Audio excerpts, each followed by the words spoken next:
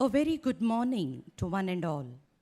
There is something incredibly hopeful about a fresh start, and suddenly you know it's time to start something new and trust the magic of new beginnings to realize your dreams.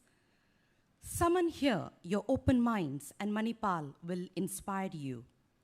We, the management, staff, and students of Kasturba Medical College, Manipal, extend a warm and affectionate welcome to the MBBS batch of 2022. On this note, we, Dr. Lydia and Dr. Sushma, welcome you all to MEDORIENT 2022. This day hallmarks the beginning of your journey at KMC Manipal. as the saying goes, a lamp does not speak. It introduces itself through its light. I now request our respected dignitaries to light the lamp and inaugurate this program. We have among us the Pro-Chancellor of the Manipal Academy of Higher Education, Dr. H.S. Ballal, the Chief Guest, Dr. M.S. Valyathan, the Pro-Vice Chancellor of Medical and Dental Sciences, Dr. P.L.N.G. Rao, the Dean of Kasturba Medical College, Manipal, Dr. Sharat Kumar Rao. I also request the two top-ranked students, Ms. Gauri Sunil and Mr. Arjun Bharat Khade, to join the dignitaries in lighting the lamp.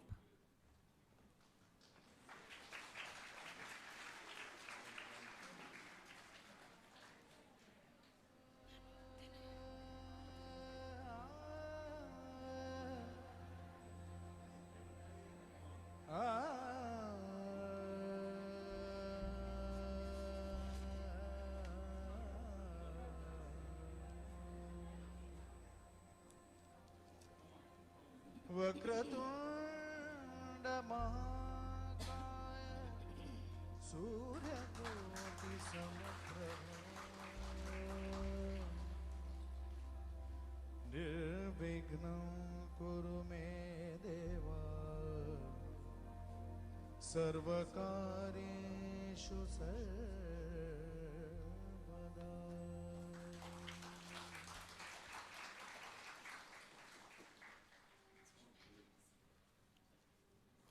I would like to request our dignitaries to offer a floral tribute to the founder, Dr. T.M.A. Pai, and occupy their seats on the dais.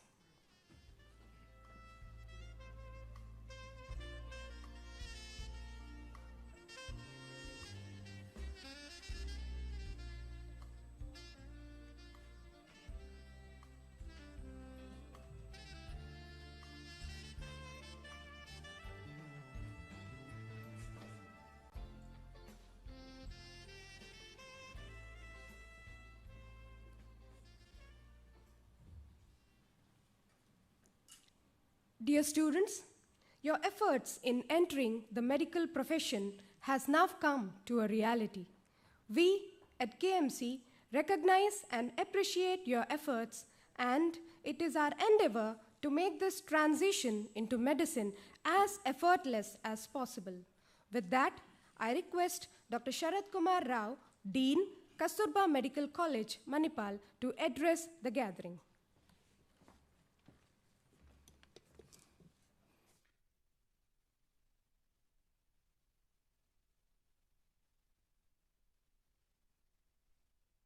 Sorry, I forgot to unmute. This is what you have been doing for last 2 years. And here, there is no question of unmuting, and everything which for your batch will be offline from here onwards. A very good morning to each and every one of you. About 1.83 crores of people appeared for +2 examination, national, board, and state level. Among that, around 1.2 crores took science. 14.67 lakhs of students appeared for NEET to compete for 88,120 MBBS seats.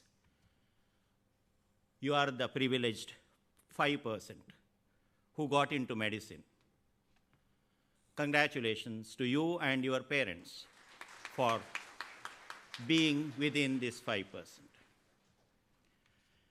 There were 604 medical colleges for you and your parents to choose.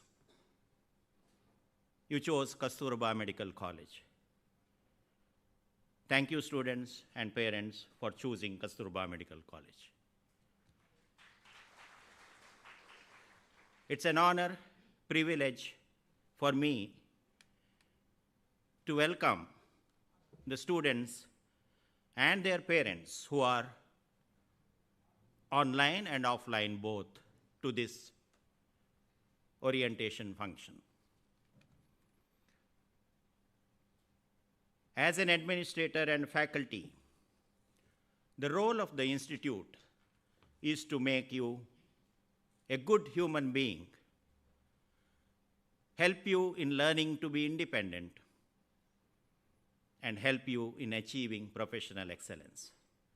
These three are the main three responsibilities of an administrator or an institution to which you have joined.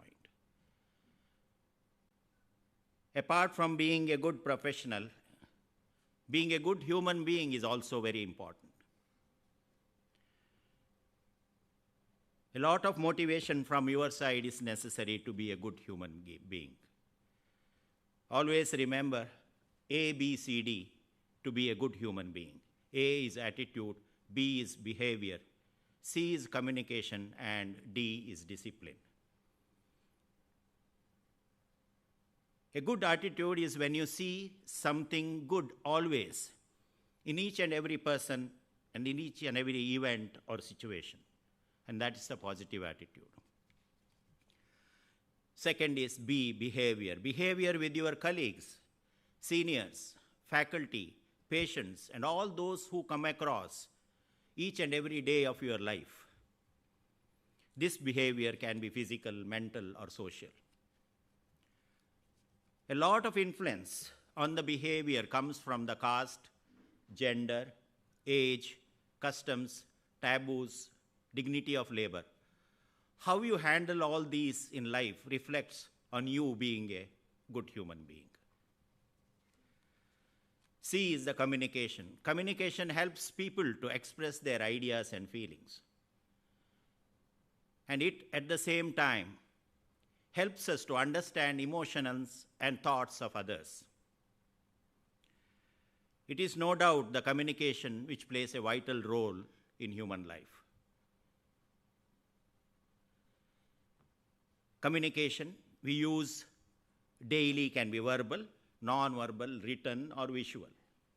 Any communication needs to be clear, concise, concrete, complete, correct, coherent, and courteous. D is the discipline. A self-discipline is a pattern of behavior where you choose to do what you know you should do rather than what you want to do. Being disciplined gives you the strength to withstand hardship and difficulties. Don't think that self-discipline is a restraint. It gives you freedom, freedom from laziness and letharginess, freedom from expectations and demands from others, and freedom from weakness, fear, and doubts. We, as here in the college, give a lot of importance to co-curricular and extracurricular activities. We always believe that merging curricular with co-curricular and extracurricular activities help you to be independent, help you to be a good human being, and achieve professional excellence. Most of you, for the first time, are staying out from your parents. First time learning to be independent. At the same time, learning to be professional. And this is important. To be independent and to be professional, you are learning at the same time. They go hand in hand and gel with each other. Coming back to today's function, chief guest of today's function is Dr. M.S. Veliyathan. Living legends like M.S. Veliyathan do not need any introduction. To introduce him in one sentence, he is an intellectual wanderer who married medicine to technology and had pivotal role in the rejuvenation of Ayurveda. Cardiothoracic surgeon by profession. He is the inventor of many devices in cardiothoracic surgery, including TTK Chitra valve, which is implanted in more than 1 lakh of patients. He authored a book, The Legacy of Charaka, in 2006, and later wrote 2 more books, The Legacy of Sushruta and The Legacy of Vagbhata. He is a national research professor, one among the 5 national research professors who have retired. In the list is also Professor C.N.R. Rao. And he was the founder Vice Chancellor of Manipal Academy of Higher Education. A very respectful welcome to you, sir.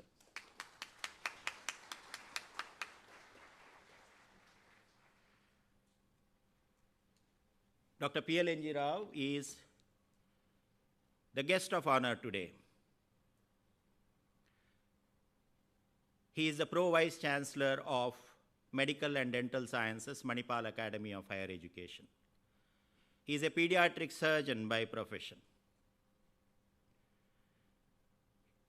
He is an educationist. A very honorable welcome to you, sir.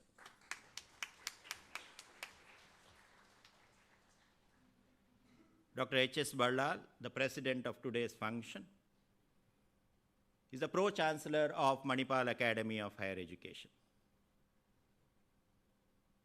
A radiologist by profession. Avid sportsman, represented the university in tennis and cricket. As an administrator, every decision he takes,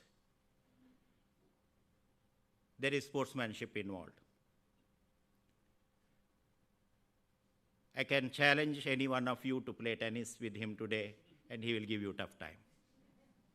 Very respectful welcome to you, sir.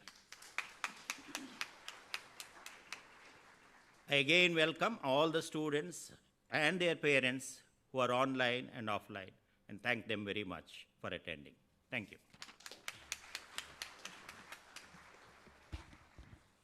Thank you, sir.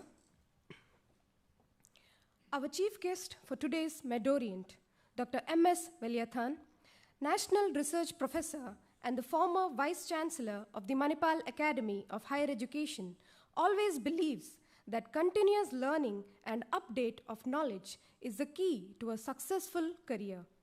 Sir, I request you to address the gathering.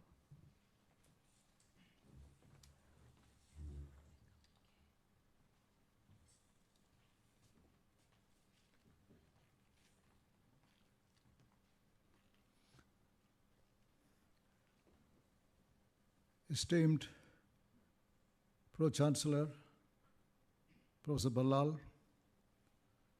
Professor P.L.N.G. Rao, Pro-Vice Chancellor, Dean Dr. Sharad Rao, members of the faculty, students, and parents, ladies and gentlemen. I am delighted to be here this morning at this ceremony of admitting a new batch of students is a major event in the calendar of KMC. I believe this was 1953. The orientation program dates back to 1953. And I have heard that during that ceremony, the legendary founder of this Manipal itself, I would say, the architect, Dr. T.M.A. Pai, he would personally meet each student and talk to them. This is what I have heard. He would even call on the houses of new faculty members. That was his idea of welcoming a new academic community. I would also, apart from the welcome, I would like to congratulate all the students who have opted for a medical career. Because I sincerely believe that a medical career is the best and the noblest among all those we have today. And medical heritage has always dominated great civilizations that we have. Indian, Chinese, Arab in Egypt, and Greek in Europe. In all these, the medical heritage dominated all the others, arts, sciences, and so on. In India especially, it was revered. We had a university called Takshashila, which is now in Pakistan. That was even before the Buddha. And in that university, which had almost 10,000 students from different parts of Asia, the students included the physician of Buddha, Jivaka. He is not very much known in India, but in Southeast Asia, Japan and so on, Jivaka is very well known and highly respected. He was a physician and surgeon. He was an eminent alumnus of Takshashila University. Another great alumnus was a person called Agdivesha. You may not have heard about him, but he wrote a text of medicine which was the major textbook of medicine for many centuries. And this was the text which was revised by Charaka in the 1st century, 2000 years ago, which is known as Charaka Samhita. Charaka's revision became the text. Nobody remembers Agdivesha. It was so radical, the revision that he did. So you can see the academic tradition that we had and the reverence that it received. Now this continued down the centuries, the dominance of medical heritage. And even today, for example, we cannot talk about anything except the pandemic, which has devastated the whole world, overturned economies, and the suffering still continues. We are not out of it. But one note that you hear in this pandemic, almost 2 years now, that is the universal praise that the healthcare workers have received, led by medical people everywhere, whether it is India, United States, Europe, everywhere people rally to pay tribute to the healthcare professionals, even risking their life, what they did to remove suffering. Now this is something which we should remember, and that is an essential aspect of the practice of medicine. The students who are here today, they will be facing not only problems like this because a pandemic, this is not the first time we have pandemic. In the 1920s, for example, we had a pandemic of influenza. As many of you know, 20 million people died from that pandemic. But society moved on, and similarly, we are also getting out of this. But there is no guarantee that this will not happen again. But we have solved the present problem. We are coming out of it because of a series of measures. For example, treating acutely sick people. That requires emergency measures, emergency equipment, intensive care unit, all kinds of specialized personnel to look after them. All these are necessary. Similarly, the question of vaccine, prevention, that requires specialized work. All these require diverse type of people in healthcare, not doctors alone.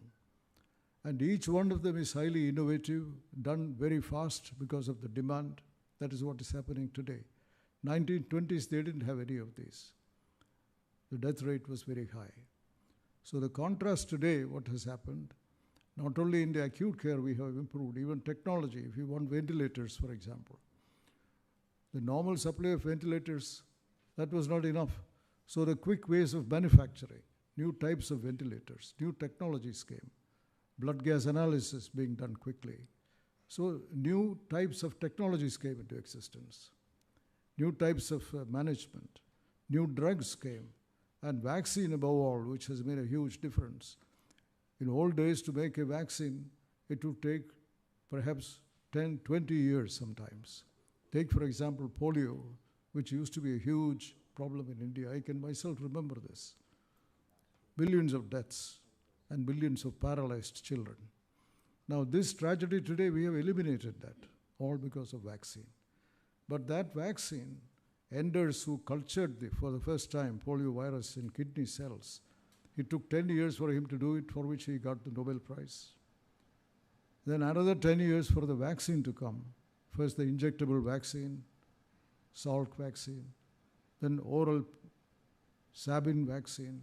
All three got Nobel Prize. 3 Nobel Prizes for polio. But it took almost 15 years. But today we cannot take 15 years. The problem of COVID, it cannot wait for 15 years. So technology has come. Today we have the mRNA vaccine. What was done in 10 years is done in 10 months. The whole technology has changed, vaccine production. So this is what has happened today. Now the same thing which it will happen again in the generation that is sitting before me here. In your time, you are going to see this again. It may be viral epidemic or pandemic, or it could be totally new problems. We are all hearing about climate change. Very little is done to study the effect of climate change on health. I can give you an example. One of the models which tells us what could happen, coastal India, from the entire Konkan coast, coming from Maharashtra all the way to Kerala. Suppose 10 miles of the interior coastal area is submerged by the Arabian Sea. And a few million people, they migrate to the interior. Animals, human beings. This is one of the scenarios being considered by climate scientists.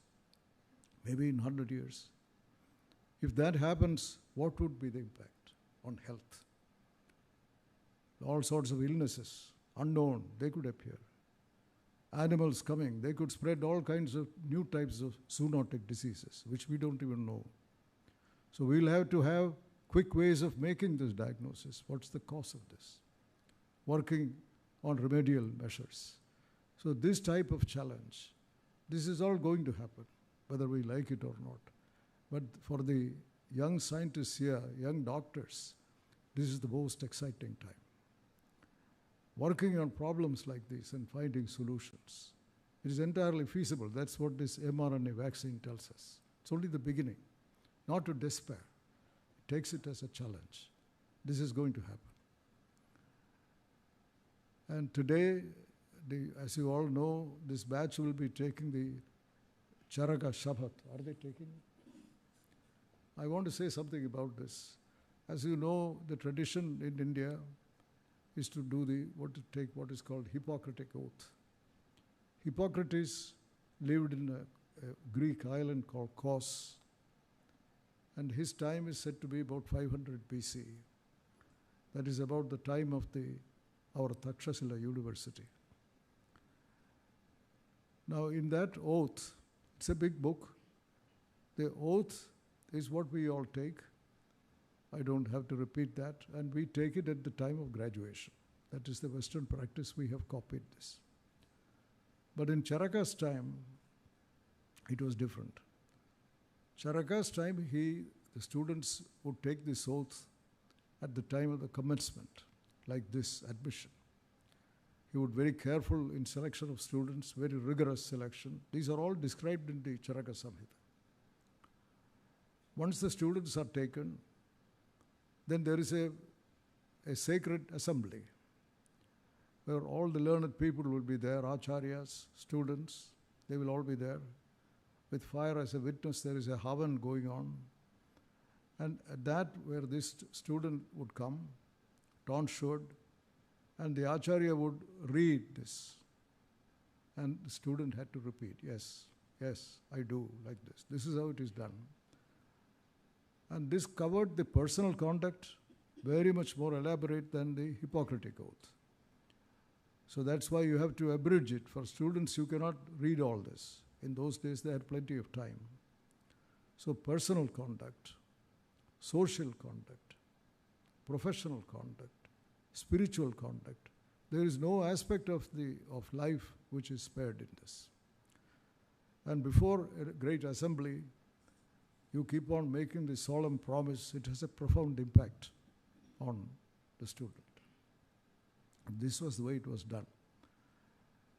I found that a few years ago, we may not be the first to do this, because I had in my book, this is given, the whole oath which was given by in Charaka Samhita.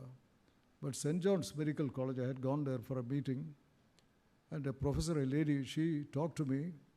She said she was a professor of bioethics, I think. She had found this in my book. They thought it's a very good idea. So what they did was an abridged version of that.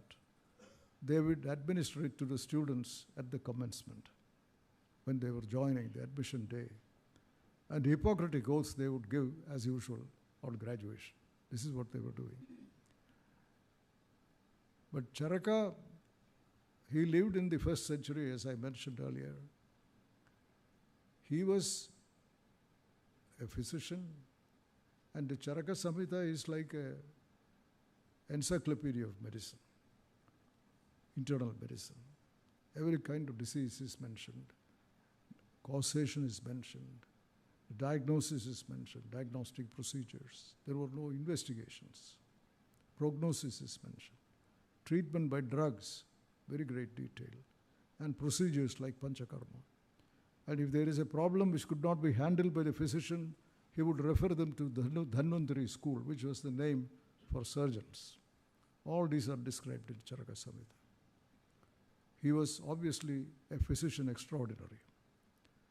He was more than that, because as I mentioned, he was extremely careful about selection of students, about the methods of teaching. There is lecture by the Acharya, and there are discussions in the Charaka Samhita. Many chapters there is a teacher who is the chairman, and the students around him asking questions, even disagreeing with the teachers several times. You could see this. So he promoted this. More than the lectures, he considered these discussions what he called sambhasha. These were much more important. He mentioned those. Apprenticeship, when he was going for collecting medicinal plants or going on a home visit to see a patient, these students had to accompany him. So they would watch him making a diagnosis, examining, interrogating the family, etc. So all these are mentioned in Charaka Samhita. So therefore, as a physician, he was a physician extraordinary. But in teaching, he goes into great detail about this method of teaching. By example, apprenticeship, very great detail. And also there are discussions on how the logical parameters of debate. How should a physician, if he has a new idea, if you want that new idea accepted by a large number of people, you have to defend it before a learned assembly. How to do that? If there are hostile questioning, how to handle that? So there are great discussions on this. So he was a teacher extraordinary also. But above all this, more than being a physician, more than being a teacher, he was a sage, incomparable. Because when you go through this Charaka Samhita and think about him and what he said, what he achieved, because he says in his Samhita, earlier on, medicine in India, practice was based on faith, Deva Vyapasraya.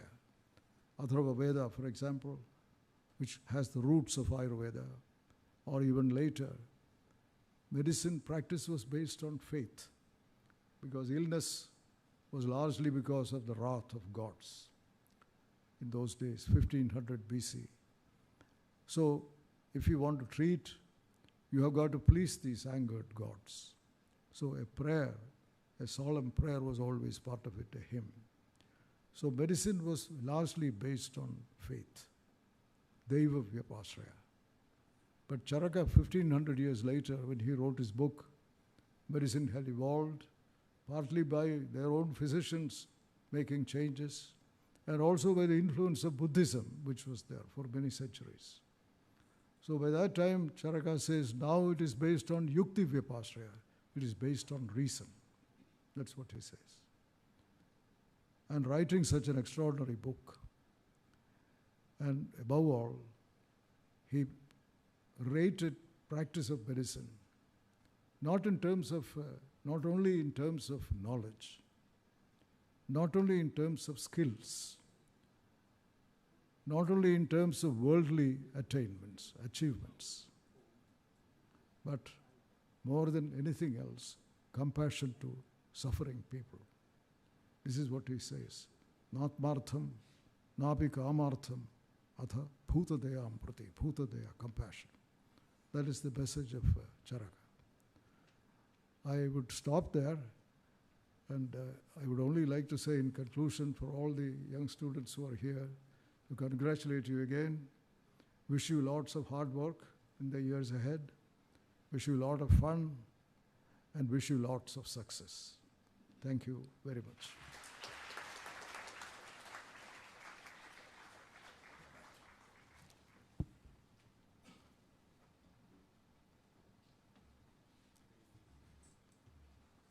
Thank you, sir. The white coat defines a physician externally, and a deeper understanding of the same is a must. A physician's life is bound by the oath which says, not for self, but for the good of the suffering humanity. This is Charaka Shapat, as depicted in the text Charaka Samhita. I now request Dr. K. Anil Bhatt to lead us with this solemn event.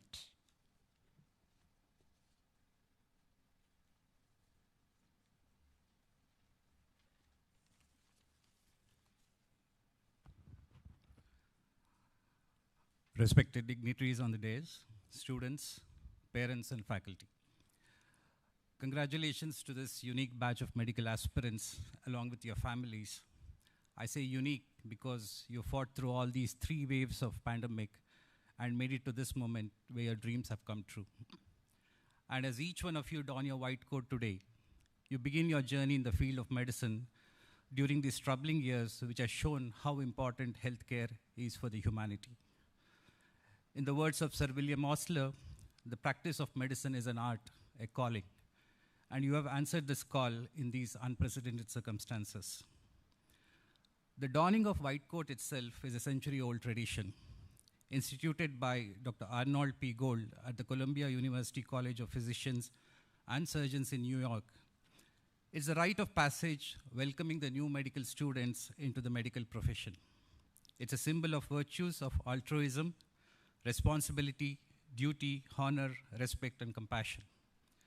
Dr. Gold believed that the medical students should be given well-defined guidelines regarding their roles and responsibilities prior to their first day of education and training, a commitment taken at the beginning of the medical school, not at the end. And the white coat is an emblem of a profession, reminding us of our professional duties as prescribed by Hippocrates. White coat symbolizes commitment to serving humanity for the rest of your life and the opportunity to make real change in the lives of people in this world. It is not a superhero cape draped over our shoulders and attached to our hearts. It's a commitment to our patients, to our colleagues, staff, advisors, our parents, families, communities, and most of all, to ourselves. And as you step into the portals of this medical world with enthusiasm to explore, ambitious to provide cure and relief, coupled with anxiety as to what lies ahead, the white coat ceremony is an occasion when you are surrounded by your parents and families to support you, teachers and advisors to lead you from the front to help you accomplish this journey and reach your goal. I wish you all the very best for a bright career in the field of medicine. And as we proceed, I request all of you to rise and wear your white coats.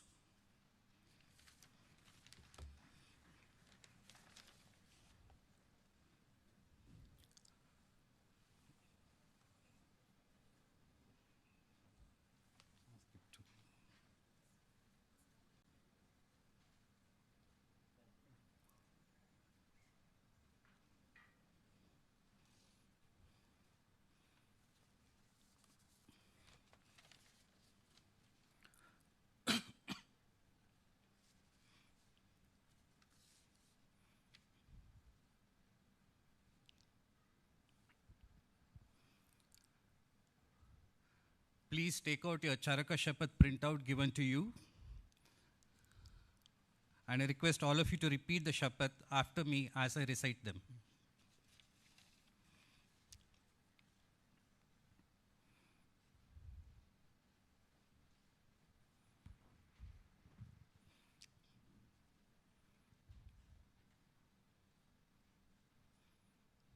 Shall we start? Okay. During the period of study, I shall live a life of self-control, piety and discipline, submitting myself to my teachers with complete dedicated feeling. I shall act like a son or daughter for his or her welfare and happiness. My action shall be guarded, service-oriented, and free from indiscipline and envy. In my dealings, I shall be patient, obedient, humble, constantly contemplative, and calm. I shall lay my full efforts and ability towards the desired goal of my Guru. As a physician, in order to gain success and fame and earn money, I shall always use my knowledge for the welfare of living mankind. I shall always be ready to help patients, even when I am extremely busy and tired. I shall not harm any patient for the sake of money or selfish gain, nor shall I entertain a desire for other women or men or wealth. Immortality should not figure even in my thoughts. My dress ought to be decent yet impressive, and my personality confidence inspiring. I shall always use sweet, pure, appropriate, pleasant, truthful, beneficial, and polite words, and using my past experience, I shall keep acting, keeping in mind the time and place. I shall constantly endeavor to accomplish the newest development of knowledge. I shall examine a female patient only in the presence of an attender.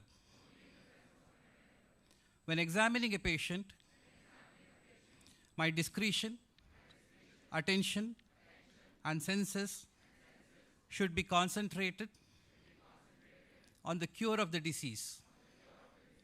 I shall not make propaganda about the confidential matters regarding patients and their family. Though an authority on my subject,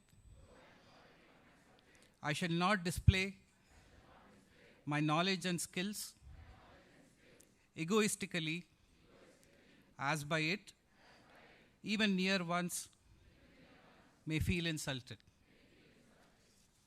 Thank you.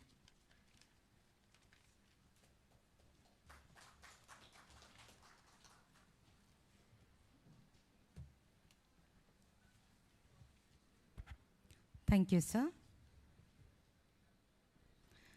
We now proceed towards the ceremonial release of Student E-Handbook.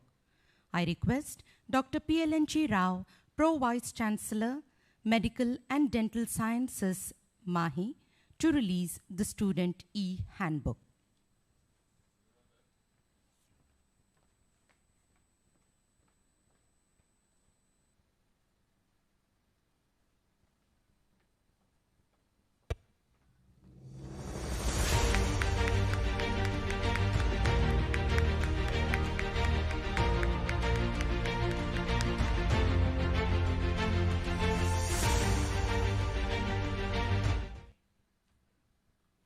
Thank you, sir. Over the years, our university has grown tremendously under the able leadership of our Pro-Chancellor, Dr. H.S. Ballar. Sir, I request you to address the gathering.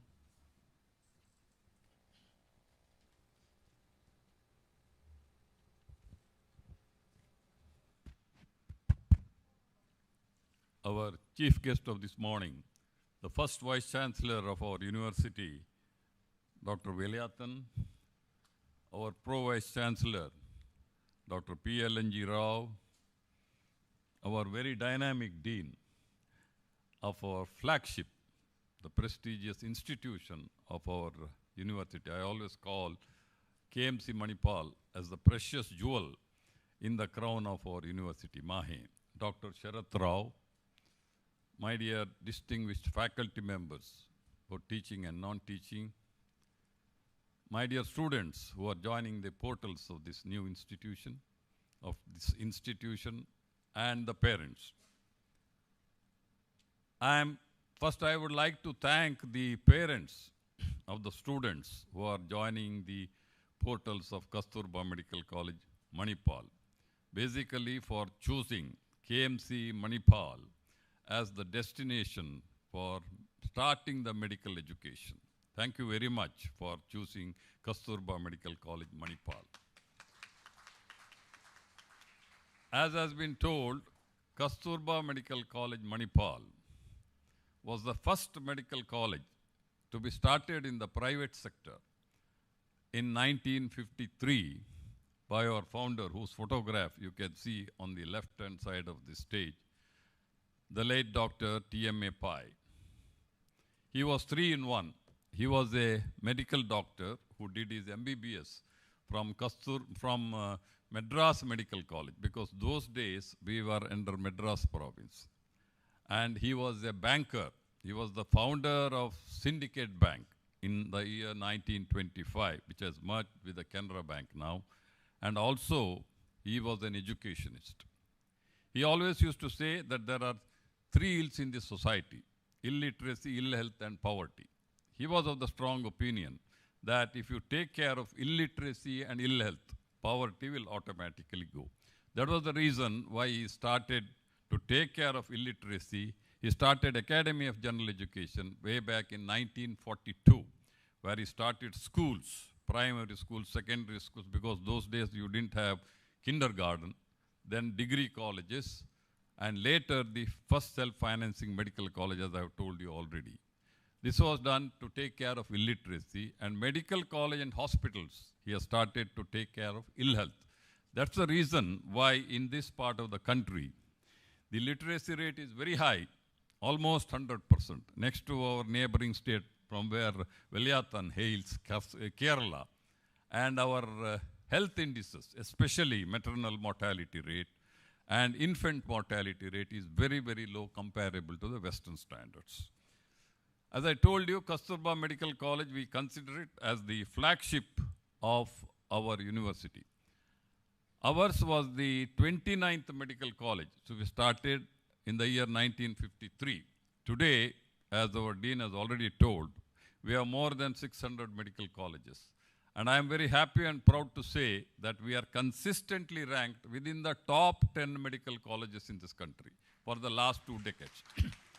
I always say it is difficult to reach the top, but to remain in that position is still more difficult. That is possible mainly because of the excellent faculty that we have and the best infrastructure facilities. That's the reason why we are at the top today. One of the dreams of our founder, the late Dr. T.M.A. Pai, was to start a university under the Manipal banner, because we were running many institutions. But unfortunately, during his lifetime, it was not possible. He was not able to achieve it because he died in the year 1979. After that, his son, Dr. Ramdas M. Pai, our present chancellor, took over the reins, and he fulfilled not only the dream of his father by starting the university. We got the deemed university status in the year 1993.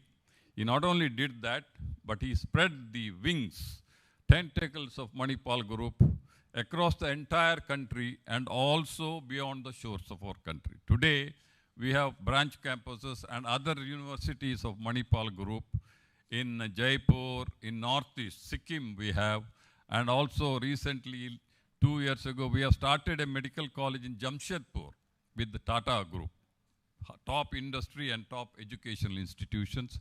And also, we have spread our tentacles beyond the borders of this country. We have a campus in Malaysia and we have a campus in Dubai. That was possible because of Dr. Ramdas Empai, our chancellor, present chancellor.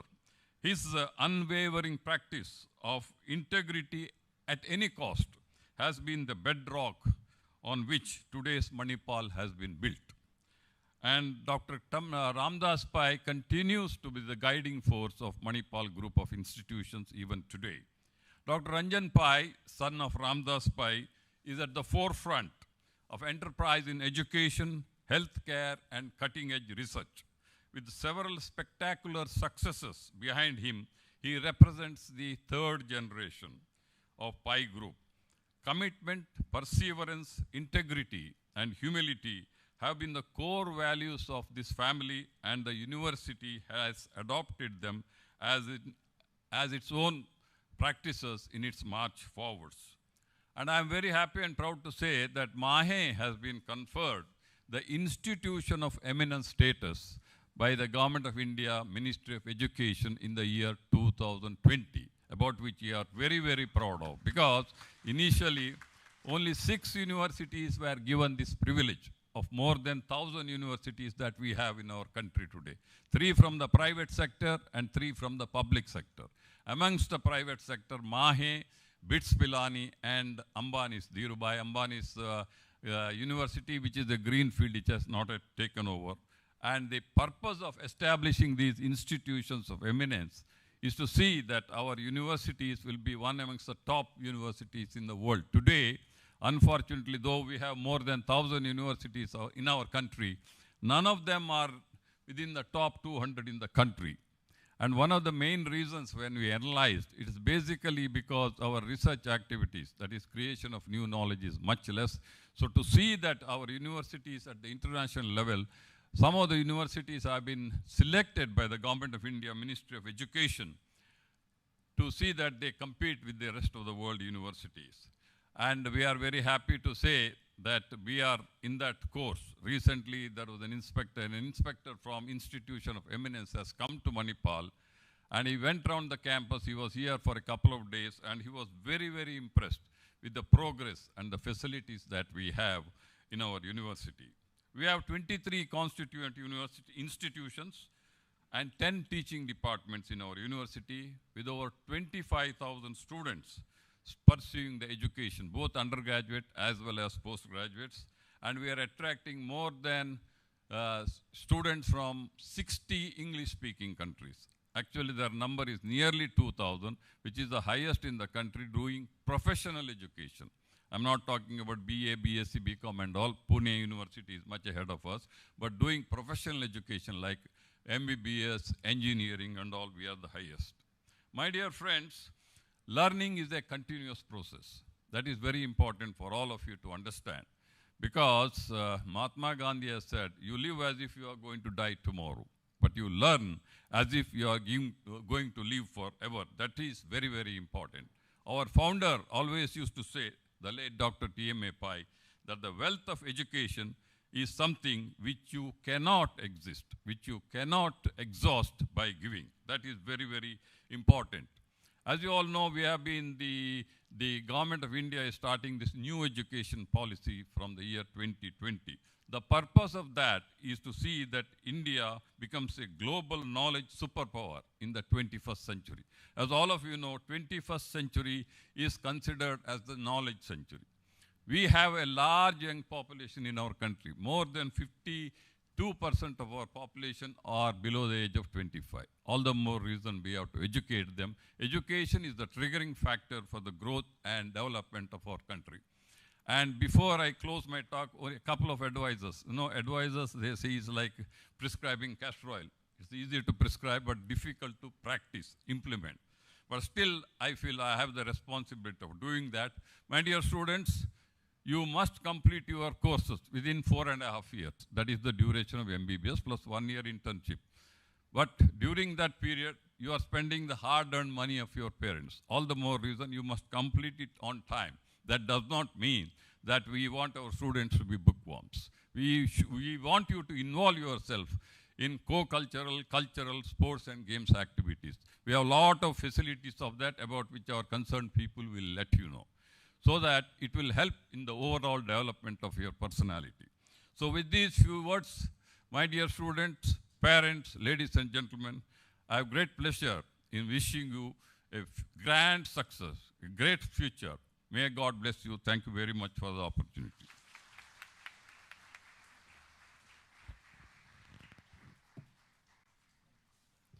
Thank you, sir, for your motivating words. All beautiful things come to an end. With this note, I request Dr. Krishnananda Prabhu, Associate Dean, KMC Manipal, to deliver the vote of thanks.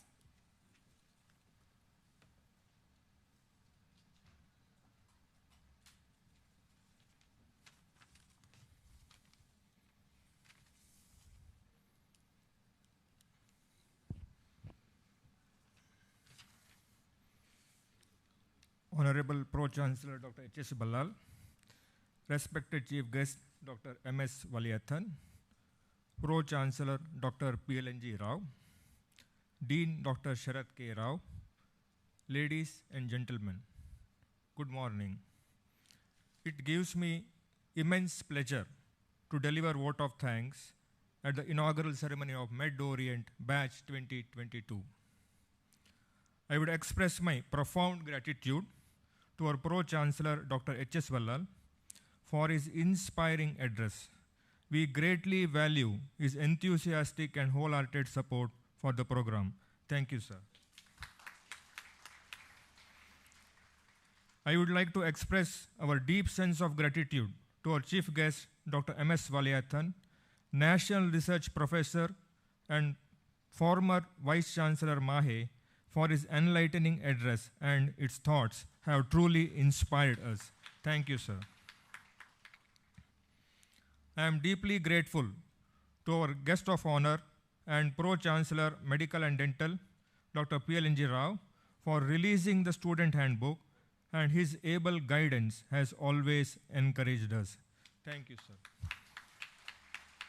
I sincerely thank our Dean, Dr. Sharath K. Rao, for his welcome address and his constant guidance for execution of the program. Thank you, sir.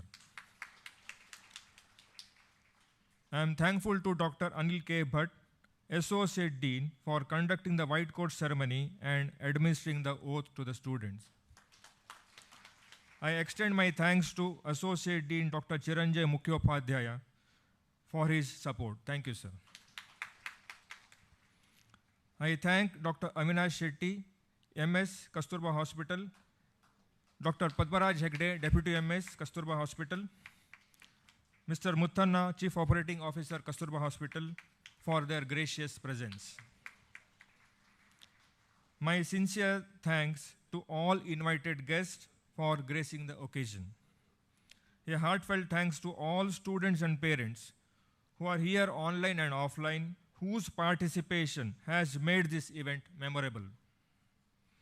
My thanks to all faculty for their support in the conduct of this event. Support in the provision of facilities by IT department, Chef on Wheels, audiovisual department, and media is much appreciated. I wholeheartedly thank the university officials, office manager Mr. Devdas Kini and staff of KMC office for their support in organizing the event. Thank you, one and all.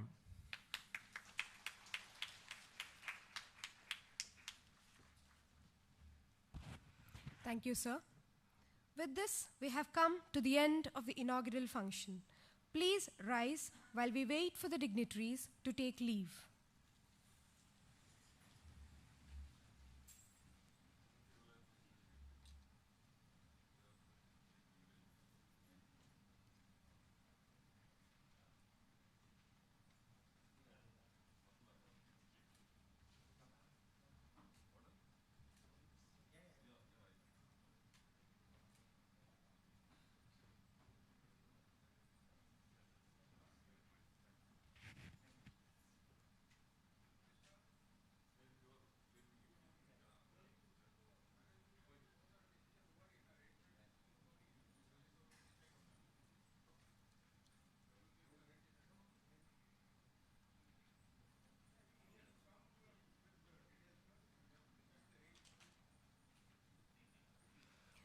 We'll be having a tea break now.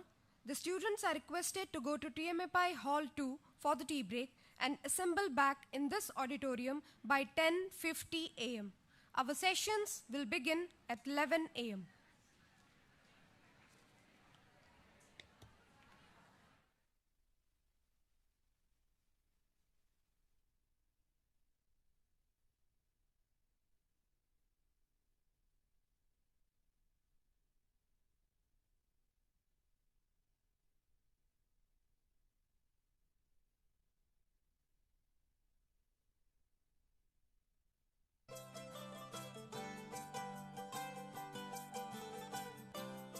I got my first real 16, bought it out of 5 and dime. Played it till my fingers bled. Was the summer of '69. Me and some guys from school had a band and we tried real hard. Jimmy quit and Jody got married. I should've known it'll never get far. Oh, and I look back now, that summer seems to last forever. Oh, if I had a choice, yeah, I'd always wanna be there. Those were the best days of my life.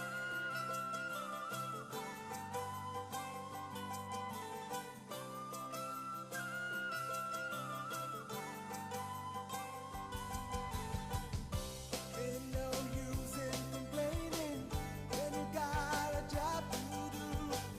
Spend my evenings down at the drive-in, and that's when I met you, yeah. Standing on your mama's porch, you told me it'll last forever. Oh, and you held my hand, I knew that it was now or never. Those were the best days of my life.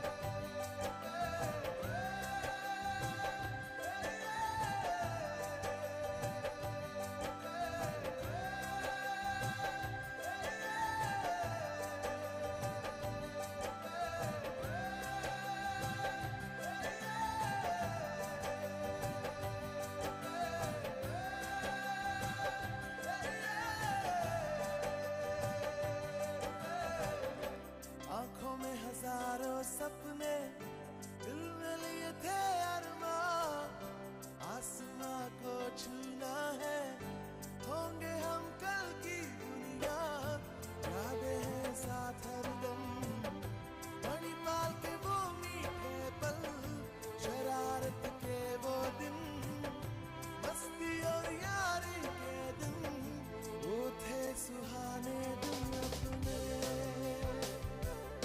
Oh yeah, back in the summer of '69. Oh, back in the summer of '69.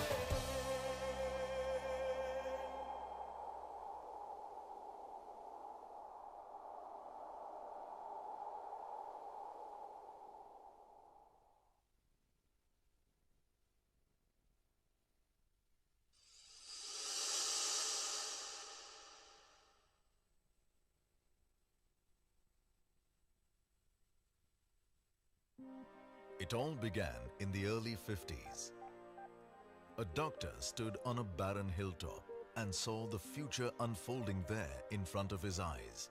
He saw a large, multifaceted community where seekers of knowledge could live, learn, play, and grow together.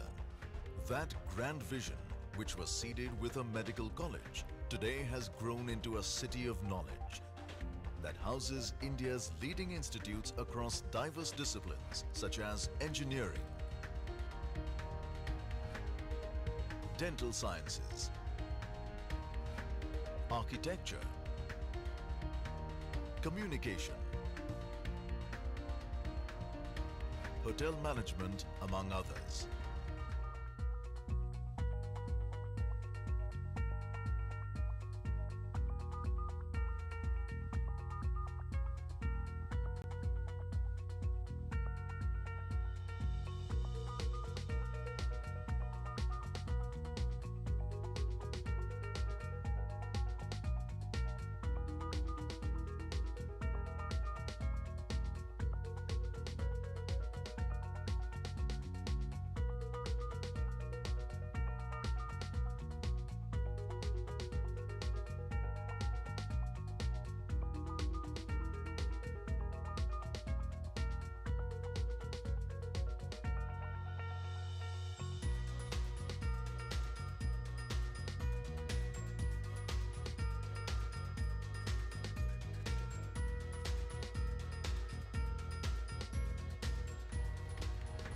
And for over 25,000 students from 53 countries across the globe,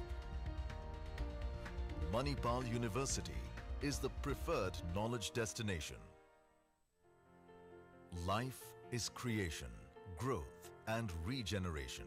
From these tiny reminders of life's creative force came the inspiration for Green Manipal, a movement dedicated to making Manipal a sustainable eco-campus, rainwater harvesting, solid waste management, proactive energy conservation, wastewater recycling.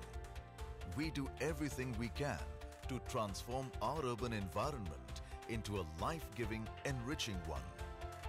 Our state-of-the-art infrastructure and green innovations are evident in our abundant natural canvases at the Manipal campus, one of the 3 rare universities to rank second in India and 78th on the UI Green Metric ranking of world universities. We are proud to have the Center for Atomic and Molecular Physics on our campus, one of the largest spectroscopy facilities in the subcontinent and a leading center for research. We believe a library should be an ocean of knowledge where the mind can explore uncharted territories. That's why our libraries are some of the largest in Asia. Our state-of-the-art health sciences library is spread over 150,000 square feet. Our commitment to research and development for the future is embodied in the TIFAC Core Center of Excellence in Pharmacogenomics. When I was younger, I worked in a hospital, and I was constantly surrounded by people who were sick with various diseases and who were terminally ill. And I only had one wish, you know? I wanted to make them healthier. And I want to learn how to do that in the best place possible. And that's why I came to Manipal University. A DST-funded incubator allows students to explore technology and develop ideas that could transform lives. Our pathology center is designed to fulfill a role beyond student research with NABH accredited laboratories and one of the best museums in the country. With 5 colleges and 4 schools for nurses, we are proud to have one of the finest training facilities for this noble profession. The Simulation Center, under the close observation of our faculty, provides a lifelike learning experience for our medical students. Even our dental students have the enviable edge of practical dental training using the aptly named Phantom Heads. Our management school boasts a 100% placement record. Every student leaving its portals finds a place in a leading organization. I came to Manipal University for the media program. I think media helps reach out to people and open up the world to them. And I think that's something amazing. The stimulating atmosphere of Manipal Institute of Communication. Creative ideas find meaningful execution, like a student-run community station that airs the concerns of the local people. At MIT, theory is a springboard for students to leap into experiential learning methodology. The one thing that I would like to gain is practical experience, not just theory. And most importantly, to be able to do something in my life that would be able to change other people's lives. When inspired minds and excellent training come together, anything can be created. Like the Formula car, designed and built by our engineering students from the chassis to the final polish. The Welcome Group School of Hotel Administration is one of India's top hotel management colleges, where we create the perfect recipe for a career in hospitality. At the Manipal School of Architecture and Planning, students are trained with the most advanced curriculum to build the foundation of a concrete future. We've spent over 5 decades disseminating knowledge. And with that knowledge as our bedrock, we support and contribute to education, healthcare, research, and employment. There's another life waiting to be lived. In the charm of a piping hot Manipal breakfast, challenge of an indoor marathon, or a demanding workout, all within the sprawling state-of-the-art Marina Sports Complex, in the exhilaration of a nail-biting match, in the tranquility of endpoint. In Manipal, every sunrise begins with new energy, new experiences, a new chance to fulfill your dreams. And that's the reason why students from India and 53 countries from the world choose the institution of Manipal University to learn and prepare for the future.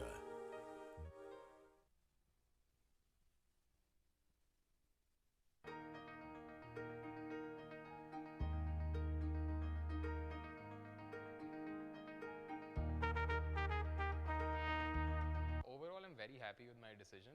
It may not be the exact original decision I had in mind at first chance, but when I came here and when I experienced the environment, I realized that this is perhaps the perfect place for me to pursue what I want to. It's an excellent campus. They let us focus on research, they promote us, and they push us to do a lot of things. And I think the academics overall here is really great.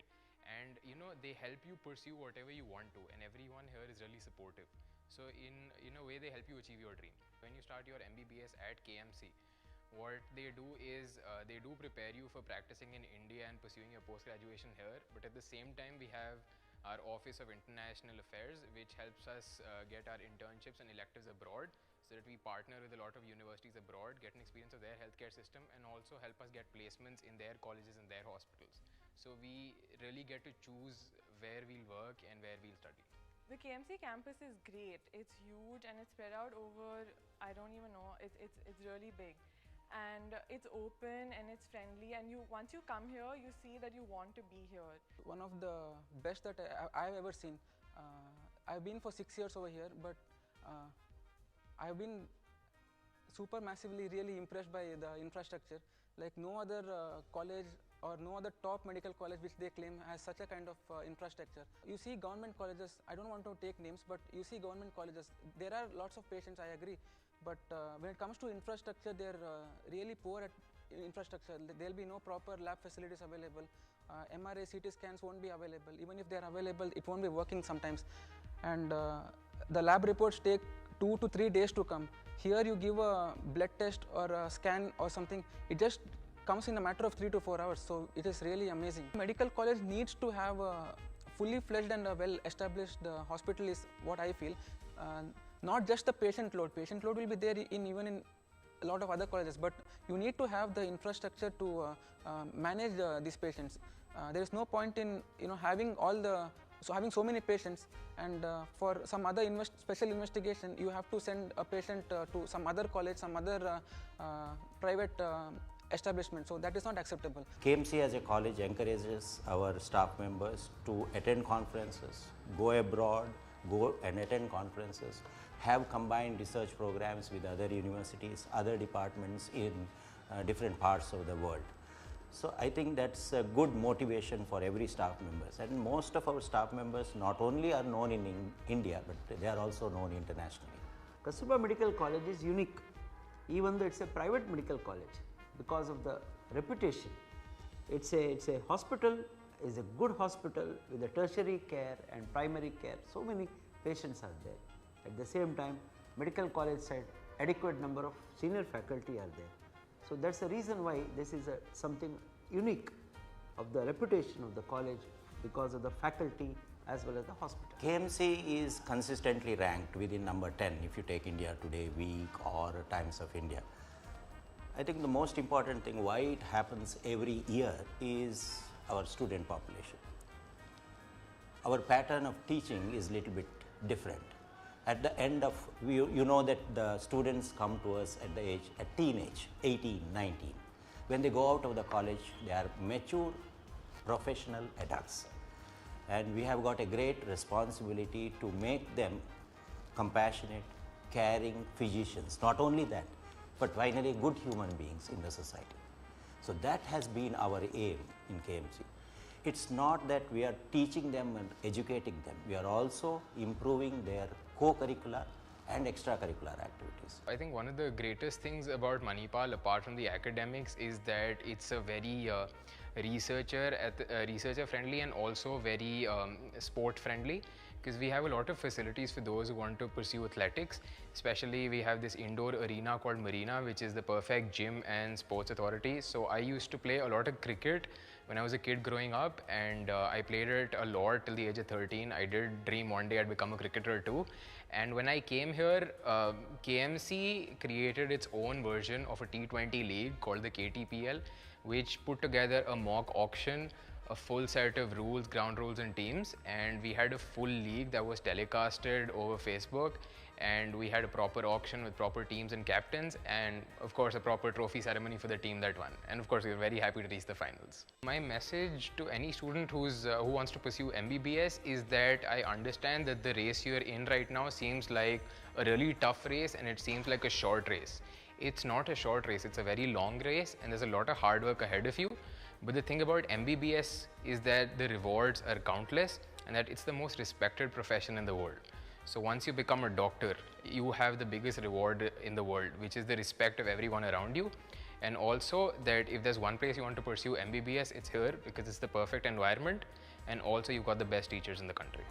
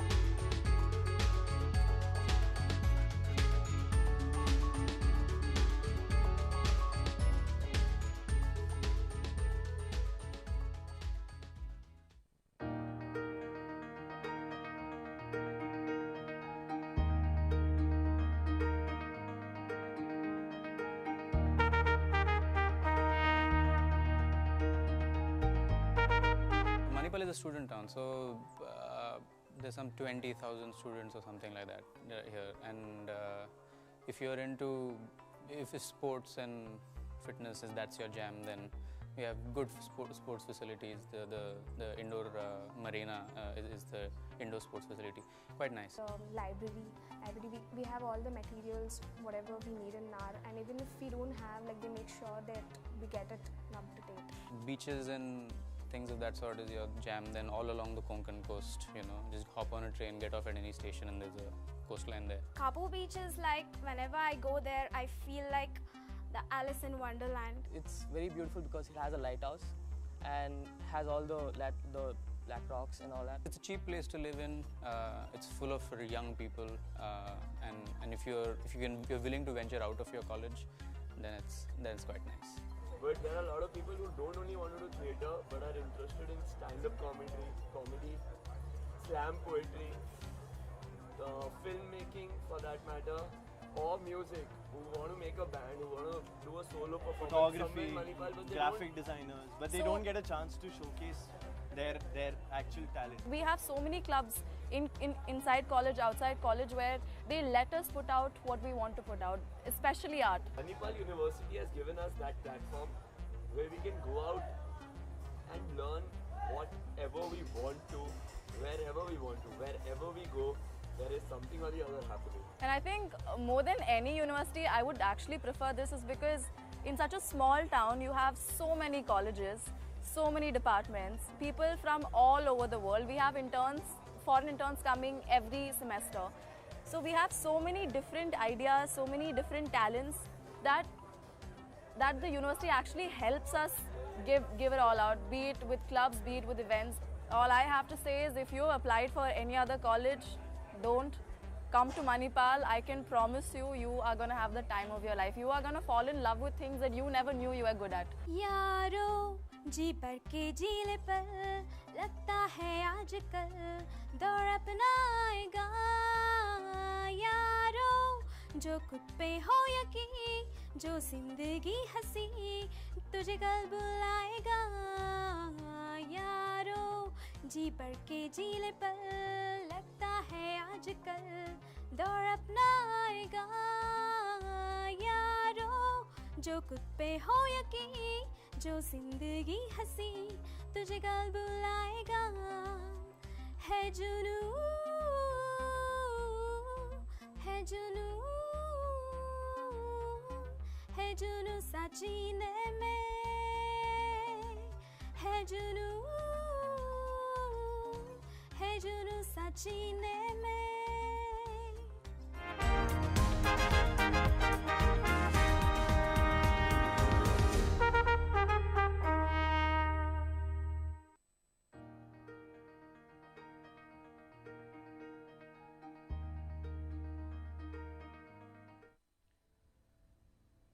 Progress is impossible without change, and it is true in medical education also.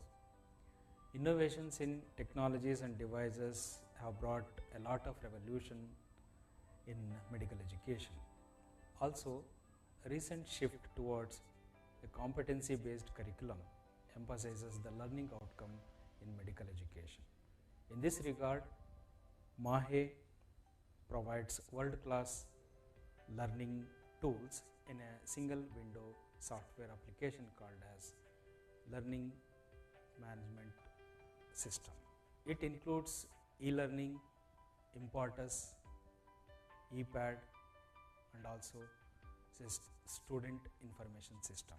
In e-learning platform, teachers can create and deliver the contents either in the form of PowerPoint slide presentations or multimedia tools. They can give assignment, create test, quizzes, and assess the student performance.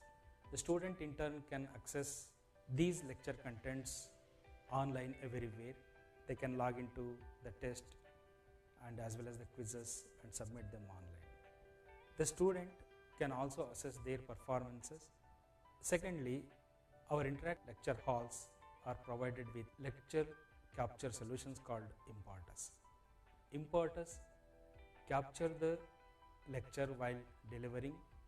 including the screen, PowerPoint presentations, as well as the audio.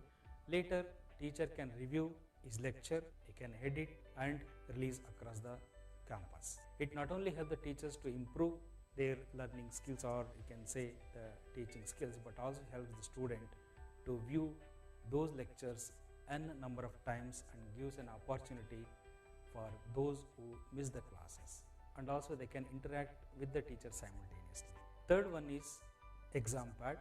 To overcome from the disadvantages of present examination system like answer sheets, OMR sheets, digital scanning and online marking and other online computer based exams, MAHE adopted technologically advanced and paperless system called as exam pad system. It is a digital tablet with a special glass top that almost appears to be like a white sheet. Beforehand, we can feed all the students' data, including their biometrics. When they come to the examination hall, there is no need to bring the admit card, pen, pencils, whatever the requirements are necessary for the examination. Teachers can evaluate them and disperse the result very quickly. The last one is student information system. This system has all the details of the student, including their parents, as well as the grade books, academic curriculum, achievements, any awards and all. So here also the parents can view and they can track the students' performance as well as attendance regularly. It all began in the early 50s. A doctor stood on a barren hilltop and saw the future unfolding there in front of his eyes. He saw a large, multifaceted community where seekers of knowledge could live, learn, play, and grow together.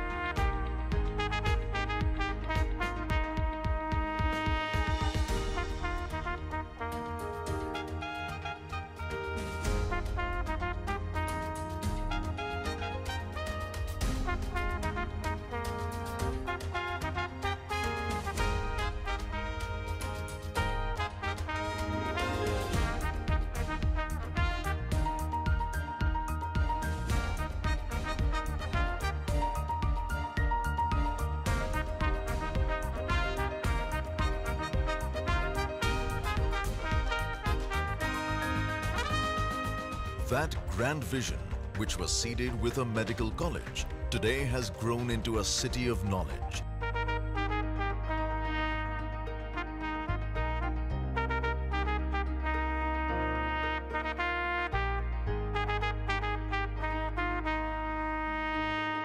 One of the 3 rare universities to rank 2nd in India and 78th on the UI Green Metric ranking of world universities. We believe a library should be an ocean of knowledge where the mind can explore uncharted territories.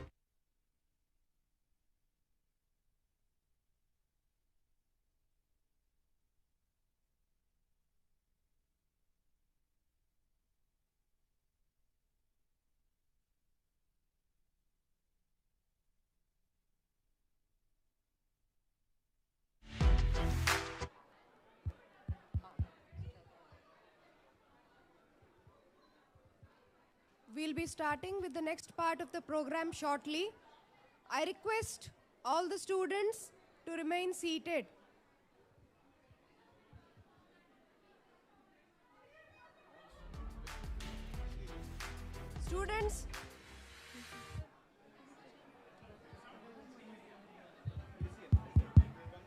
Students, kindly take your seats.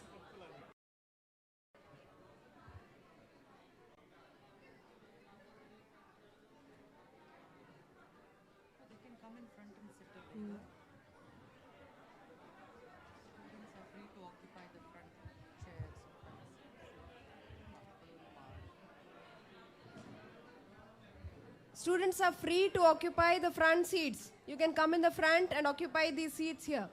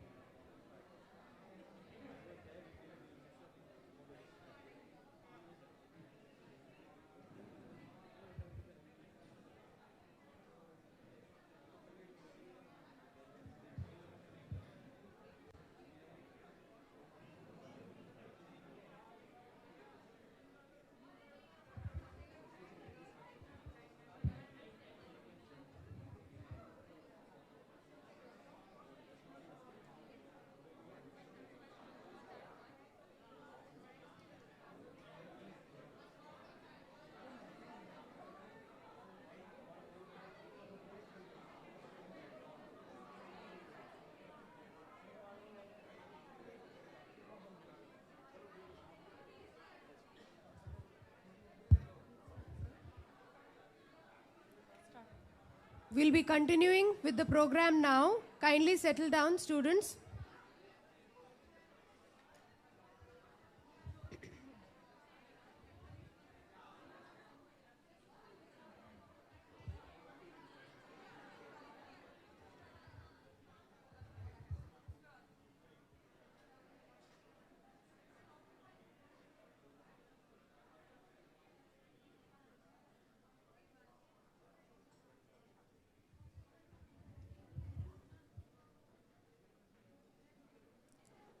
Research has become an integral part of one's career.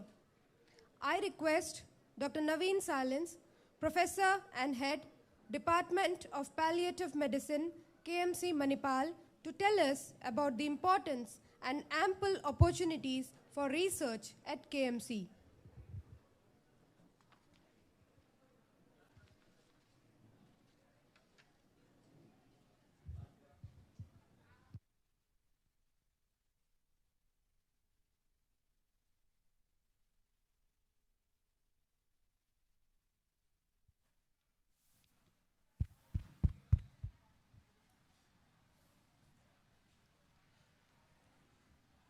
Good morning. Good morning. Hi. Hello, everyone. I would like probably a minute for everyone to settle down now. I can still see some in the corridor.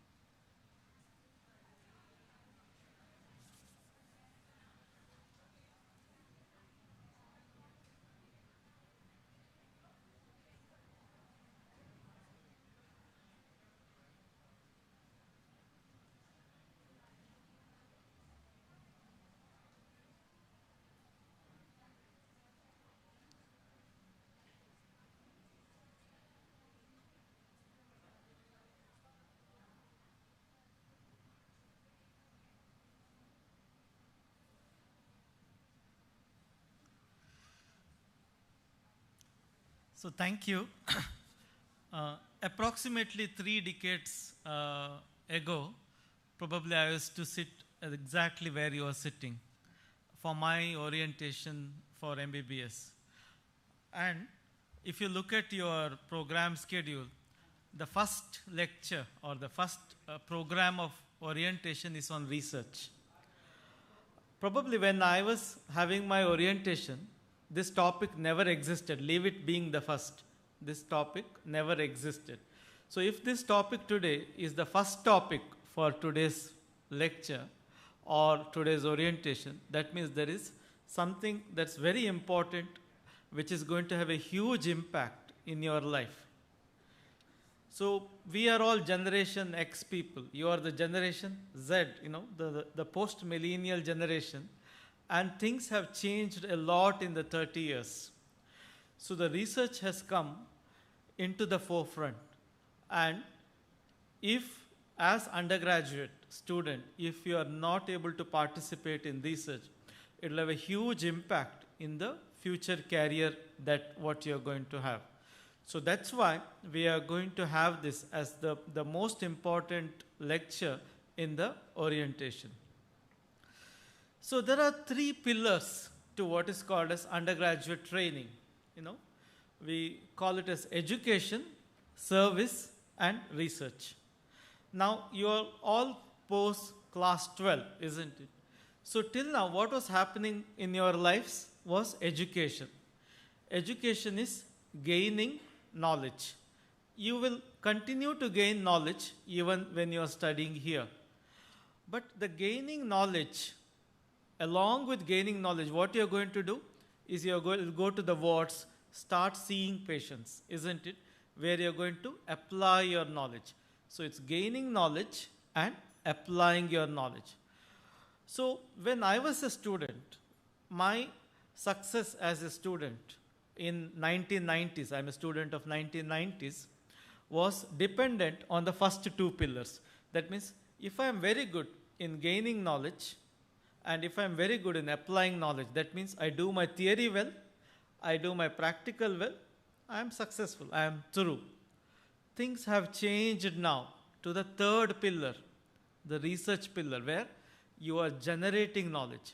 So you are gaining knowledge, applying knowledge, and also generating knowledge. Now there is more and more importance that is given to generating knowledge. You are gaining knowledge from someone who has generated knowledge, isn't it? You are reading books, you are reading publication from someone who has already generated knowledge. But now there is more importance on you generating knowledge for the next generation. So that's why it is the important pillar. However, we call it as the lost pillar. Why it is the lost pillar?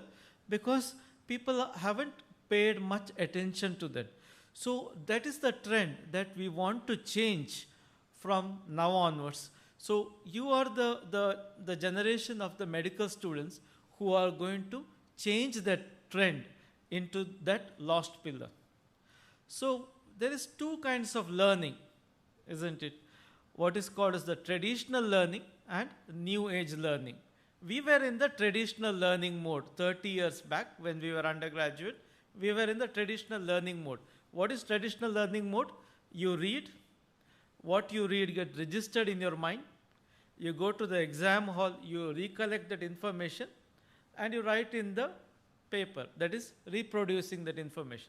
So if you are successful in that cycle, you are successful in life. But things have changed to what is called new age learning. So it's no more important to read or reproduce. All of you have this smartphone. There is a software called as UpToDate in this. I'm sure you'll all come to know about it. Any information that I want, I just put into my UpToDate and I can access information. So it's no more important for you to just read and reproduce. It's important for your exam purpose, but I'm telling for your life. What is more important is your ability to think critically, your ability to appraise what you read, analyze, interpret, apply it, and create new knowledge, able to write in the academic thing. This is what the research brings in. And all of us have a different perspective or imagination of research. You all probably have read about Alexander Fleming or Banting and Best and those kinds of researchers, but they are discoveries and invention. So our imagination is like building a house, research means. But what I feel, as a student researcher, you may be able to get a Nobel. I'm sure there will be bright minds here who may be able to do a significant discovery. But at an undergraduate level, what we expect is to create that small bricks for that big house. We don't expect you to build that big house. Some bricks are already there. That is what is already known. Something you are going to create new. Those are the what we call gaps in the knowledge. So research is nothing but filling the gaps in the knowledge that what we don't know. So there are things that we know and there are things that what we don't know. So it's very important to know what we know and what we don't know. And that is what the research is to bridge those gaps in the knowledge. So I would like to start by telling one small story. This is a real story. In 1940s, during the Second World War, the Allied forces had a lot of Navy planes and they were getting shot by the enemy forces. So somebody wanted to decide and do a study. And so because a lot of planes are getting shot, and there's something that we should do to help these planes getting shot, because a lot of lives were getting shot. So a researcher drew the map of the plane, and they identified the areas where the bullets were shot. And if you see, this was the picture which was drawn. So bullets were shot mainly on the wings and the tail, and maybe in the central body. And they said that, no, we should do armored plating of these areas because these are the areas the bullets are getting shot. There was a very intelligent person among them. He said that, hang on, maybe we are looking at it in a completely different ways. These were the planes that were shot but landed safely. That's why we are analyzing. There would be so many planes that were shot but never landed. Where were those bullets gone? So probably those which never landed were the ones which were shot on the engine or the nose of the plane. So if some intervention had to be done or the armored plate has to be put, it was on that. So it was not just analyzing, it's going one step ahead. It's called critical thinking. So you have the data. You're not just analyzing the data. You're applying it. You're thinking critically and applying it. And that's what the research is. So it's a very simple mnemonic for you to remember. All research are done systematically. So when they wanted to analyze the bullets shot on the plane, they did it in a very systematic manner. So they identified the spots where the bullets were shot. They had an analytic approach. So they marked the spot where it was shot. They did a critical analysis. So they found out that those planes where the bullets were shot, the other parts probably needed armored plating. So that was a critical analysis that was done. All research that you are doing should be relevant. What do we mean by relevant? It should have a real world impact. We shouldn't do research for the heck of doing a research. We see so many of our postgraduates doing research, doing the same topic again and again, and somebody has already found answers, but if you're doing a research, it has to have a relevance, and it has to have an emancipatory goal. What do we mean by emancipatory goal? Your research finding should have an impact on the society, to change something in the society, and it should develop into a new practice or a new policy or new further research. So all these things are important before you think of starting a research. So the systematic approach is very important. So you all came to Manipal, isn't it? You might have come from different places. I'll give an example. Somebody might have come from Delhi. What you have done, you have planned, isn't it? So you know where you are and you know where you want to go. You want to know why you are going. You are very clear with that. That is what is called as a research question. So before you commence on the research, you do a planning. What is not known? what needs to be known. And next is how to know it. That is the research design and research methods, So unless you do a good planning, you will not be able to achieve what we want to achieve. And we call it as a golden thread of research. So you don't do research on a topic. You always do research on a question. This is the problem which I want the research to answer. So unless you know the question that you want to answer, you will never be able to conduct a research. People say, oh, I want to do research on this topic. You'll never be able to do research unless you know what exactly your research should answer. So research is about answering a question. Then you will find out how to answer it. You use the design or the methods. And these are the certain designs and methods you will learn during your undergraduate training. I'm not going to those things. But there are what is called as research designs and methods. So always research question, research design and methods. And you might think why we should, what opportunities exist for doing a research. So there are plenty of opportunities at KMC Manipal for you to do research. Some you could do more independently, and some you do it as a supervised research. So like doing a clinical audit, short surveys, writing a case report. These are some things that you do very independently, with mentorship though. Some of them which you can't do at an undergraduate level, you'll join the team and you do that. And these are not just something that we are telling. There are so many good publications that have come. These are just the examples that I'm giving, which the students have done and have got published in big journals. These are all what is called Q1 journal, which is the highest journal, like BMJ. There was a British Medical Journal publication. A lot of them were student research that came. So there is a plenty of opportunity to do student research. Now, KMC has what is called as Ramalinga Swamy Fellows through the Department of Biotechnology, Government of India. And these are currently the 4 fellows that are there. And all of them have very niche areas of research they are doing. So you could join one of them to conduct the research. So somebody is doing on cancer genetics, somebody is doing on molecular mechanisms in neurology, somebody is doing on molecular biology, metabolic engineering. So you could join them and do that.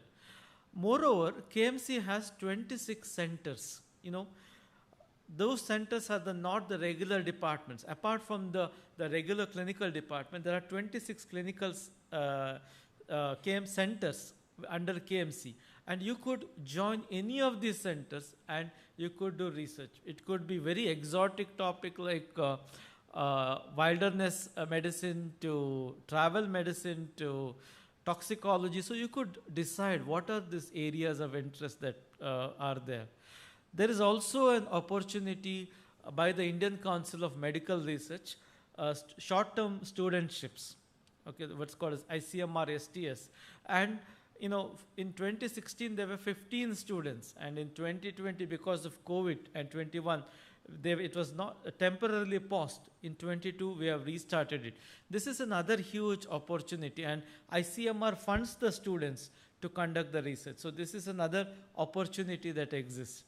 And there is also a program through the Department of Biotechnology India Alliance Fund to do what is called a sequential MBBS PhD program also. So post MBBS you could directly do a PhD program, which is again part of the government program. So it's another opportunity for you to do research.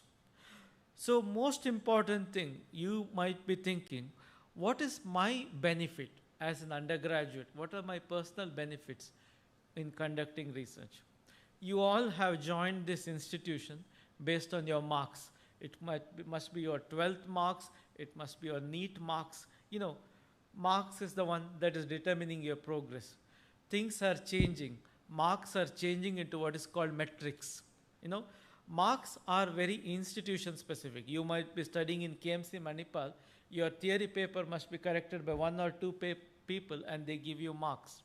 But when we talk about metrics, that is when you publish something, your paper is reviewed by many people, it is read by many people, it is cited in the future papers by many people, which determines your metrics. In next 10 years, marks will change into metrics. I just give an example of one of the faculty, and I put the metrics. And for metrics, you can sit in United States and access the metrics of a student here. Suppose you want to apply for an international university.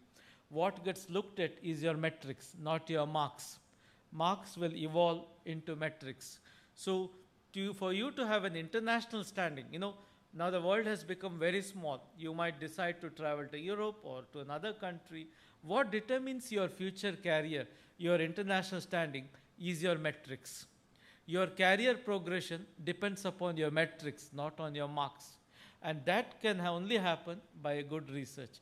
Tomorrow, if you want to apply for a research and you want government to fund you for a research, or you want to get an international fund for a research, they will ask you, what is your H index? That's your metrics. How it will help you in your day-to-day practice? You will become a more evidence-based person. From textbook person, you will be very updated with the evidence. So your application of knowledge becomes better. Your thought process becomes better. You will be able to think more critically. What normally happens, what you read in the textbook, you don't apply your mind, you apply it directly. That is called as uncritical adoption. Here, when you start doing research, your thinking becomes more critical and your critical mind comes into place. The way you write, normally how you write, what you read, you reproduce. Here, when you start doing research, your writing will change. You will start writing more academically.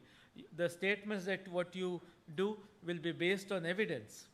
And at the end, the most important thing is you will start contributing to knowledge. The third pillar, what is called as the generation of knowledge. So that's why this aspect becomes very important in your thing. Thank you so much for your time and attention. Thank you.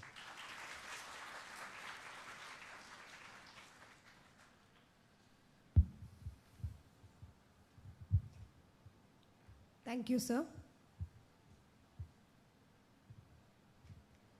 We can proudly proclaim that we are the largest tertiary referral center in this region, providing world-class healthcare. And to throw more light on our hospital facilities, we have Mr. Jibu Thomas, Chief Manager and Head Operations.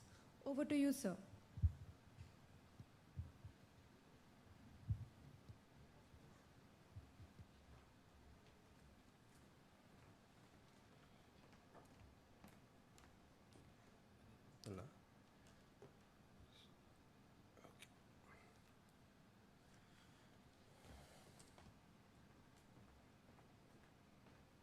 Yeah. So good morning and a warm welcome to you to Manipal. I am very happy to see a lot of people, young generation of doctors sitting amongst us. So let me take you through what is called the hospital setup for your training and becoming a doctor in the future. So basically I represent the medical superintendent of Kasturba Hospital. I head the operations of this hospital, and I'll just take you through what hospital setup we have amongst us, a nationally proclaimed, acclaimed, and internationally reputed hospital that is there in Manipal. So we are into we have completed 60 years of healthcare services in this region. Not only in this region, across India, we have also international patients coming to us. What started as a small center has now developed into a large teaching tertiary care, moving to a quaternary care center now, with about 10 blocks of hospital, each being like an independent hospital now. Just a brief of the hospital setup that we have in Manipal. We are established in 1961. We are a major referral hospital with 2,032 beds. We have associated hospitals like one away from here at 35 kilometers, the Karkala Hospital, the rural health centers. We have a hospital in Udupi also. We have 15 basic specialties, 17 super specialty departments and divisions also. About 2,500 to 3,000 outpatients come to us every day, and about 1,500 inpatients we cater to. We cater to the health care requirements of people from 3 states, basically Karnataka, Goa, and Kerala, also other parts of the country, but these are the 3 important states where people come to us. We are, as I said, we are a total 2,032 beds. We have about 200 ICU beds. We have a pediatric ICU of 15 beds, a neonatal tertiary care about 33 beds, operation theaters about 27 theaters. We have 2 cath labs, 2 CTs, 2 MRIs, and we have a PET scan with us in this hospital. The hospital also constitutes part of the comprehensive cancer care, which is actually put into the national cancer grid also. That's where Dr. Naveen Salians is the chief of that comprehensive cancer care institute, where we have all the facilities to treat any kind of cancers in today. These are some of the equipments, the latest equipments in Kasturba Hospital that we have. We have a world-class equipments that we have in the hospital, in a teaching hospital, which you will never find anywhere. This is one of the most important centers, basically a private teaching hospital, which is the largest in terms of bed numbers, in terms of assets, and in terms of the much modern technology that you can ever find. We are like with a huge human resource potential. We have about 323 clinicians, interns about 210 to 365, junior residents working with us, nursing staff of 1,535. We have about 4,564 employees working with the hospital alone. We are accredited with a lot of quality standards. We care for our patients, we care for their safety, we care for their cure. So it's all evidence-based, it's all scientific, it's all practical, and it is quality driven. So whenever you come to the hospital, you will find a lot of quality standards that needs to be followed, even in the internship level, to the postgraduate level, to the consultants actually. So we have with us all the accreditations and certifications that you will find in any corporate hospitals like Apollo, Fortis, or any other group hospitals. We also, as a teaching hospital, has scattered and gathered a lot of accreditations from the Quality Council of India and internationally too. So we also have won several awards, recognitions as a teaching hospital. We are an ISO certified hospital right from 2011. We are accredited with NABH, that National Board of Healthcare Safety Hospital Accreditation Boards, from 2009. We had the labs are accredited with NABL in 2018 onwards. We have NABH for emergency medicine. We have nursing excellence NABH. We have the blood bank NABH. And we have a lot of citations and awards that we have won. We are also into the IMC Ramakrishna Bajaj National Quality Award also. Green Hospital, our hospital is a green hospital certified from AHPI. We have also been certified with Kayakalp Award for the cleanliness and other things from the Ministry of Health and Family Welfare. We have won this highest Scotch Award for hand hygiene in 2019, even before the concept of hand hygiene came into being, before even the COVID started. We have a WASH certification. This certification is basically for our process and protocols that we had laid down for management of COVID from 2020. And we won in the first year itself, we won the WASH Award from the Quality Council of India. We are a Business Times Award, Times Business Award holders. We have a certification of appreciation from the government of Karnataka for the largest Ayushman Bharat scheme, which is the Prime Minister's PETS project in terms of healthcare. And we have an international certification of JCI Prime certification for our infection control practices. Now, to know what is the scope of services, we have all what is there today in the current generation of medicine, the super specialties, the general specialties, and the support services that caters to a tertiary or quaternary care hospital.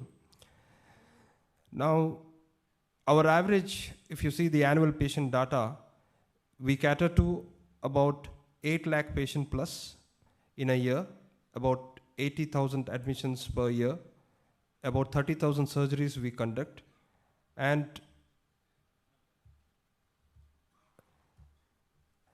now I come to the most important facility for you. Basically, this was the presentation for the hospital, as just to give you an understanding about medical college and hospital. Medical college teaches you the subjects, hospital will train you to treat patients, and that becomes, together we combine you, and we give you the, the degree for you. We call you as doctors when you come out from our hospital after your internship. Now, during your stay in Manipal, I am sure that some of the parents are here, some of the parents are not here. We are all concerned about you. We care about you. We take care of you in such a way that you don't feel that you are away from home. We don't give the problems or issues to your parents that they are worried that, their children are here and there are no one to take care. So we at the Kasturba Hospital have dedicated something called a students care clinic for you. Now, but some things are there that we need you to follow as students, and some things are there that you need to do when you come to hospital, especially for your healthcare needs. Now, there is a student clinic now, and this student clinic is situated in the first floor of the new OPD block in the health check launch. Every day it is a working day, but except for the Sundays from 8:30 a.m. to 4:30 p.m. and even third Saturdays are a holiday.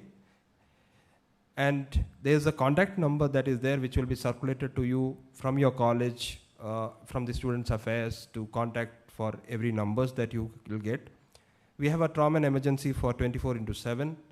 We have 8 beds exclusively kept up separate. We don't give it to anyone. We give it only for the inpatient facility for students to be taken care. And we have an ambulance facility dedicated. You can have the contact numbers in 24/7. We have 2 or 3 numbers which are dedicated for your ambulance services. We have a help desk for you. We have also, the number is given to you for numbers, when you want to get it, an ambulance. If you're not able to get it through the hospital, you can also call directly immediately to the transport number, which is 24/7. And when you visit the hospital for medical care, we would like to have you follow certain rules, regulations. Now, you should understand that when you wear these white aprons and coats, you have turned yourself from a school student to a professional. And we regard doctors in the country as one of the most highest esteemed profession in the country. So we expect that from the beginning of your career, you're joining to Kasturba Medical College, one of the most prestigious institutions in the country. We expect some kind of discipline, some kind of order, and some kind of rules to be followed when you visit the hospital. First of all, you may have an ID card or an admission order if you have, or a Medicare that is given to you in a combo type card which is available to you. Please ensure that you carry it every time when you come to the hospital. Please inform your caretaker, the hostel warden, or a friend whom you are very close to, and a roommate if you are staying in a double or triple room. Please inform your parents and hostel authorities through your student affairs, and please come to the student clinics or OPD for simple, minor complaints. You don't need to run to the emergency for everything. There's an OPD there. You can come to the OPD direct. Everything is channeled through the students' clinic, and they will direct you to the concerned OPDs for your issues. But when it's closed after 5 p.m., please report to the green OPD, which is an OPD like in the trauma and emergency, which is called the green OPD, where immediately an emergency doctor will attend to you and will give you the necessary emergency medications, and then send you back with an instruction to report to the OPD the next day if the problem still persists. The hospital postings, so this is about your clinics. So once you become interns, many of you would like to do internship here.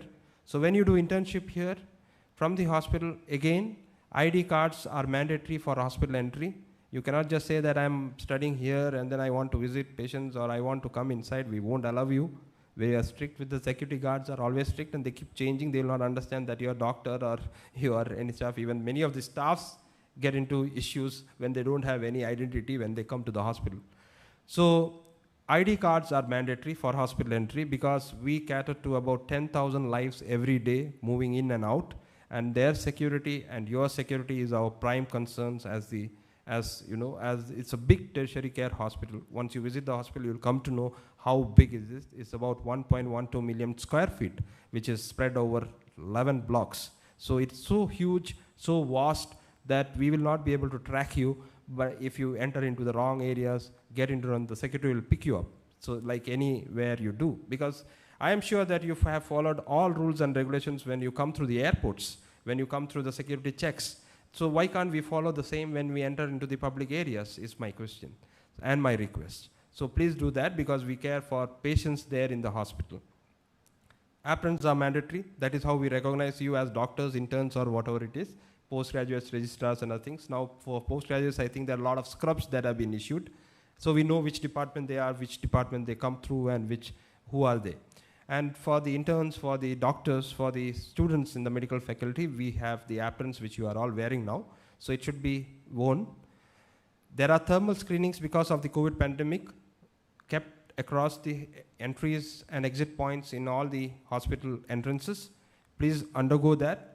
You have to have a thermal screening done before you enter. Mask and social distance is mandatory. Please ensure that you follow the guidelines till we are out of this COVID pandemic at least. Hand sanitization is a mandatory. We have enough hand sanitizers kept across the hospitals, across patient beds, in the entries, exits, every points. Please use it. Please sanitize your hands to prevent any kind of infection being spread to yourself and your patients, your colleagues, everyone when you interact. Report to the fever clinic. We have a fever clinic also kept now for the last 2 years, 2.5 years it is being run.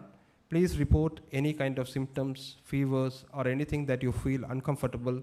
Any related symptoms related to COVID, please report to the fever clinic and we will take care of you in the rest of the days. And I also request you that when you come to the hospital, please ensure that you follow all the guidelines of quality standards described by different people, different professors, different heads of the department when they orient you. And over the days when you undergo a lot of orientation and your process, you will come to know that we have set up a lot of process and protocols in place which you need to follow, including all the safety related protocols. Not only the clinical related protocols, but also the safety related protocols also needs to be followed. So with these words, I take this opportunity to thank you for choosing Manipal, first of all, for your development of your career, becoming doctors, and also wish you all the best for your future endeavors. And I also wish you and pray that you become a very good doctor for the mankind and human being in this society. You need to contribute for the society, for the patients, for the well-being, and together I'm sure we can do it. Thank you.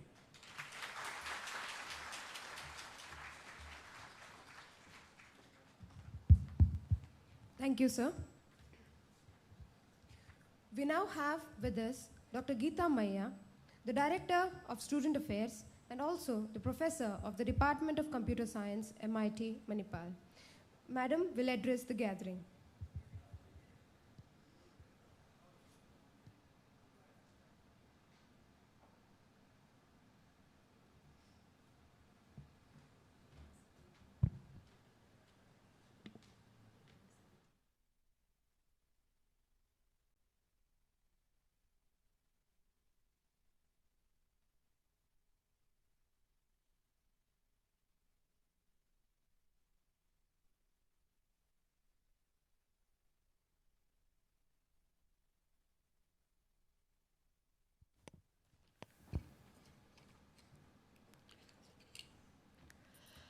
Very good morning to all of you. Thank you. Thanks a lot. At the outset, I would like to welcome all of you to Mahe family.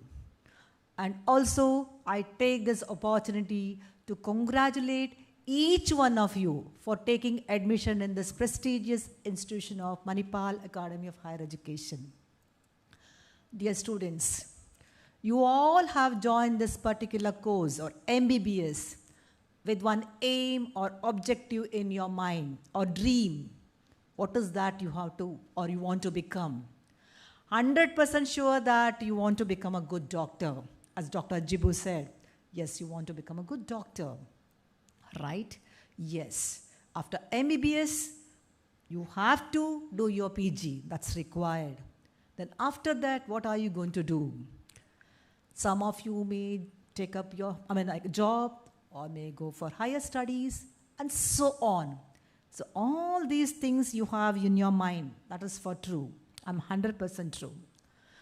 I can say this is your dream. Nothing wrong in dreaming. But only thing is you have to implement that. That is very, very important. So if you have to achieve your goal, so what is that you have to do? I'm 100% sure all of you would say hard work, concentrate, all those things. Yes. At the same time, you have to concentrate on several parameters. So what are they? Your behavior, people skill, attitude, they're all very, very important to excel in your studies. Dear students, excellence is essential now. It's not an option. So you have to excel. That means, what is that you have to do? You have to shine like a sun. If you have to shine like a sun, you have to burn like a sun. That's very, very important. Okay? So now, what are your responsibilities after coming from there now? Till now, you are with your parents. Now you have come to Manipal. So you have some responsibilities. So what are the support systems that are available to you from our side to excel in your studies? That's what I'm going to talk to you about. Yes. The first and foremost thing, so we are here for the welfare of our students, or overall development of our students with some objectives. So what are they? The first one is to provide or facilitate, holistic healthcare. And then to address student concerns with need-based counseling. And to address student grievances with efficient redressal techniques or mechanism. These are the three main objectives of our department. Dear students, you all have planned what is that you want to do. But one thing I want to tell you is managing the time is a crucial parameter. So whatever you want to do, you have to stick onto this particular thing. So that means time management. Yes, assignments, okay, so and reading, studying, practical, record book, everything. So plan properly. So based on the plan, a priority-based work you have to do. So why you have come here for studies? So based on the priority you have to work. Okay, that is very, very important. Only making plan and not executing, it is not good. Okay, so that's very, very important. And your behavior matters a lot. So you have to maintain a cordial relationship with your classmates, roommates, teachers, friends, everyone. Soft attitude operates strong relations. So that is what you have to know. And your attitude, when you have everything, your attitude, and when you don't have anything, so that time your patience matter a lot. So that is very, very important. Since you're all going to be a member of respectable profession, so you have to observe decorum. So that's very, very important. Follow dress code. So whatever now your institution says, and also Mahe's dress code, you can find all this on our website. And then what are the rules and regulations that you have to follow? So you're not supposed to violate those rules. And you haven't, see, I told you all these days you were there with your parents. Now, after coming here, so you have to take your responsibilities. So you'll be given a card called as ID card.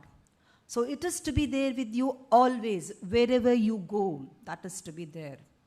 So go to hospital, required, to Mahe building, it's required, go to your classroom, should be there.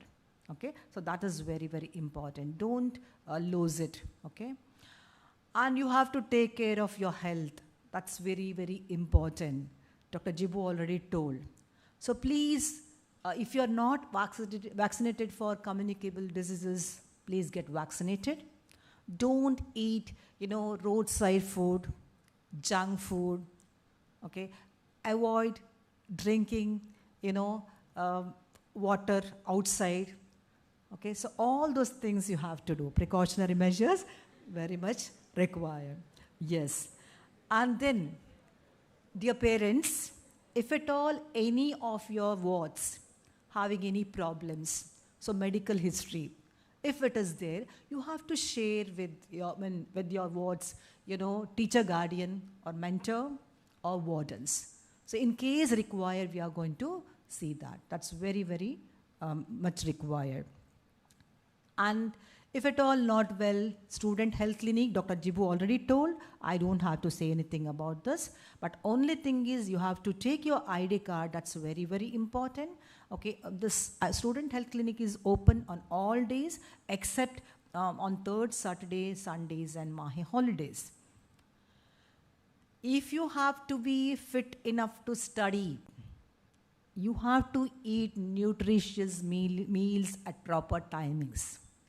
Not taking breakfast whole day, only having around 11 o'clock or 12 o'clock, whenever you get time, eating samosas, puffs. So no. Okay? So 7:30, better have your breakfast. That's very much required. And lunch. So that is important. So we have a food court. So you can make use of that.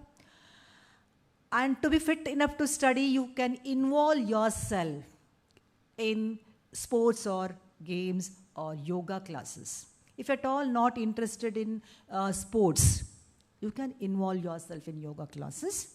So by means of doing meditation, or I can say breathing exercises, you can always be positive, energetic, and this enhances your learning capacity. Okay? Yeah. And if you're interested in extracurricular activities, you can join.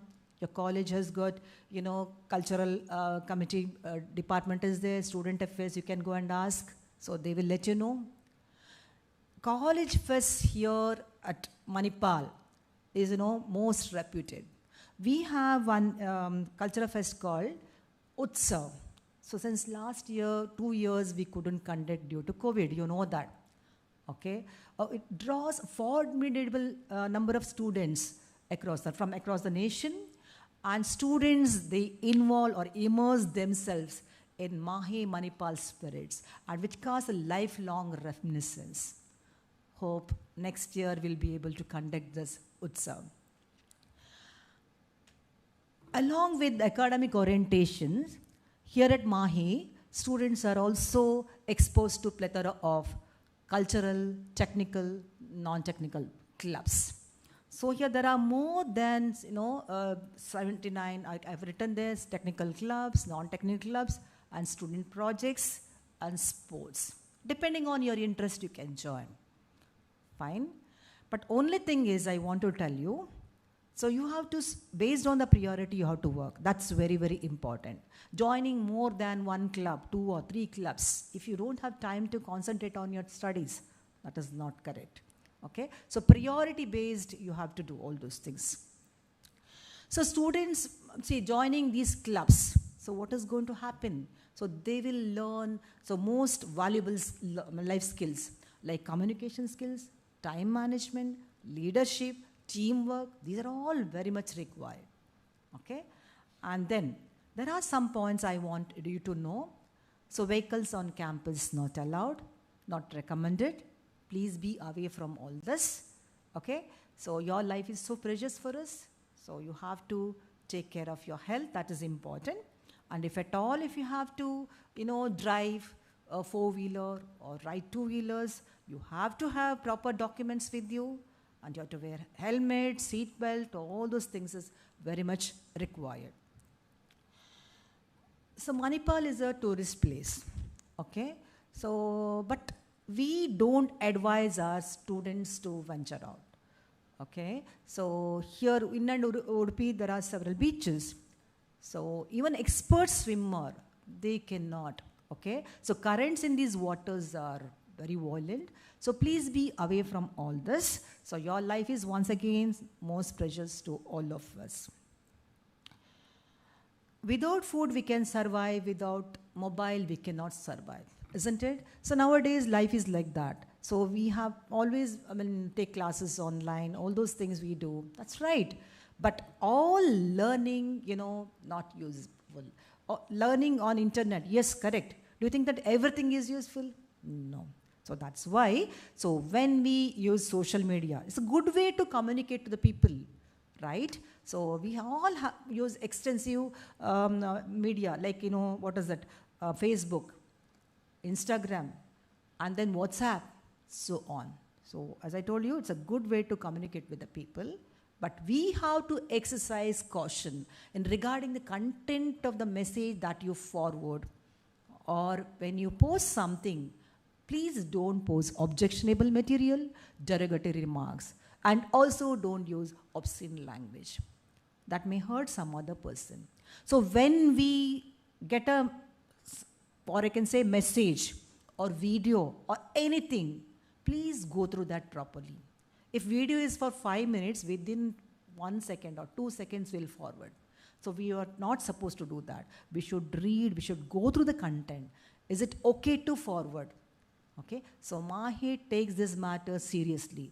If anybody violates this, so if they get caught in troubling someone, so we are not going to keep quiet. So it is going to be sent to cybercrime department. So that's why please use mobiles or any social media judiciously. And it is punishable under the IT Act. This is the worldwide problem. Doesn't mean that like we are, it's okay, no problem, we are going to keep quiet. So we take strict action against this. Possession, consumption, and distribution of drugs, including tobacco and alcohol, is punishable. Any student violating policy on substance abuse will face strict action.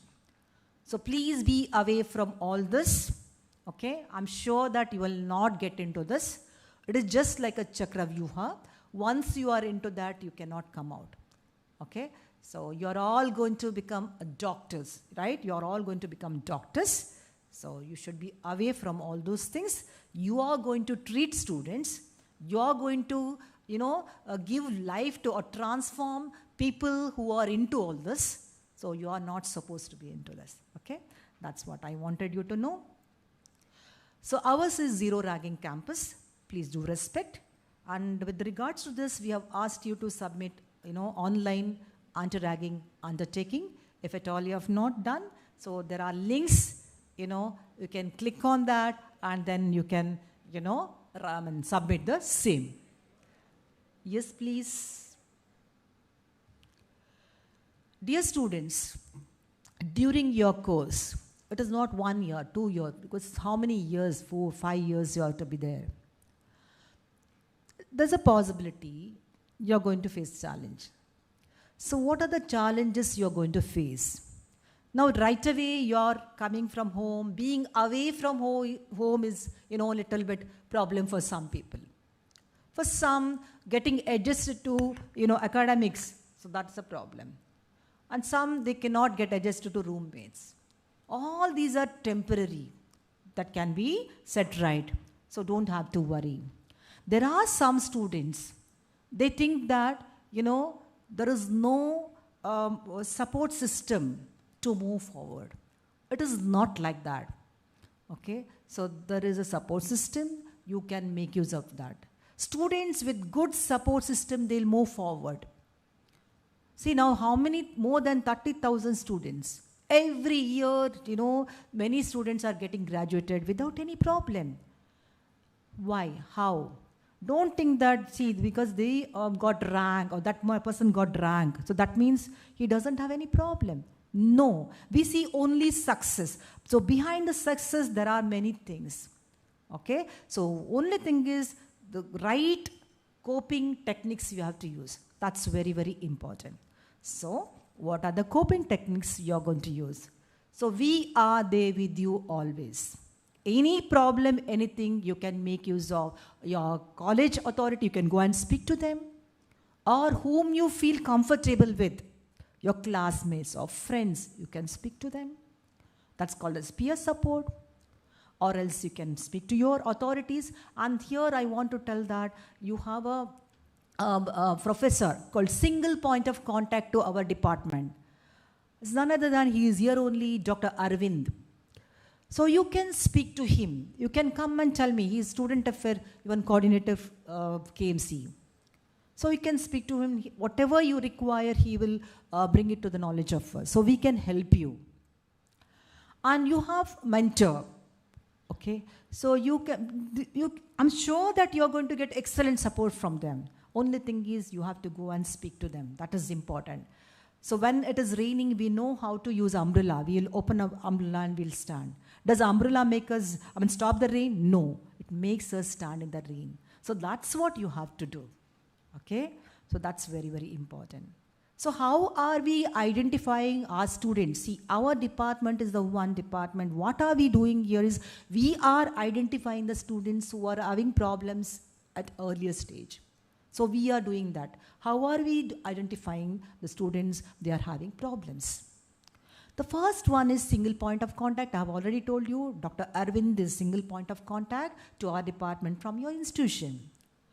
Any problem related to students he will inform to us. And if anything we want from your side, we will inform him and he will disseminate that information among all of you. And of course, teacher, guardian or mentors, they are there, they will help you. And then we have caretakers, people who are staying in hostels. We have caretakers and wardens. Of course, Chief Warden is here only, he's going to talk about that. So they are the ones, they are actually, any problem they would let us know. So our counselors, DSA Mahi has got 6 student counselors. Okay, so they are the nerve of the support system. Anything you want, you can speak to them. Confidentiality is maintained. Even if your happiness or anything, go and speak to them, they would help you. Okay, so for initial screening, student counselors are useful, and then later, if at all anything required, then we have Kasturba Hospital's clinical psychology department, psychiatry department, and also we have student support center. So wherein professionals are working, you can even go there. So all those things, I'm sure that if you follow all the rules and regulations and if you maintain your time, that is time management, I don't think that you need all those things. You will only find what are the right decisions or right direction. So you have to take, you will come to know. Okay, and then another one is we have student affairs website. If at all you require a counselor's appointment, you can take. And we have another one, it is strong support system, it's called as peer support system. So our students who are really interested in helping their peers, they are part of this particular group. They have been trained by our Mahi counselors. So they are the ones, they'll identify the students, they are having problems and they'll inform us and accordingly we'll help them. And we have trained them, we have conducted workshop, more than 1,000 students. So you can also join that particular group. So we are going to conduct peer support workshop very soon. So you can also be a part of that group and you can help your peers. And we have shared all our numbers. My number, and I have got 4 deputies, 3 here and 1 at Mangalore. And then 8 counselors, 6 here and 2 at Mangalore. So, and also Chief Security Officer here is to come. I think he's also going to speak, even his number. So altogether 10 numbers, it's just like a visiting card. We have shared it among the student community. Of course, you're all going to get, Dr. Arvind will pass on to all of you. In case of emergency, you can call anywhere. If at all, suppose you are somewhere else, anything happens, you can call any of these numbers. So we are there to help you. This is what exactly I meant. See, emergency points of contact. This will be shared among your group.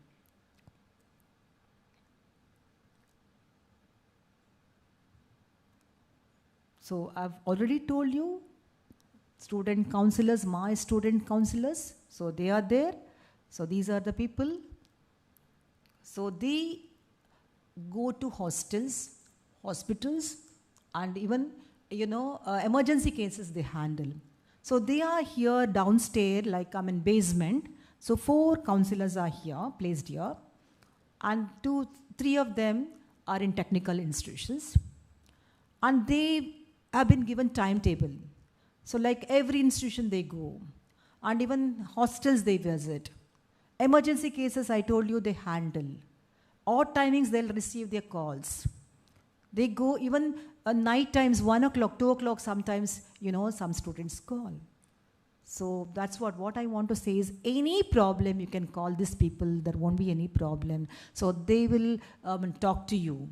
If at all any doctor's intervention is required, they would let you know. Otherwise, it is not necessary. So they have transformed many of our students, So that is why I'm telling you, you can go and speak to them. So once again, I tell, confidentiality is maintained. And I've already told you, counseling services, where exactly? Mahi building, as well as different colleges, KMC, MIT, DOC, so all other institutions. This I've already told you, support center. So it is very close to Mahi building. So it is separate like one house, so wherein professionals are available for counseling services. This is our website. So what services we provide, that you can find out from this particular website. So you can click on that link, so you can find out. If at all any grievances, what is that you are going to do? You can go to your institutional authorities and you can speak, or else you can click on this particular link and you can submit your grievances. We are there to redress those grievances. If at all any virtue you feel that it is inappropriate or unwanted, you're not supposed to keep quiet. So what is that you have to do? See, that this is we are having ICC, that is Internal Complaints Committee. That is for prevention, prohibition, and redressal of sexual harassment at workplace. So either you can call me, that's a number is given to you, or you can mail us, or it is close by, you can directly come to my office and you can speak to me. Fine? Yes. For the benefit of our students, I have already told you, we conduct workshops, seminars, like gender champion workshop, peer support workshop, awareness on substance abuse, and awareness program on counseling, so all these things, okay? And about the substance abuse, I want to tell you, we are working on one project called as Nasha Mukt Bharat Abhiyan. As you all know, so this menace is increasing. So because of that, Ministry of Social Justice and Empowerment, they have brought the scheme called Nasha Mukt Bharat Abhiyan. They have identified 272 districts, they found out, so the hotspot districts, that is percentage of drug users is very high in all these districts. So they have empowered these districts to conduct awareness program to reach each and everyone in those districts. So to understand, so what is substance abuse, its repercussions, implications, what is the legal implications, and also all those things. And what I want to say is disheartening to know that Udupi district is also one among them. Okay. So what we are doing now, we are working on a project that is Nasha Mukt Bharat Abhiyan, but now that project is actually funded by Ministry of Social Justice and Empowerment. So I have given my project title as Nasha Mukt Udupi Abhiyan. Nasha Mukt Udupi Abhiyan, by involving young leaders of Mahi. You're all young leaders of Mahi. You are the one, you have to make Mahe Nasha Mukt. As well as surrounding, I can say, surrounding places of Manipal, or I can say Udupi district. With regards to this, we have conducted several programs, some of them online, offline, all those things we have done. And also we have identified 10 hotspot villages of Udupi districts wherein we are going to conduct community, or I can say awareness programs. So with the help of students, because we have to reach each and every student of Mahe, imagine, more than 30,000 students. So one person cannot do that. Your help is very much required. So you are the ones, you are going to help us to go to community, conduct awareness program at public places. Okay, so all those things. So what I want to say is, main objective of this particular Abhiyan is to create awareness among the students of Mahe as well as residents of Udupi district. So we have conducted several programs, I've already told you. So all those things you will be able to find on our YouTube channel. Okay, so please, subscribe our channel. So whatever work we do for the welfare of our students, you will be able to see. And also here afterwards, you are also going to be part of this. Fine, this is our channel. And we are on social media. So you can, send friend request. Yes, because having, that one thing I want to tell. Long list of friend. I have got this many friends on Facebook and this many friends on WhatsApp. All those things will tell. So that is not the one, my dear students. The friend is the only one person, and that person will be able to see you in difficult time. And when that person sees you, you will come to know. He will ask you, what's up? What's the problem? By reading your face only, they will be able to tell you. Such friends you have to have, not that having long list of friends on Facebook or WhatsApp. That's what I wanted you to know. Okay? Yes. So, we the officials from the Department of Student Affairs. My name is Geeta Maya, already I've been introduced. Dr. Veena Mabin, Deputy Director, she's from MIT. And Dr. Ashwini Kumar, she's from your institution and is from Forensic Department. And Roshan Devi Jatana, Deputy Director, is from MIT. And also I have another one, Dr. Aarti, she is from Manipal, Bangalore campus. So 4 deputies. So we all together with institutional authority, or with the help of institutional authorities, strive towards the welfare of our students. Dear students, we are there with you always. You have to stay committed.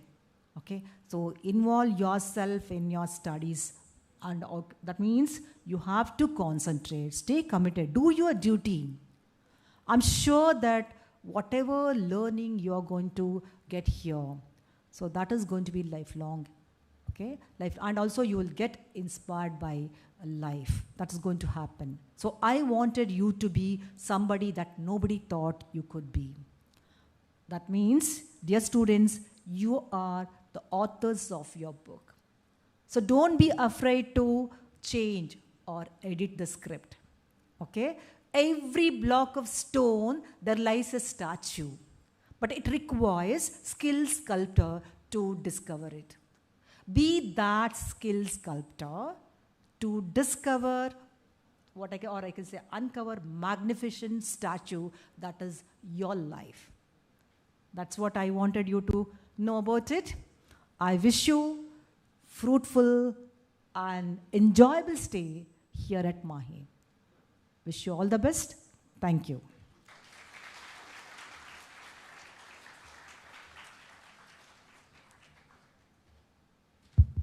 Thank you, ma'am.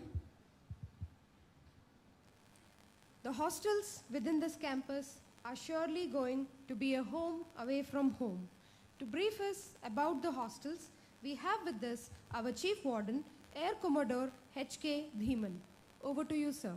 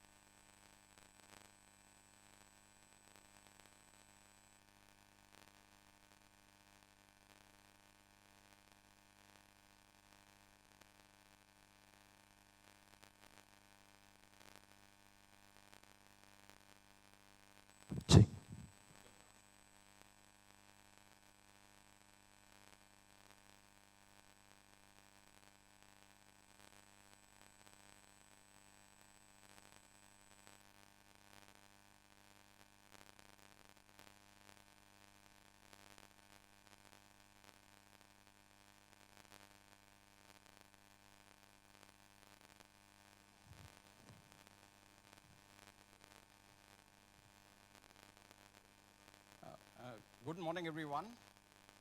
Can you hear me? Can you hear me? Yes. Okay. I'm the Chief Warden. I'm Air Commodore Devan. I served in the Indian Air Force, and I'm your Chief Warden here now. Okay. Now, I'll take about 15 minutes to brief you about the hostels. Please pay attention because everything that I tell would be of immense value to you. Now, as a prelude, firstly, let me welcome you to Manipal. And by virtue of you being in Manipal, we treat you as adults. And the difference between you coming to Manipal is that earlier, when you were at home, you had your parents who would guide you, who would take your decisions. But having come to Manipal, it will be you who would be taking your own decisions. And we are here to help you, to guide you to the right path. Okay? So hostels are going to be your home, away from home, till you finish your course.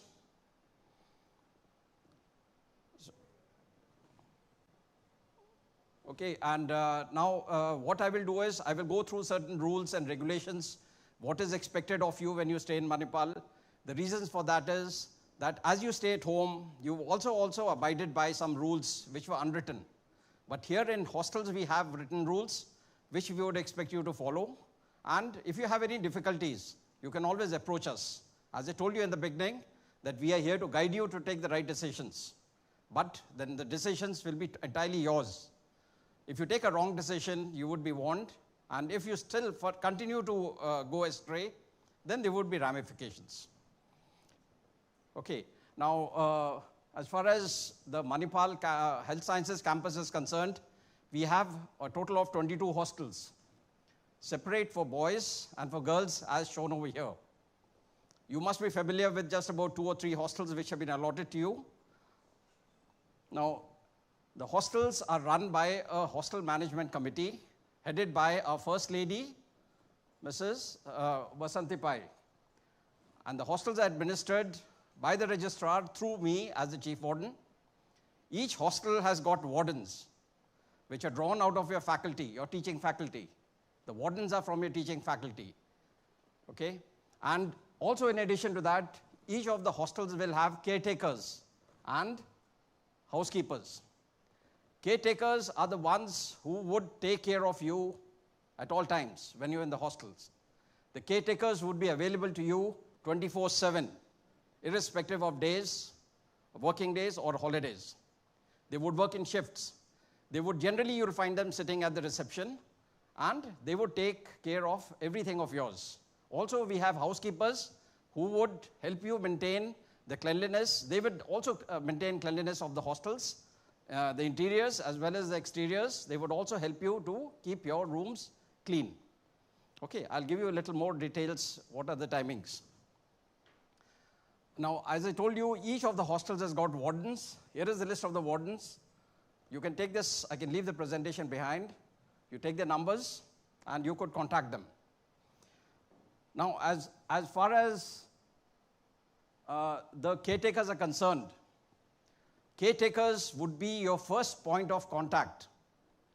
While staying in the hostels, if you encounter any difficulties, if you encounter any problems, irrespective whether it's your personal problems, whether you have personal problems with your neighbors, with your roommates, you have maintenance issues, the first point of contact will be the caretakers. Okay?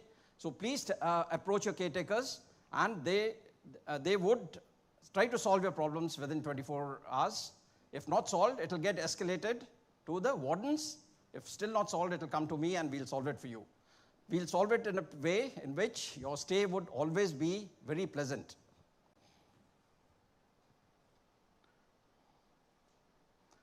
Now, the hostel rooms are allotted as per a particular pattern.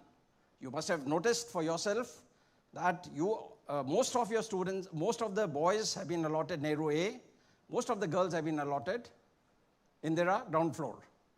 And also there are some allotments in the international hostel, AC hostels, Old Chandrasekhar, as well as Amartya Sen. Now, remember one thing, please note very carefully, these rooms are allotted to you only for 1 year.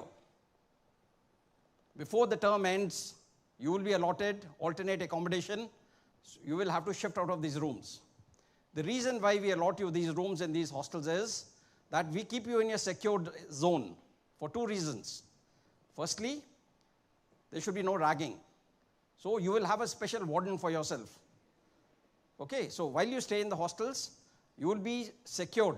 There will be no scope of ragging. All right, and also the second reason why you put together is that you all have left home for the first time. And you're all going to function as a group. So you all have to get used to yourself, make friends, make groups, and move around. So once that happens, in your second year, you could choose a hostel of your liking. You could choose a room of your liking. There are a variety of rooms. There are double rooms, there are air-conditioned rooms, there are single rooms. So you could exercise your choice and ask for what type of a room do you want. For exercising that choice, you'll have to write your name in the waiting list. For non-AC hostels, please write your name in the waiting list in your hostel, whichever you want to choose for your second term onwards. And for an AC hostel, please come to my office and write your name. We purely go as per the waiting list, and it is very transparent. Okay, so generally what happens is, many people have a misnomer that if I'm in a single room now, in the second year, I'll again get a single room. May not be. So please exercise your choice, give your choice in your hostel, what type of a room would you like in your second term. Okay, we'll try to meet your requirements. Now, the upkeep and cleanliness of the room is your responsibility. For that purpose, we have housekeepers who are available in your hostel from morning 8 o'clock till past midnight. They would ensure that they keep the interiors of the hostels clean and the surroundings. They would also be responsible for cleaning your rooms. And students, please note that you will not have to pay for cleaning of your rooms. It is all part of what you paid for your hostel fees. So whenever you want to get your rooms cleaned or your washrooms cleaned, either you call for the housekeeping when you are around, or you tell the caretakers, they would get it cleaned in your absence. But please remember one thing, don't leave your valuables outside. Because if valuables are lost, it would be very difficult to recover them. If money is lost, it is impossible to get it back. Because all money is the same. You can't prove it was mine and it was not there, it is. So please keep your valuables as secure as you can. Call for the caretaker whenever you want. You can even, while you come back from the college, you can still get your rooms cleaned because they're available to you till past midnight. Maintenance of the hostels is done by a third party. And for any issues I told you that you have, as far as your air conditioners or your electrical or your plumbing maintenance or any other issues, the first point of contact, inform the caretaker. There is a register in which you go to write your requirements. It will be put online and the issue will be solved. So your first point of contact, any maintenance issues, please tell the caretaker immediately. Now, hostels is going to be your home. But if I take you back to your home, even from your home, you could not walk out. You had to tell somebody that you're going, correct? The same applies here. If you want to leave your hostel for some reason, you have to fill up if you're going on leave, if you're going on vacations, you got to fill up a leave application, get it endorsed by your mentors, and you would be allowed to go. Otherwise, you will not be allowed to leave the hostel. Okay, so whenever you want to leave the hostel, there is a leave application that you fill up, especially for the first year students. For the second year students, there's no permission required, but they still have to fill up the leave application. So the leave application is available with the caretakers of all hostels. Please plan your leave in advance. Fill up that application, get it signed, take permission, get it to my office, I give you the permission, and you go and give it to your caretaker. He or she will allow you to leave the hostel. Otherwise, she won't allow you to leave the hostel. Now, for some reason, if you've gone out and you want to come back to the hostel, for instance, you're staying with your parents or you're staying with your grandparents outside and they are moving out and you want to come back into the hostel, we definitely will give you a place in the hostel. Hostel will never be refused. Okay, so the process for that is that you got to apply for a hostel, get it endorsed by the institution, by your institution head, and come and give it to me, and we would allot to you the hostel. The facilities available in the hostel are as shown. Other than your bed and mattresses, the other things would be reading rooms, TV, water coolers, solar heaters, telephones in the corridors, and also Wi-Fi facility in your hostels would be available. In addition to that, there would be sockets for your table lamps or for your electrical fitments, and there is use of authorized appliances. For instance, you want to keep a fridge, you want to keep an iron box, that also is permitted. For that, you will have to approach the caretaker and tell them that you want to use something. There will be a very minimal charges which will cater for the electricity that is consumed, and you could use those after clearance. Now the entire university and its premises are environment friendly, and there are provisions in which we try to keep it as clean as possible, and we would like your support to do so. So my advice to the students is to avoid dumping waste and food material in your commodes, which is a very common thing in hostels. Okay. Avoid littering the surroundings, dispose waste in receptacles that have been provided in the hostels, and special bins have been provided for disposal of sanitary pads, towels and napkins in girls' hostels. Girls' residents are expected to make use of them rather than dumping them in the toilets. Because if you do that, the line will get blocked, choked. It will create problems for you, and it will also create problems for the other residents in the hostels. Report any environmental degradation issue, such as leaking pipes. If you have any problems, please report immediately. It would be taken care of. As far as safety is concerned, the hostels are secured with access control doors. You cannot enter a hostel without access control, without punching we don't have biometrics. You'll have an iCard through which you would be able to access your own hostel. You cannot access anybody else's hostel. Only residents of those hostels can access their hostel. Okay, if you want to visit a friend of yours into an adjoining hostel, you will have to take permission. So nobody else can enter your hostel. You are the only one who will be able to enter your hostel. Please use your access card. So that is for security purpose. Also, the moment you get an iCard, you will have access. The hostels have got CCTVs at the entrance. Anybody coming and going would be monitored. There would be one entrance, and everybody coming and going would be monitored. Also, there would be CCTVs in select hostels. We are upgrading them in corridors to prevent any mishap or prevent any other incidents. Now, as far as your rooms are concerned, you have nobody else will have access to your rooms. That is, all the keys of your rooms would be available with you. There will be no keys with the caretakers. So if you do not give your keys to anyone, nobody else can enter your room. This is for the sake of safety, so that you don't lose your things. Again, I repeat, please don't keep valuables in your hostels. It's not required. If you have any, lock them up. When you have a wallet, please keep it in your cupboard and lock it up. Because if it is lying on the table, it could entice anyone to take it away. Okay?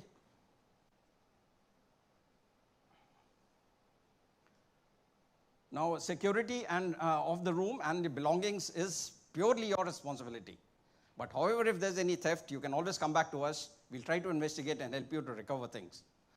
Students are advised not to leave rooms unlocked, even if you visit your friend in the adjacent room. Do not keep valuables. I've already explained this to you. Do not lend your keys to anyone. Do not lose your room keys, because if you lose your room keys, we'll have to break open the locks, and if there's any damage to the hostel property, you'll have to pay for it. Do not lose your ATM, debit card, and do not disclose your PIN to anyone. Do not lose your passport. For a replacement involves a police investigation. A FIR has to be lodged, and then you will have to go for a duplicate passport. You will lose out on your academics. So be very, very careful with your passport. Please secure it if you have one with you. Common areas in hostels have got CCTV. As I told you, we'll upgrade some of the other hostels as well. As far as visitors are concerned, your parents, your guardians, or your friends would be allowed to visit you, but they will have to come with a visiting pass, which is issued from my office. Okay, there are timings. They will have to adhere to those timings. And also,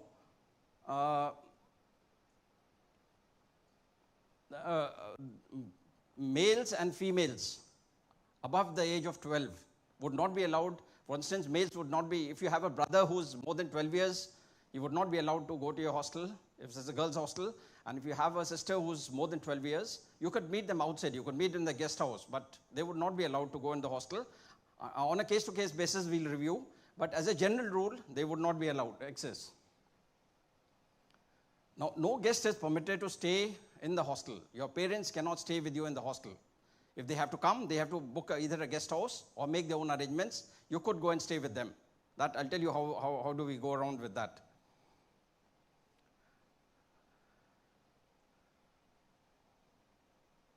Now, also, if your parents come visiting you, they would be allowed to come in the hostel when you are in the hostel. They would not be allowed to come into the hostel in your absence.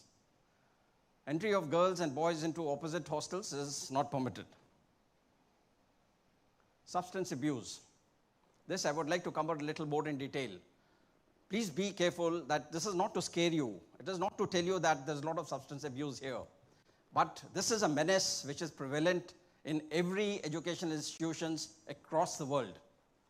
But what is our endeavor is to ensure that we keep our environment clean. So we have very strict rules, and we would always help you out in case you get entangled. But my personal advice is, please do not get involved in any, no matter what is the, whatever is required. Okay. Now, substance abuse, these are the names. And also remember one thing, if a substance is found with you in your possession, there is no excuse to say it is not mine. It was given to me by one of my friends. It will always be presumed that you have it in your possession for your own consumption, and action would be taken. Okay, so please do not accept parcels or anything from anyone which you have doubts, because the onus will fall on you. Possession, use, the university adheres to the following policy. I'll just read it out.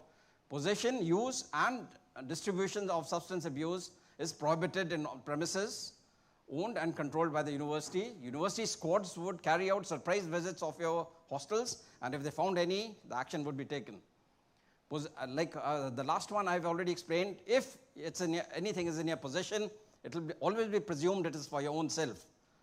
There's no excuse that, somebody came and left it on my table. It will not be accepted. A student violating the MU policy on substance abuse would be immediately suspended from the college and from the hostel. An inquiry would be instituted. Your parents would be informed, and your parents would be required to come to the university. Inquiry would be instituted, and whatever punishment they deem fit would be imposed on you.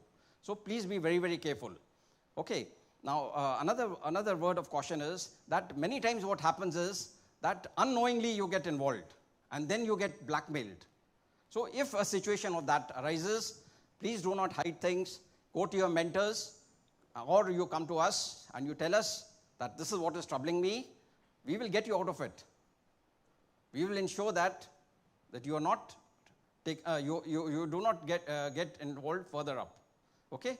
So please stay out of it. This is as a caution to you that do not get enticed into these habits. Now, hostel timings, we have curfew timings, perm timings for your hostels. For the first month, you will have to come back to your hostel by 9:30. For the second month, it would be 10:30, and from third month onwards, it would be 11:30. At midnight, there would be an attendance. If any of you all found missing, there would be an absentee, and your parents would be informed, and also they would be fined depending upon the situation. So remember, first year it is 9:30, first month it is 9:30, second month it is 10:30, third month it is 11:30. The library is open till 11:30, so you are allowed to use the central library and return back to your hostel by midnight. Okay?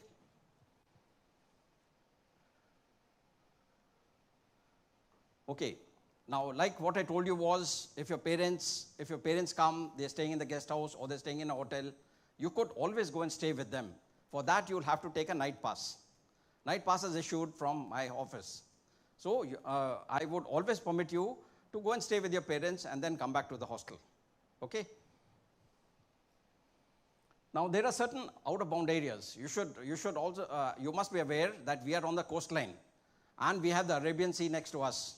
It is the most dangerous sea to swim in. No matter how good a swimmer you are, you should not venture out into the sea.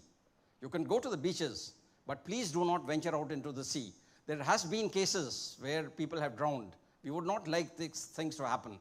So, no matter how good a swimmer you are, don't swim into the sea. All right? And there are beaches all around Udupi and Mangalore. You could visit the beaches during the timings, but do not visit it beyond the timings. Okay? Civil administration has 11 p.m. as the closing time for the city. If you're found loitering around in the city, they would take action, and we would not be able to help you out in that case. Now, sickness and hospitalization. If ever you fall sick, or if you find one of your friends has fallen sick, what would you do? The first thing is you should go and inform the caretaker immediately. Okay, now one more thing which I would like to tell you. You, by virtue of being students of this institution, you are medically insured for 1 lakh a year. So all treatment is done in our hospital, which is the Kasturba Hospital. So if ever you fall sick or you find some of your friends sick, please inform the caretaker. It is his or her responsibility to call for the ambulance, to take you to the hospital, to get you admitted, and bring you back after you recover. Okay? So do not resort to self-medication. Inform your caretaker, no matter what day or night it is. Please inform them. You should have their number, and you should call them up and inform them that you're unwell, you would like to go to the hospital. They would take you to the hospital, irrespective of the time of the day. Okay? Now, when you go to the hospital, you should carry your I-card, because that'll give them access to your records. And you should carry your wallet, because while you're in hospital, you may like to eat from outside. So these are the 2 essential things which the caretaker will also help you. So please inform the caretaker and make use of the hospital.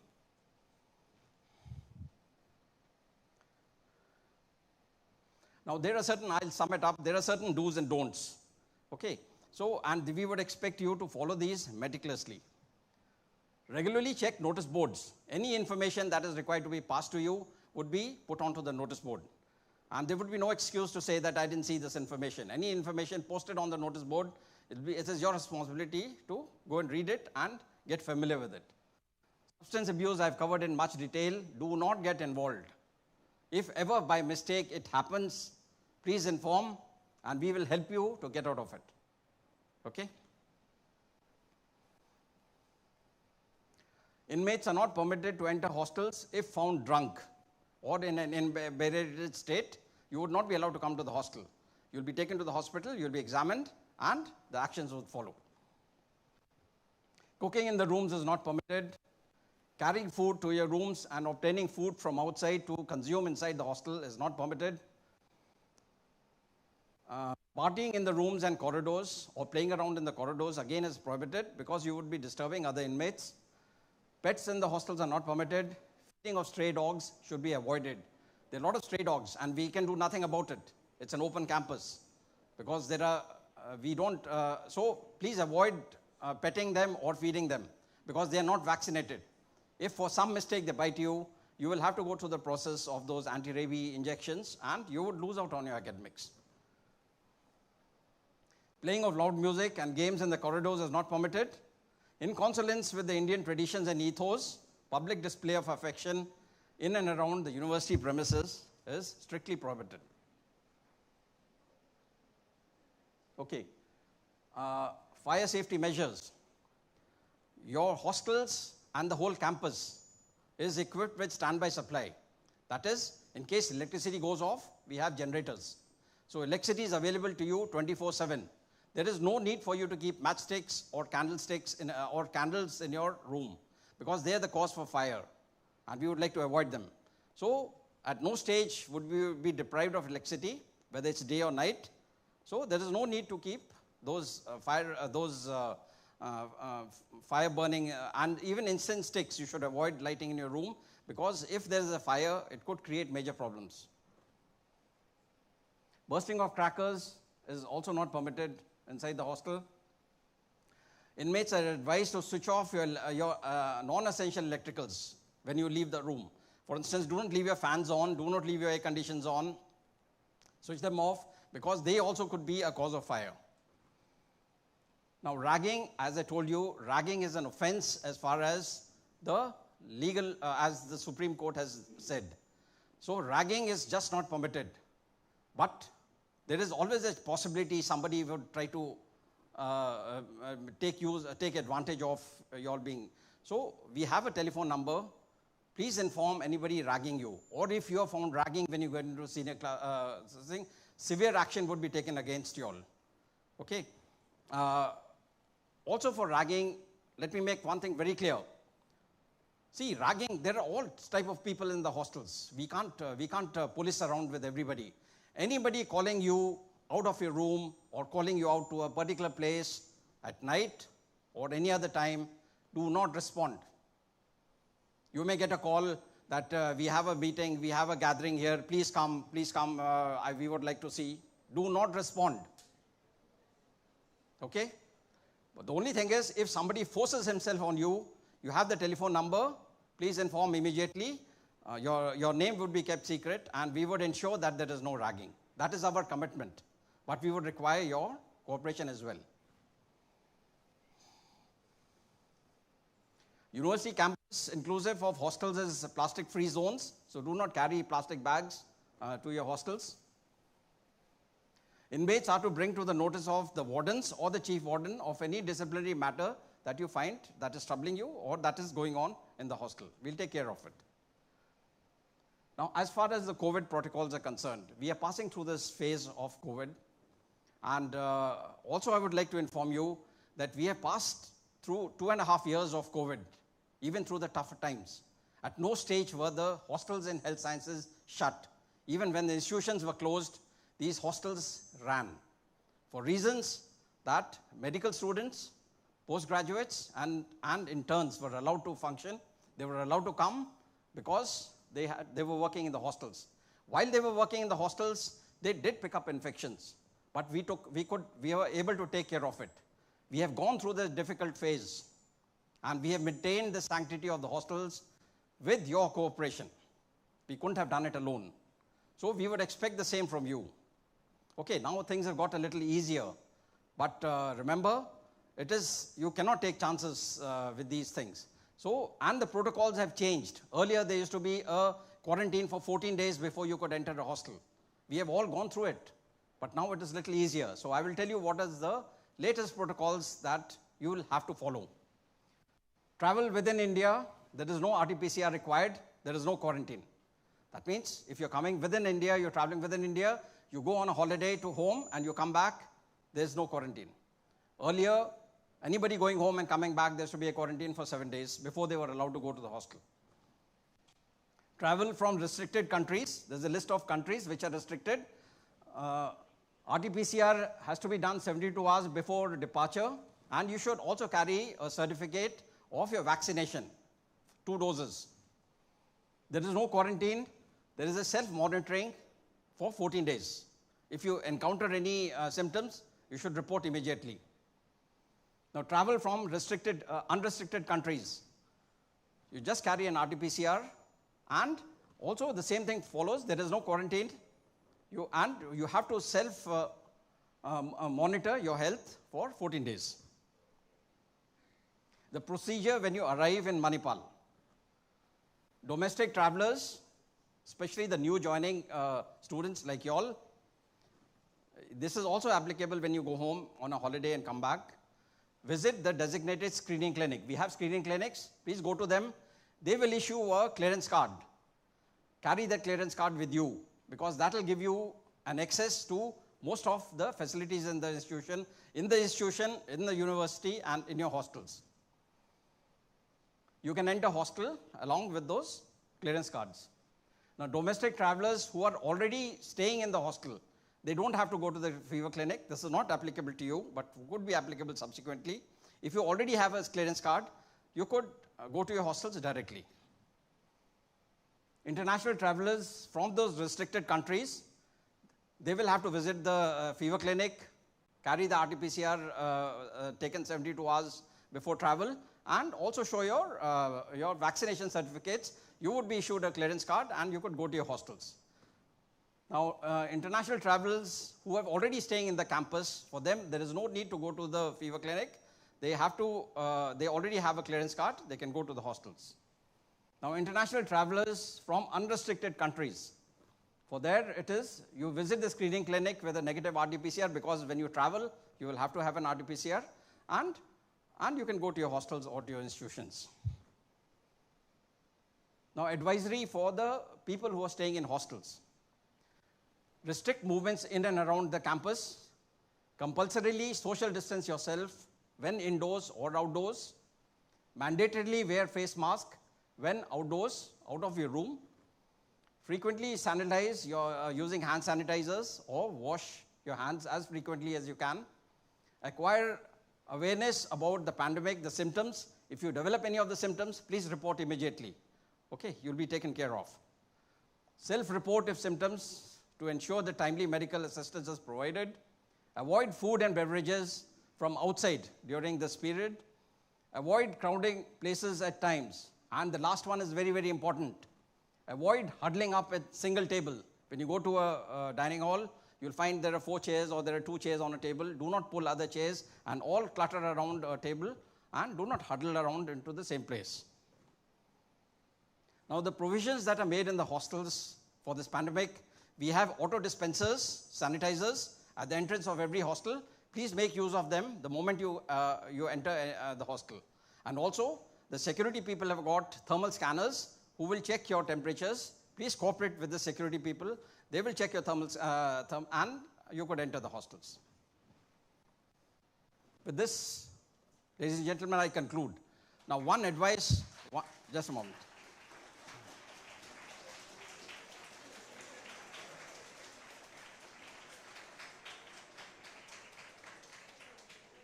One request to the parents.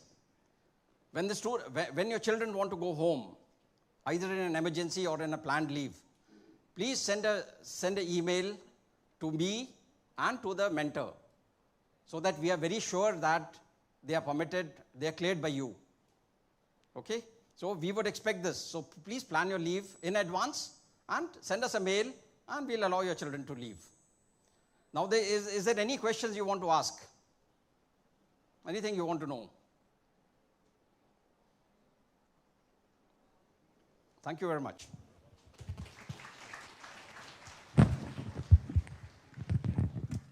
Thank you, sir. Udupi is a land of temples, a land of beaches, and a land of culture, a land of various cuisines, and the list continues. To brighten up our thoughts and to tell us more about the sights, sounds, and tastes of Udupi, I invite Dr. Kiran K.V. Acharya, Professor, Department of Orthopedics, KMC Manipal. Over to you, sir.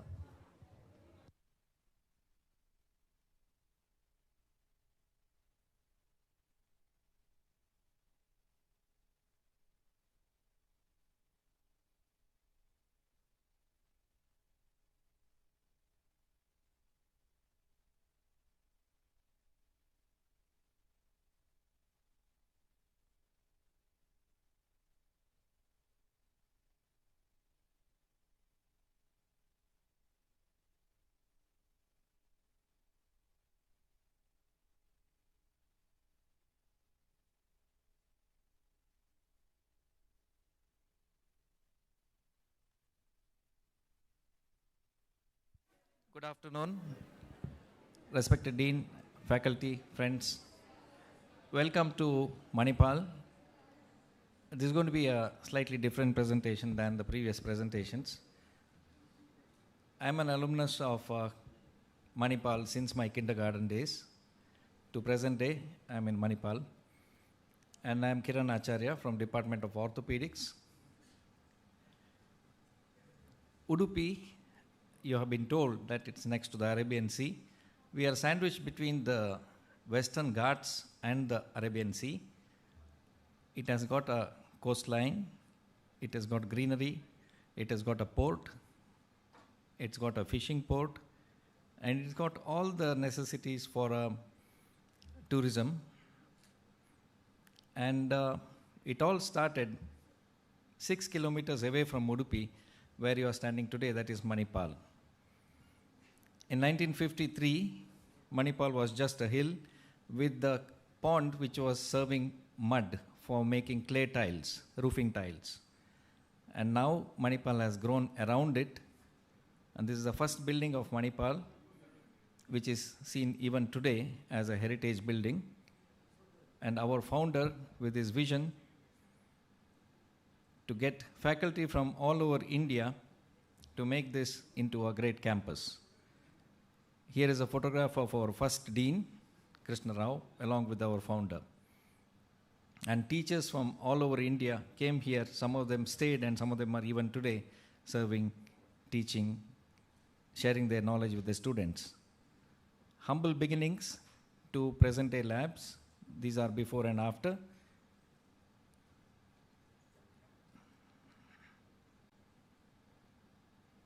This is a Tiger Circle, the famed Tiger Circle in 1960s.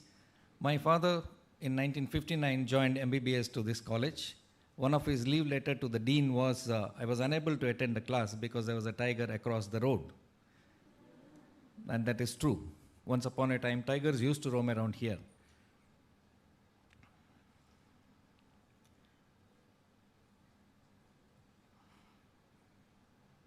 And Dr. Ramdas Pai took the institution to the next level, diversified into entered into various other countries with medical and engineering institutions.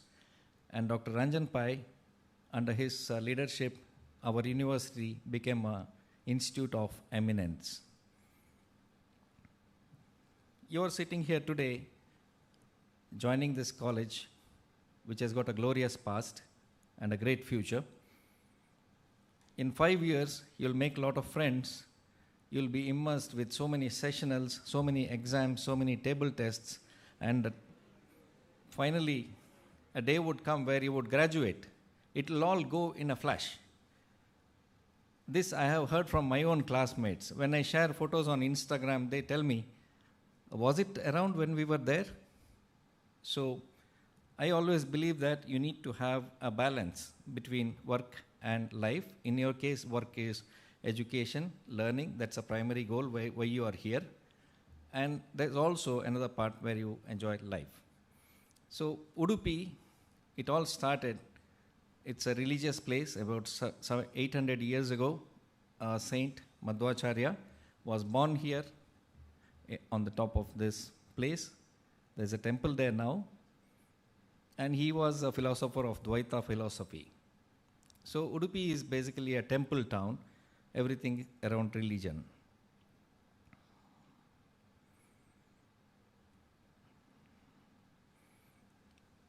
And Udupi and coastal architecture is quite famous. If you just venture out of the campus, you will see a heritage village where traditional houses have been relocated from villages and assembled here. Within the campus, also you will see scenic points and temples, and also sculptures of great people.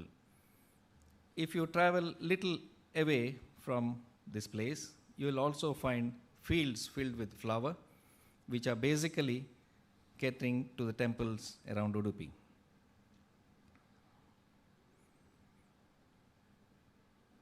Udupi is centered around, everything is built in Udupi around the Krishna temple, and Lord Krishna is the deity.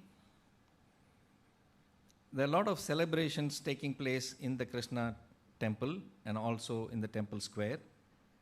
You must participate and visit this place to get the essence of the place. Still, even today, the 8 mathas around the Krishna temple teach Sanskrit language and Vedas to disciples who are interested. Even before the government started the midday meal schemes, Udupi temple was serving midday meals to school-going children and surrounding hospital patients. And festivals always are helpful to the economy. So there are a lot of festivals in Udupi. and festivals also attract a lot of entertainment. One of the local folk arts is a tiger dance. During Krishna Janmashtami, you would be able to see this. Only place in the world where you'll see two-legged tigers.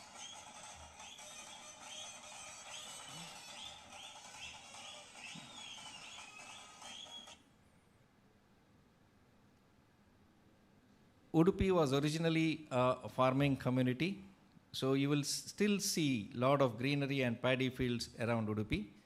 Once a harvest is over, the harvest festival, after the harvest festival, you get to see rural sports. This is a water buffalo race, usually held from first weekend of February to March. And during monsoon, there are also a lot of rural sports which take place around the fertile paddy fields. This is all just 6 kilometers around Manipal, not very far. During rainy season, there are monsoon sports in the paddy fields.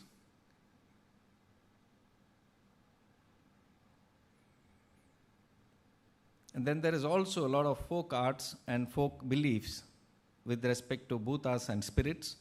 Right across the road from the institute, there is a Daivasthana where the local deities are remembered at least once or twice a year.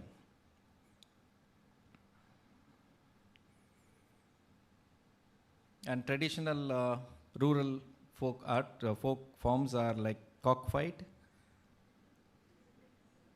Another folk art form is Yakshagana.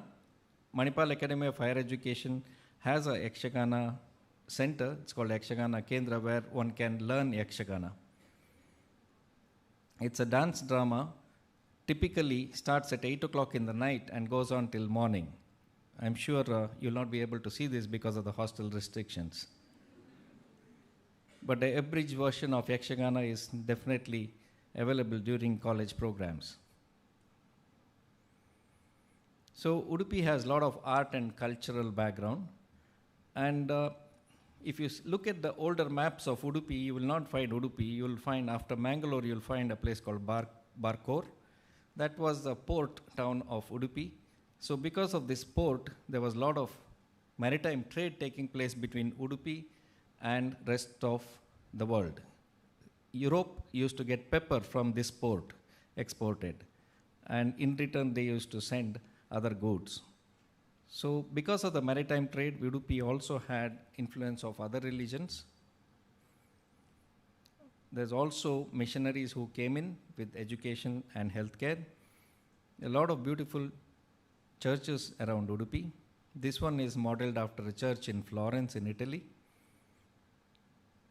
This you would have seen while entering Manipal from the highway. There are others which are shaped like ships and a lighthouse. Very close to Manipal, down the hill, you will find Perampalli Church with the look-alike bell tower from Pisa. But this one is not leaning, this is an optical aberration due to my photography. There are other religions also which are in peaceful coexistence in Udupi. That's Jainism. This is a Jain temple in the middle of a lake. And this is from a place of our dean, Karkala Sharat Rao, place called Karkala, where there is a statue of Gomateshwar. This is the second largest in Karnataka. There is a lot of nature. You have been warned already that not to venture into the Arabian Sea, but no harm in appreciating its beauty and its wilderness. There is a scenic drive from Malpe to Kapu Beach, which is about 17 kilometers, which gives you this view. And believe me, any time of the year, this has one of the most spectacular sunsets. And every evening, you get to see this. This has been shot by me with my simple phone.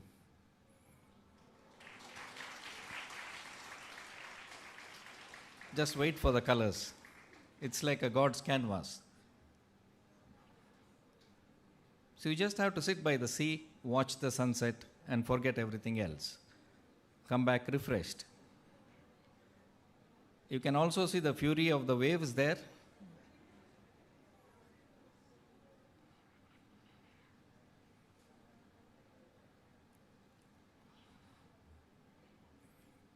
We also have evolving tourism with the boat houses. And when you are in this place, during your vacations, if you are not able to go home, there are a lot of places to look around, a day trip maybe. One of them is second highest waterfall in our country, that's Joke Falls, which is the second power project of the state. And during monsoon, it has a full glory. The waterfall is so powerful, we lost one of our drones while filming this, but we got the footage.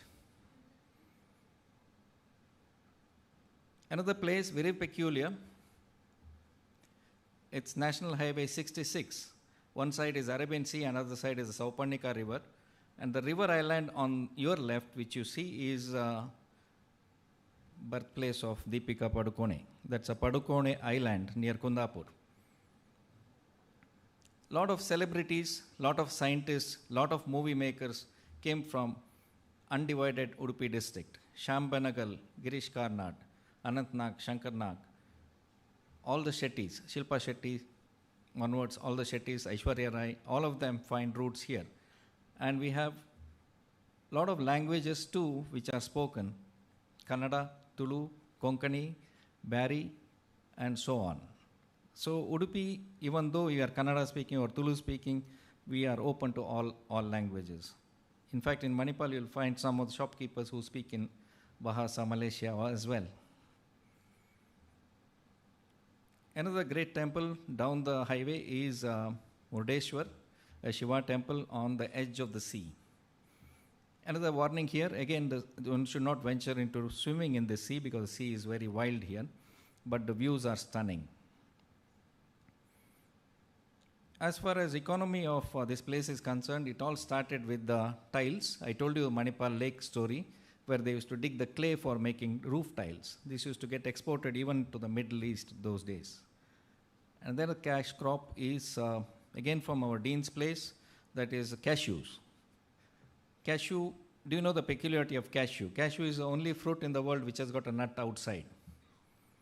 So it's grown plenty in Udupi district. Udupi is also a birthplace for many banks, 5 of them. Also the birthplace for a concept of savings through banks. But Udupi, wherever in the world, you'll find Udupi sign in the restaurants, Udupi restaurants, because Udupi was famous for cuisine all the time, because we absorbed cuisine from so many sources, Portuguese, Dutch, or other places, and also known for Udupi fast food. And there's a story, the middle picture is, there's a story that when they landed on moon, they were given a cup of coffee by a Udupi restaurant.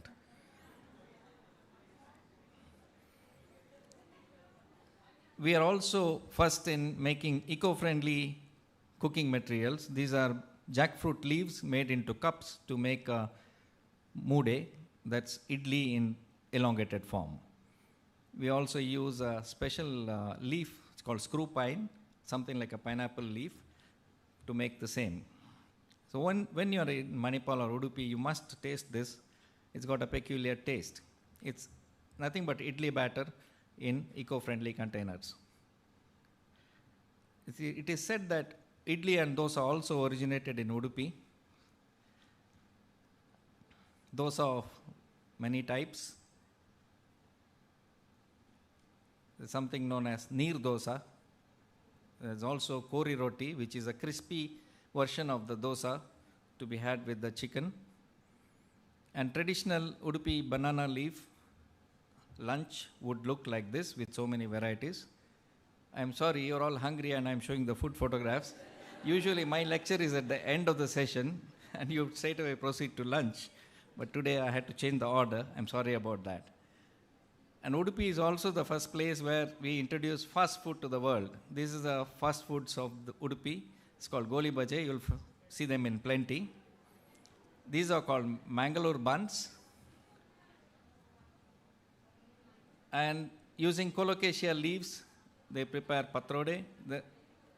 And non-vegetarians need not feel bad. There are plenty of options because we live next to the sea. There are a lot of seafood available. So the next years of Manipal stay, you get to see a variety of preparations, variety of street food as well.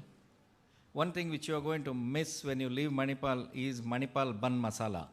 There are a lot of YouTube videos on that. Manipal bun masala. Google and see.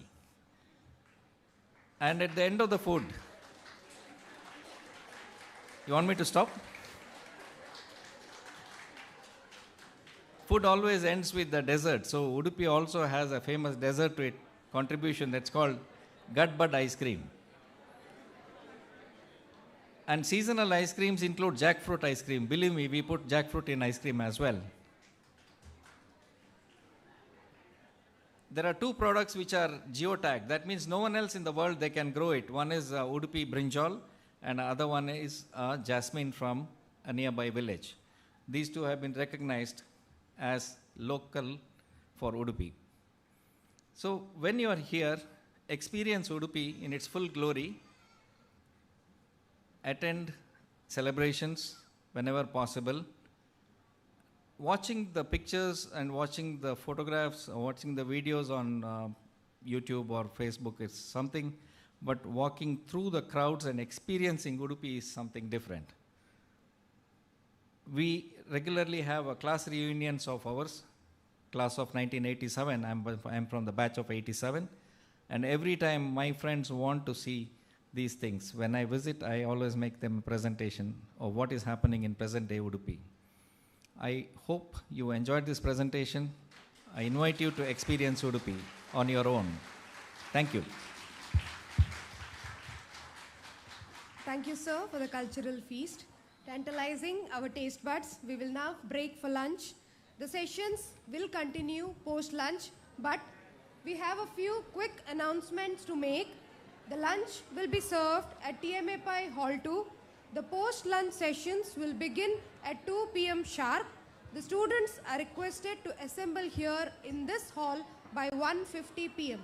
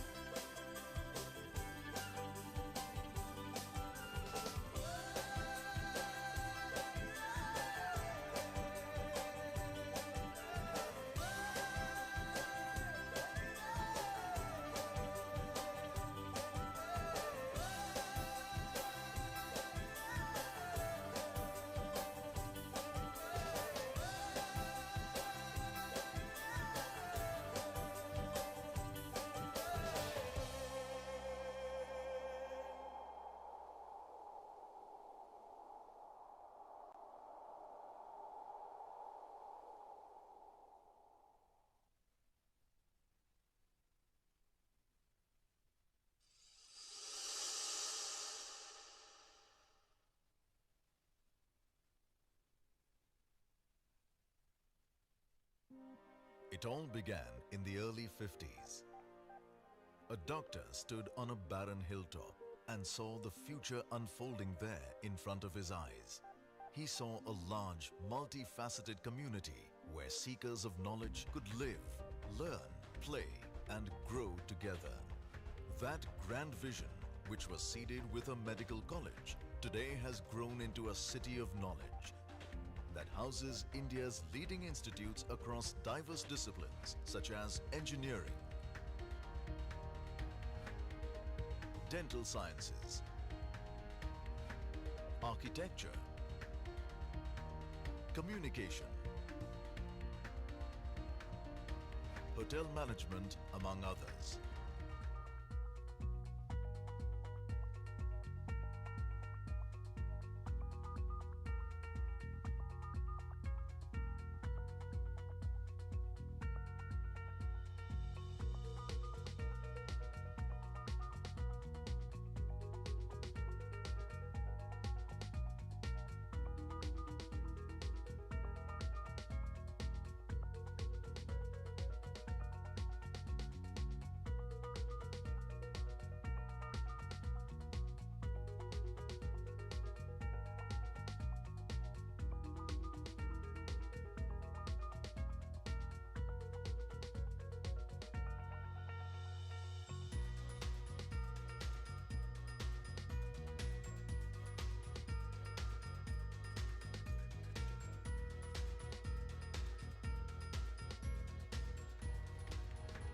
And for over 25,000 students from 53 countries across the globe. Manipal University is the preferred knowledge destination. Life is creation, growth, and regeneration. From these tiny reminders of life's creative force came the inspiration for Green Manipal, a movement dedicated to making Manipal a sustainable eco-campus. Rainwater harvesting, solid waste management, proactive energy conservation, wastewater recycling. We do everything we can to transform our urban environment into a life-giving, enriching one. Our state-of-the-art infrastructure and green innovations are evident in our abundant natural canvases at the Manipal campus, one of the 3 rare universities to rank 2nd in India and 78th on the UI Green Metric ranking of world universities. We are proud to have the Center for Atomic and Molecular Physics on our campus, one of the largest spectroscopy facilities in the subcontinent and a leading center for research. We believe a library should be an ocean of knowledge where the mind can explore uncharted territories. That's why our libraries are some of the largest in Asia. Our state-of-the-art health sciences library is spread over 150,000 square feet.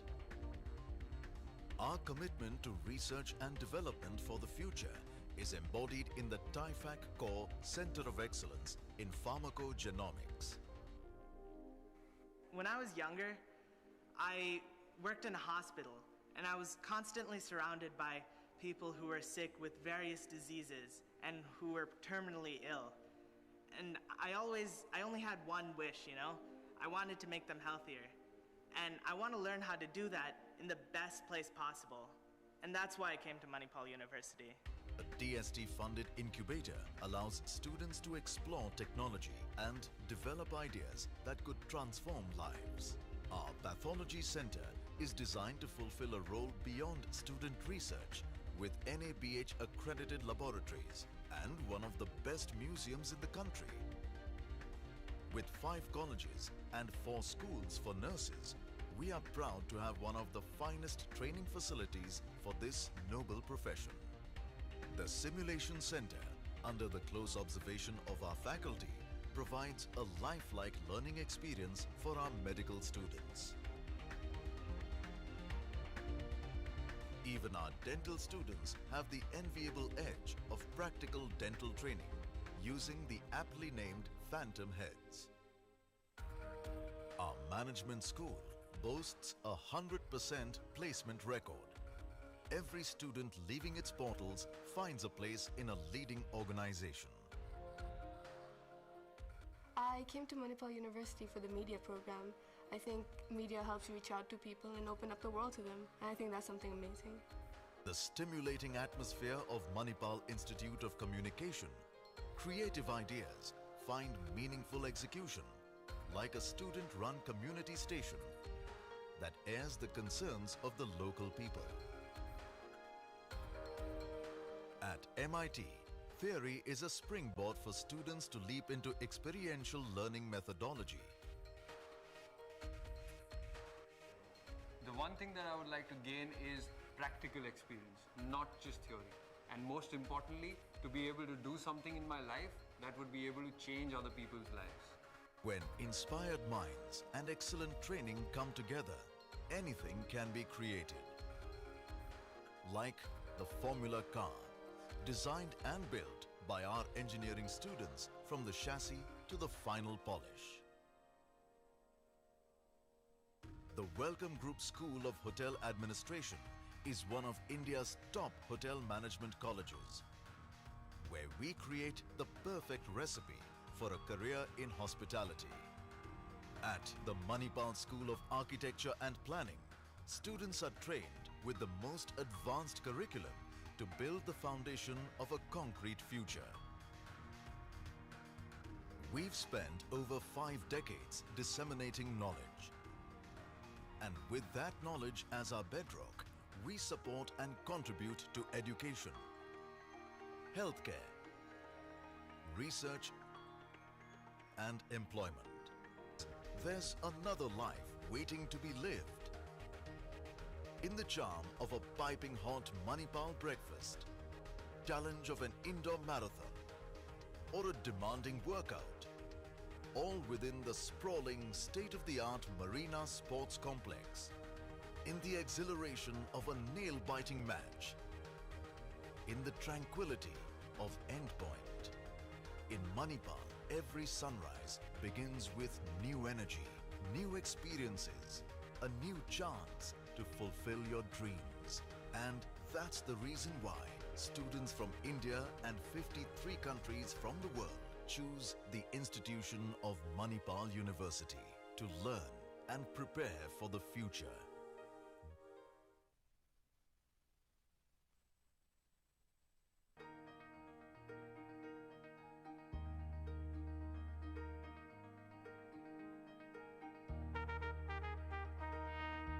Overall, I'm very happy with my decision. It may not be the exact original decision I had in mind at first chance, but when I came here and when I experienced the environment, I realized that this is perhaps the perfect place for me to pursue what I want to. It's an excellent campus. They let us focus on research, they promote us, and they push us to do a lot of things. And I think the academics overall here is really great. And they help you pursue whatever you want to, and everyone here is really supportive. So in a way, they help you achieve your dream.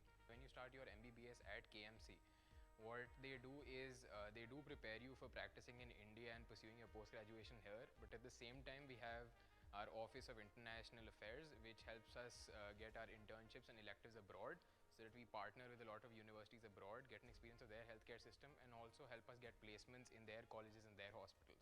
So we really get to choose where we'll work and where we'll study. The KMC campus is great. It's huge and it's spread out over, I don't even know, it's really big. And it's open and it's friendly, and once you come here, you see that you want to be here. One of the best that I've ever seen. I've been for 6 years over here, but I've been super massively really impressed by the infrastructure. Like no other college or no other top medical college which they claim has such a kind of infrastructure. You see government colleges, I don't want to take names, but you see government colleges, there are lots of patients, I agree. But when it comes to infrastructure, they're really poor at infrastructure. There'll be no proper lab facilities available. MRI, CT scans won't be available. Even if they're available, it won't be working sometimes. And the lab reports take 2 to 3 days to come. Here you give a blood test or a scan or something, it just comes in a matter of 3 to 4 hours. So it is really amazing. Medical college needs to have a fully fledged and a well-established hospital is what I feel. Not just the patient load. Patient load will be there even in a lot of other colleges, but you need to have the infrastructure to manage these patients. There is no point in having having so many patients, and for some other special investigation you have to send a patient to some other college, some other private establishment. So that is not acceptable. KMC as a college encourages our staff members to attend conferences, go abroad, go and attend conferences, have combined research programs with other universities, other departments in different parts of the world. So I think that's a good motivation for every staff members, and most of our staff members not only are known in India, but they are also known internationally. Kasturba Medical College is unique, even though it's a private medical college, because of the reputation. It's a hospital, is a good hospital with a tertiary care and primary care. So many patients are there. At the same time, medical college side, adequate number of senior faculty are there. So that's the reason why this is something unique of the reputation of the college, because of the faculty as well as the hospital. KMC is consistently ranked within number 10 if you take India Today Week or Times of India. I think the most important thing why it happens every year is our student population. Our pattern of teaching is little bit different. At the end of, you know that the students come to us at teenage, 18, 19. When they go out of the college, they are mature, professional adults. And we have got a great responsibility to make them compassionate, caring physicians. Not only that, but finally good human beings in the society. So that has been our aim in KMC. It's not that we are teaching them and educating them. We are also improving their co-curricular and extracurricular activities. I think one of the greatest things about Manipal, apart from the academics, is that it's a very researcher friendly and also very sport friendly, because we have a lot of facilities for those who want to pursue athletics. Especially we have this indoor arena called Marina, which is the perfect gym and sports authority. So I used to play a lot of cricket when I was a kid growing up, and I played it a lot till the age of 13. I did dream one day I'd become a cricketer too. And when I came here, KMC created its own version of a T20 league called the KTPL, which put together a mock auction, a full set of rules, ground rules and teams, and we had a full league that was telecasted over Facebook, and we had a proper auction with proper teams and captains, and of course a proper trophy ceremony for the team that won. And of course we were very happy to reach the finals. My message to any student who wants to pursue MBBS is that I understand that the race you're in right now seems like a really tough race, and it seems like a short race. It's not a short race, it's a very long race, and there's a lot of hard work ahead of you. But the thing about MBBS is that the rewards are countless, and that it's the most respected profession in the world. So once you become a doctor, you have the biggest reward in the world, which is the respect of everyone around you. And also that if there's one place you want to pursue MBBS, it's here, because it's the perfect environment, and also you've got the best teachers in the country.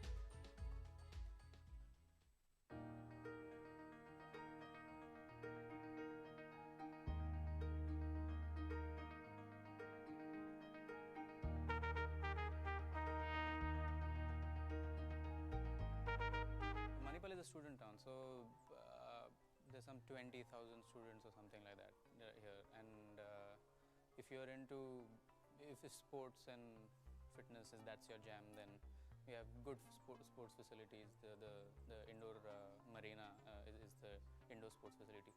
Quite nice. Library, we have all the materials, whatever we need in NAR, and even if we don't have, like they make sure that we get it up to date. Beaches and things of that sort is your jam. Then all along the Konkan coast, just hop on a train, get off at any station, and there's a coastline there. Kapu Beach is like, whenever I go there, I feel like the Alice in Wonderland. It's very beautiful because it has a lighthouse and has all the black rocks and all that. It's a cheap place to live in. It's full of young people, and if you're willing to venture out of your college, then it's quite nice.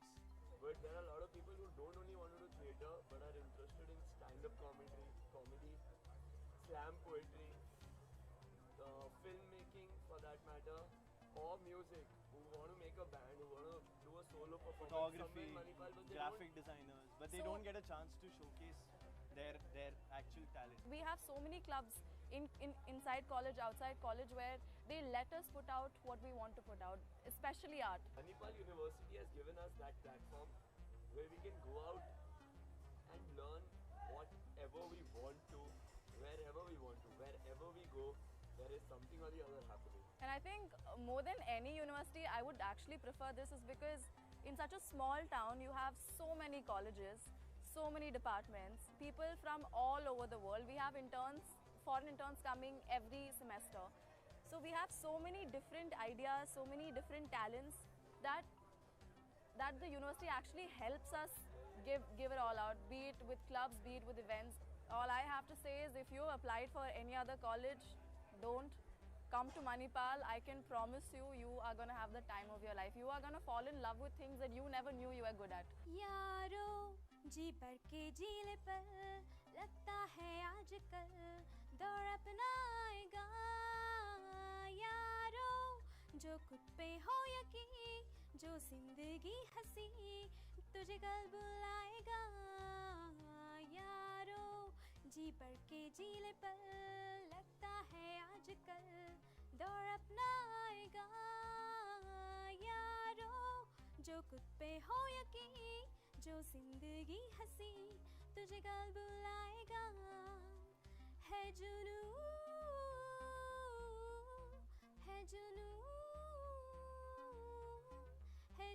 साचीने में है जुनू साचीने में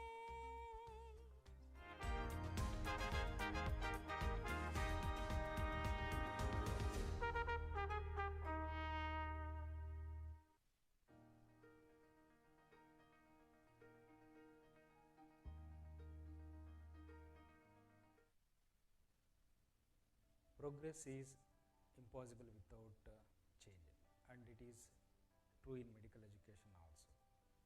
Innovations in technologies and devices have brought a lot of revolution in medical education.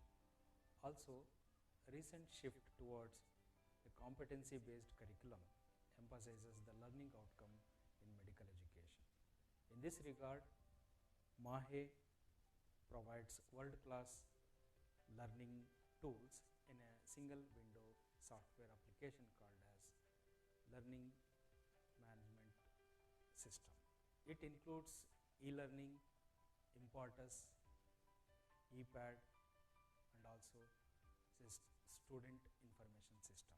In e-learning platform, teachers can create and deliver the contents either in the form of PowerPoint slide presentations or multimedia tools. They can give assignment, create test, quizzes, and assess the student performance. The student in turn can access these lecture contents online everywhere. They can log into the test and as well as the quizzes and submit them online. The student can also assess their performances. Secondly, our interact lecture halls are provided with lecture capture solutions called Importus. Importus capture the lecture while delivering, including the screen, PowerPoint presentations as well as the audio. Later, teacher can review his lecture, he can edit and release across the campus. It not only helps the teachers to improve their learning skills, or you can say the teaching skills, but also helps the student to view those lectures n number of times and gives an opportunity for those who miss the classes, and also they can interact with the teacher simultaneously. Third one is exam pad. To overcome from the disadvantages of present examination system like answer sheets, OMR sheets, digital scanning and online marking and other online computer based exams, MAHE adopted technologically advanced and paperless system called as exam pad system. It is a digital tablet with a special glass top that almost appears to be like a white sheet. Beforehand, we can feed all the students' data, including their biometrics. When they come to the examination hall, there is no need to bring the admit card, pen, pencils, whatever the requirements are necessary for the examination. Teachers can evaluate them and disperse the result very quickly. The last one is student information system. This system has all the details of the student, including their parents, as well as the grade books, academic curriculum, achievements, any awards and all. So here also the parents can view and they can track the students' performance as well as attendance regularly. It all began in the early 50s. A doctor stood on a barren hilltop and saw the future unfolding there in front of his eyes. He saw a large, multifaceted community where seekers of knowledge could live, learn, play, and grow together.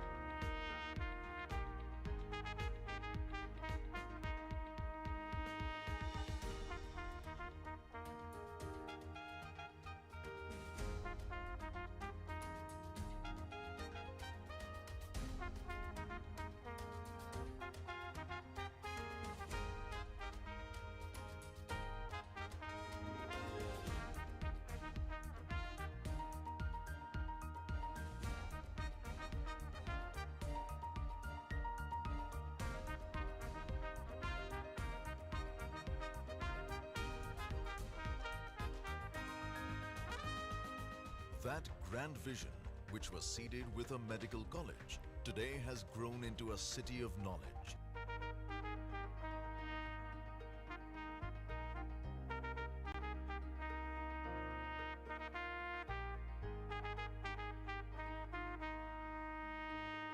One of the 3 rare universities to rank second in India and 78th on the UI Green Metric ranking of world universities. We believe a library should be an ocean of knowledge where the mind can explore uncharted territories. With 5 colleges and 4 schools for nurses, we are proud to have one of the finest training facilities for this noble profession.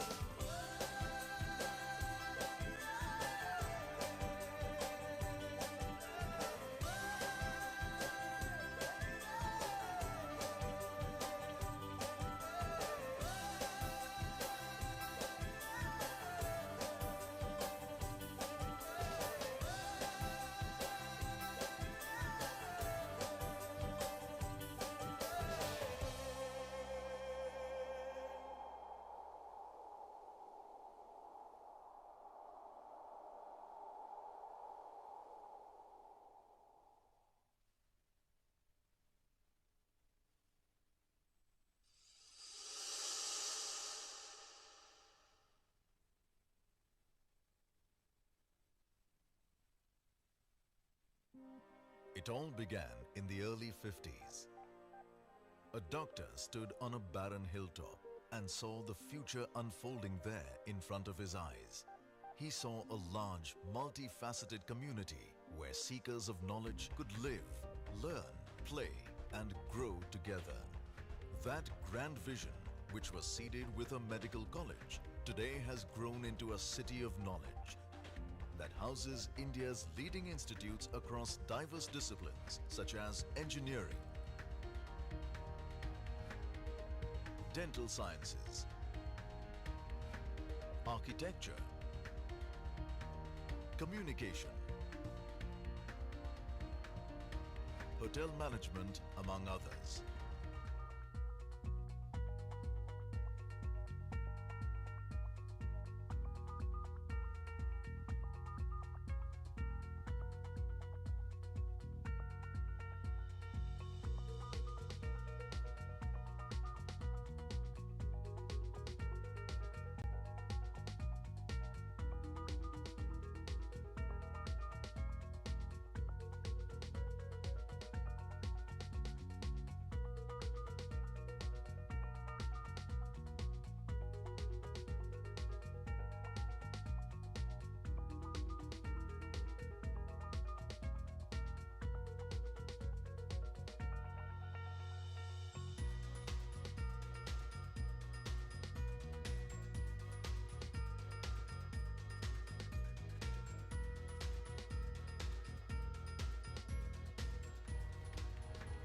And for over 25,000 students from 53 countries across the globe. Manipal University is the preferred knowledge destination. Life is creation, growth, and regeneration.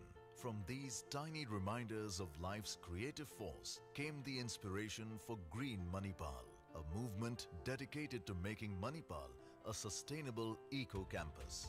Rainwater harvesting, solid waste management, proactive energy conservation, wastewater recycling.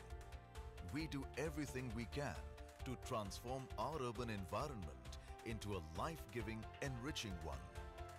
Our state-of-the-art infrastructure and green innovations are evident in our abundant natural canvases at the Manipal campus, one of the 3 rare universities to rank 2nd in India and 78th on the UI Green Metric ranking of world universities. We are proud to have the Center for Atomic and Molecular Physics on our campus, one of the largest spectroscopy facilities in the subcontinent and a leading center for research. We believe a library should be an ocean of knowledge where the mind can explore uncharted territories. That's why our libraries are some of the largest in Asia. Our state-of-the-art health sciences library is spread over 150,000 square feet. Our commitment to research and development for the future is embodied in the TIFAC Core Center of Excellence in Pharmacogenomics. When I was younger, I worked in a hospital, and I was constantly surrounded by people who were sick with various diseases and who were terminally ill. And I only had one wish, I wanted to make them healthier. And I want to learn how to do that in the best place possible. And that's why I came to Manipal University.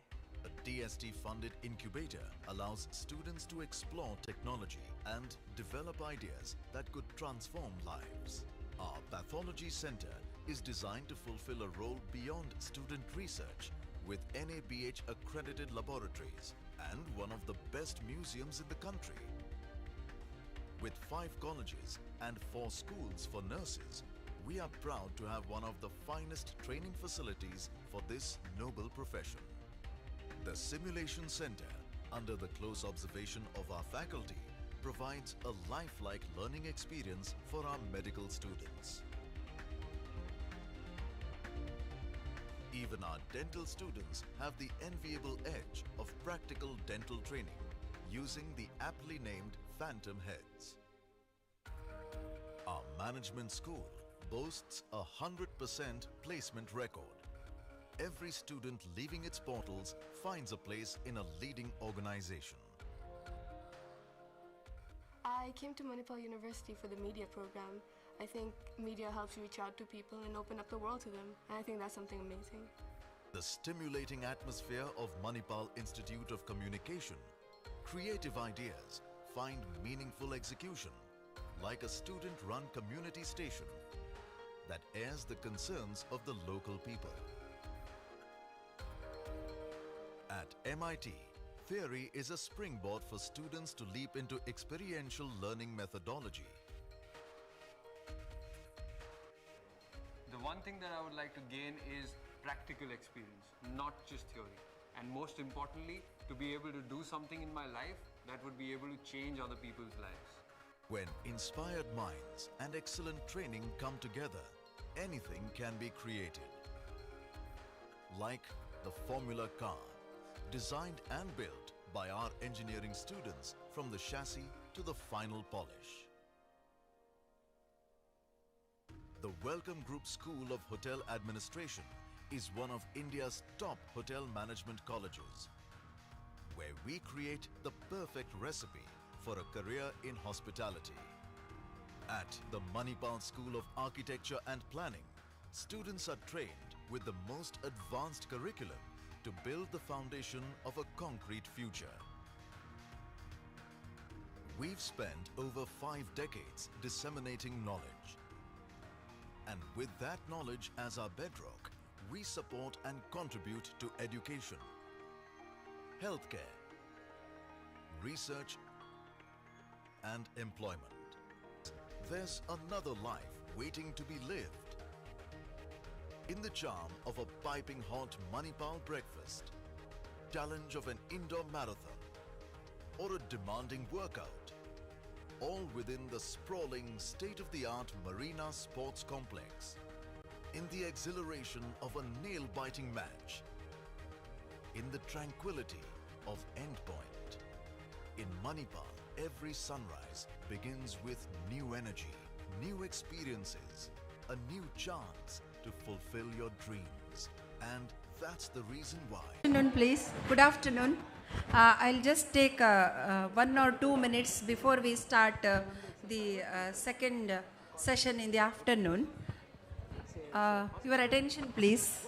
Cultural Coordination Committee Mahe presents Literary Conclave tomorrow online.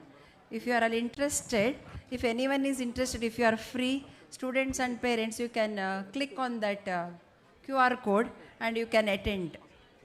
If anyone is interested, 7 eminent speakers have been called online. It will start at 9:30 in the morning. 9:30 a.m. it starts. If anyone is interested, students or parents, please click on the QR code and please attend. Tomorrow, Saturday, starts at 9:30 a.m. 7 eminent speakers we have invited. So, if you are all interested, please click on the QR code. Thank you. Caring physicians, not only that, but finally good human beings in the society. So that has been our aim in KMC. It's not that we are teaching them and educating them. We are also improving their co-curricular and extracurricular activities. I think one of the greatest things about Manipal, apart from the academic race, and it seems like a short race. It's not a short race, it's a very long race, and there's a lot of hard work ahead of you. But the thing about MBBS is that the rewards are countless and that it's the most respected profession in the world. So once you become a doctor, you have the biggest reward in the world, which is the respect of everyone around you. And also that if there's one place you want to pursue MBBS, it's here because it's the perfect environment, and also you've got the best teachers in the country.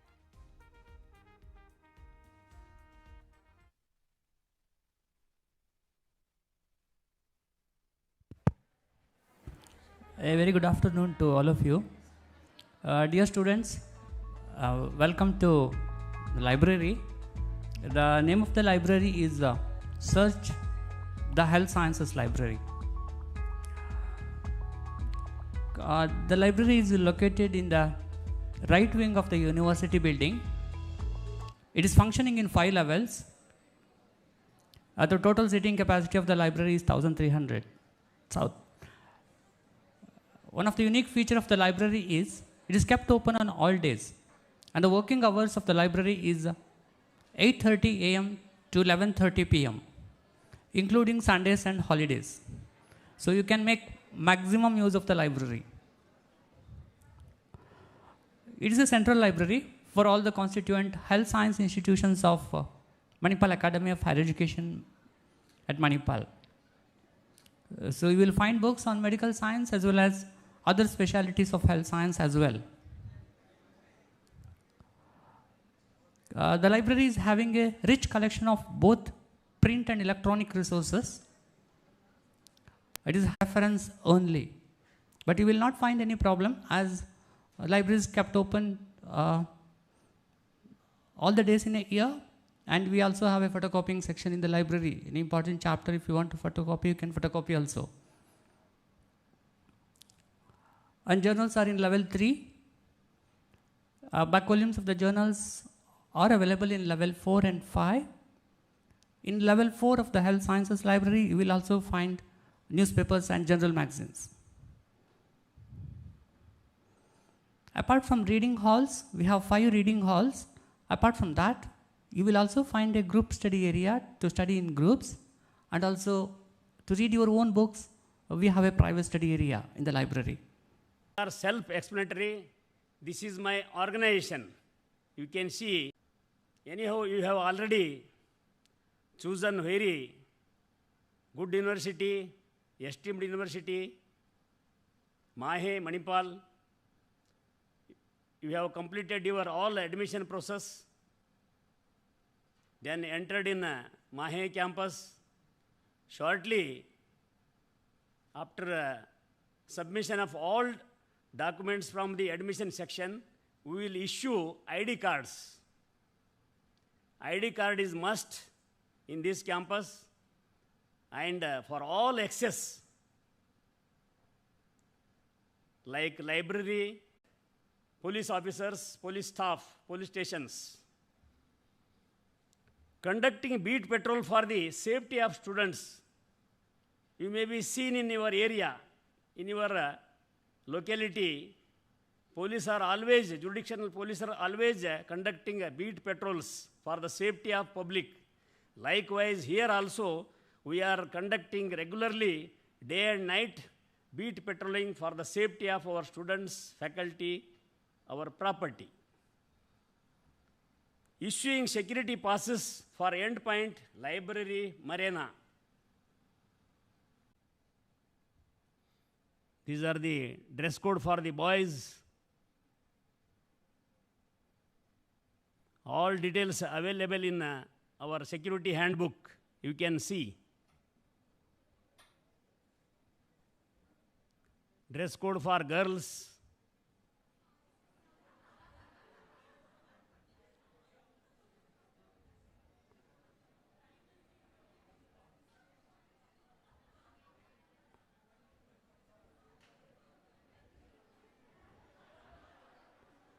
This is our campus patrol.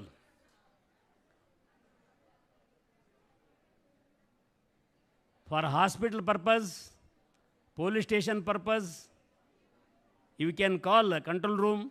Immediately, they will provide security, campus patrol. For any emergency, they will help you.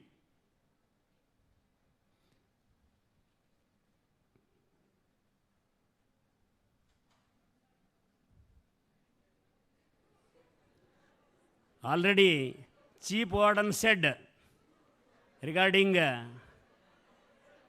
rough sea.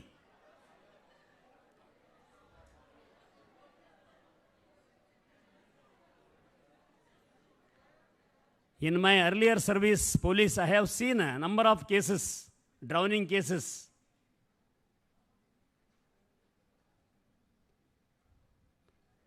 This is also trekking. Without safety, you don't go trekking.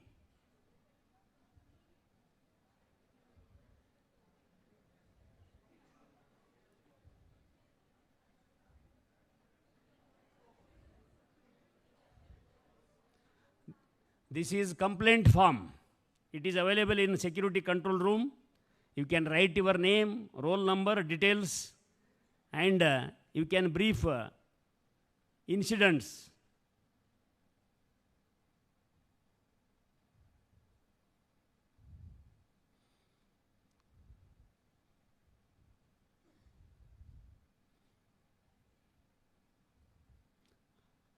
Lost and found related to ID cards, loss of ID cards, you can immediately approach 107 EDU building, room number, security office. Immediately, they will give you, after taking 500 rupees, they will issue duplicate card.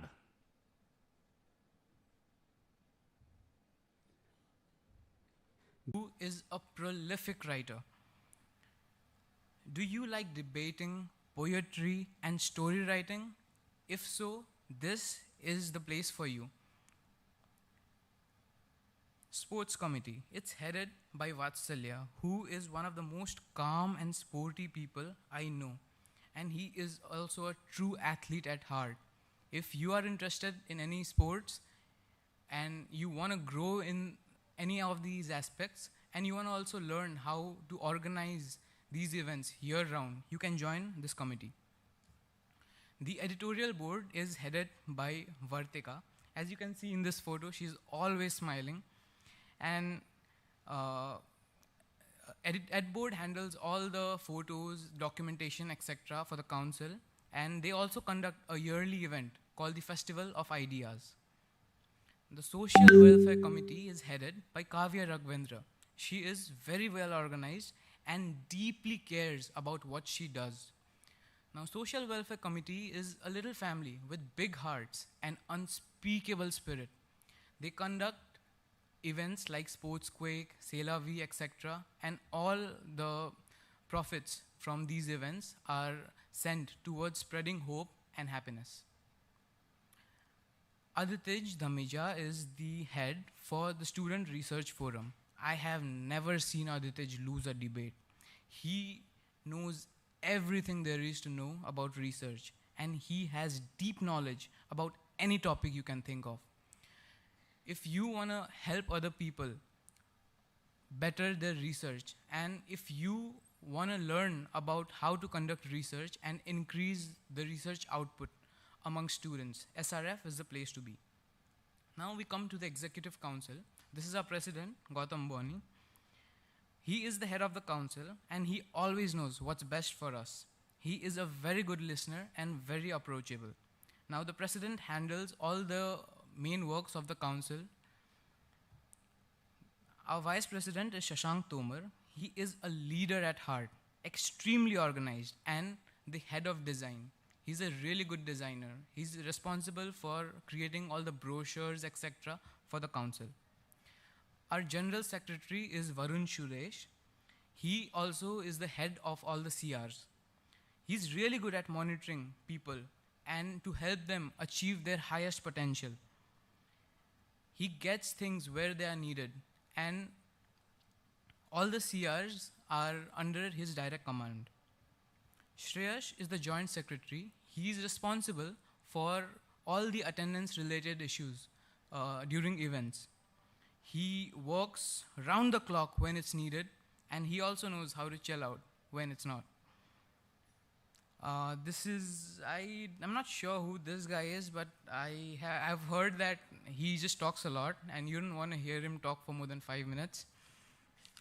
And this is Arvind sir, our faculty advisor for the Student Council. He has a central role in all the events. He is also an associate professor in the Department of Anatomy. He'll make you fall in love with the subject, and he'll guide you through the most difficult portions for your first year. The CRs are the backbone of our council. They are the conduit of information between office, department, and the students. They'll be your batchmates who will provide you all the important and relevant information that you need to know from the university. These are the contact details for all the members of the Student Council.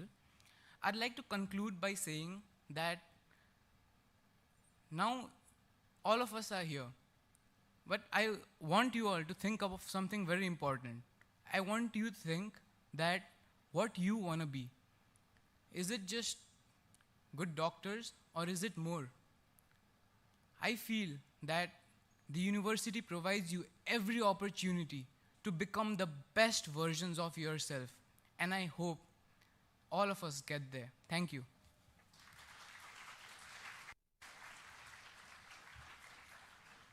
Thank you, Ayush. We at KMC Manipal understand that our students need support in every step of their lives. In this regard, I request Dr. Shobha U. Kamath, Additional Professor of Biochemistry, KMC Manipal, and the Coordinator of Mentor Cell to brief us about the objectives of the Mentor Cell.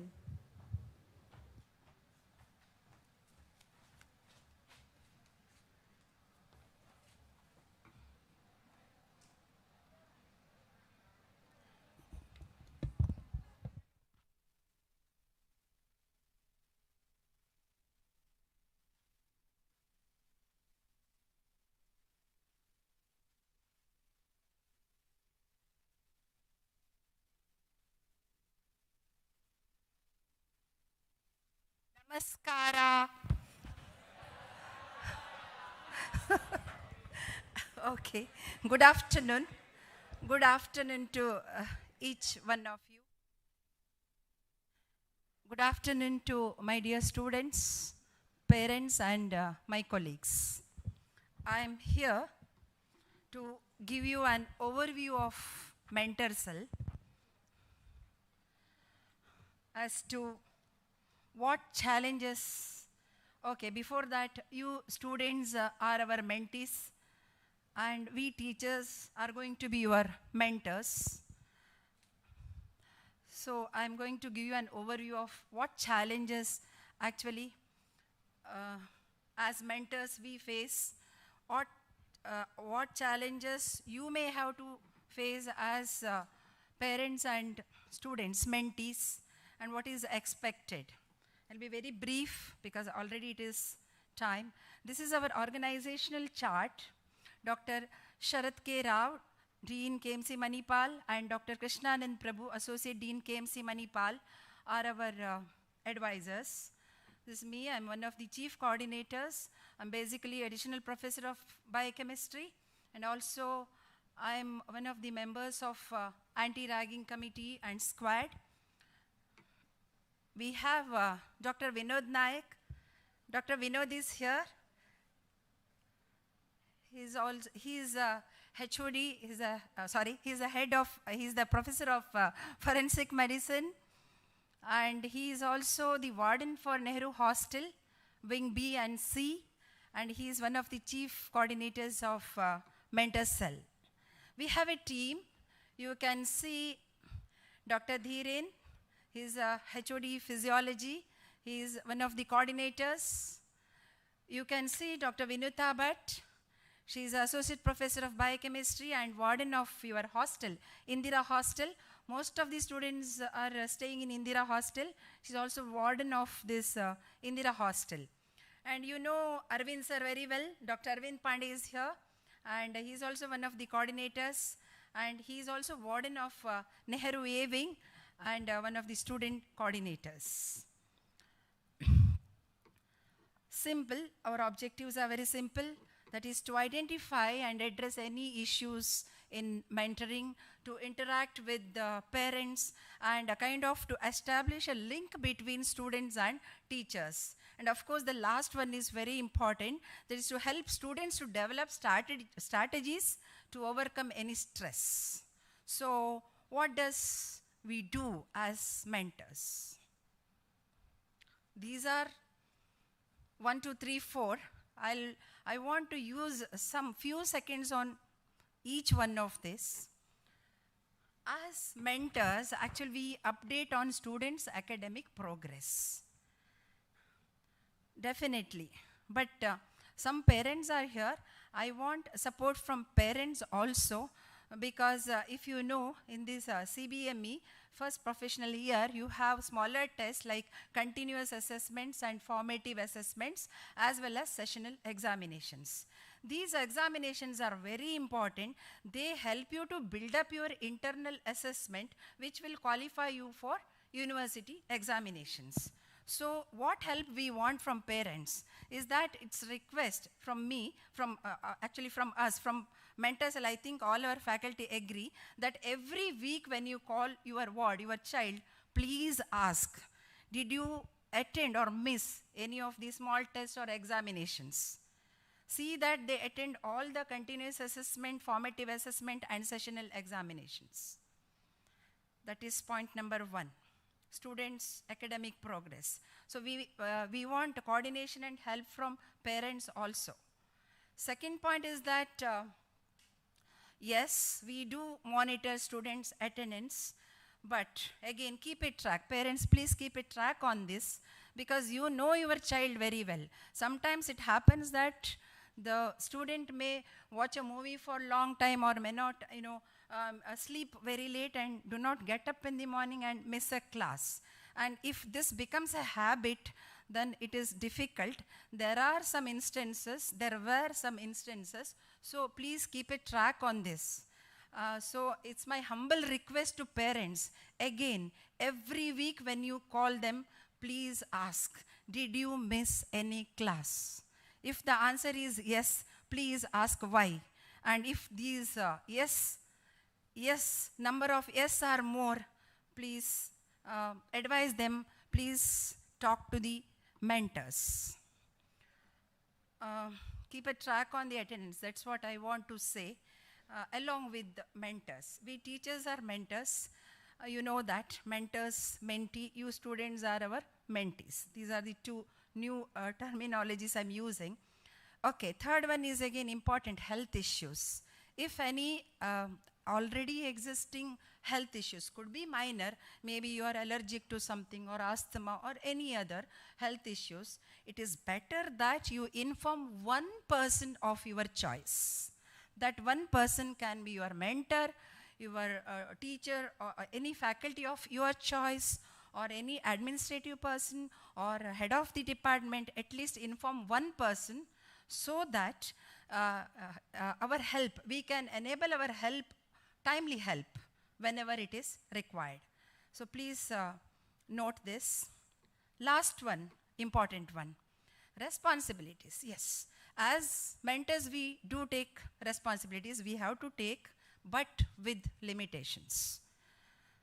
So planned leaves, I want to say a few words here, that planned leaves, okay, you want to go on short vacation or for 2 days leaves, even then, first professional year, parents are supposed to communicate with mentors or HOD and mentors or HOD, mentors and HOD, head of the department, plus it is better to communicate with the chief warden and warden of the hostel, because any unplanned leaves we are not going to sign or we are not going to allow in first professional year.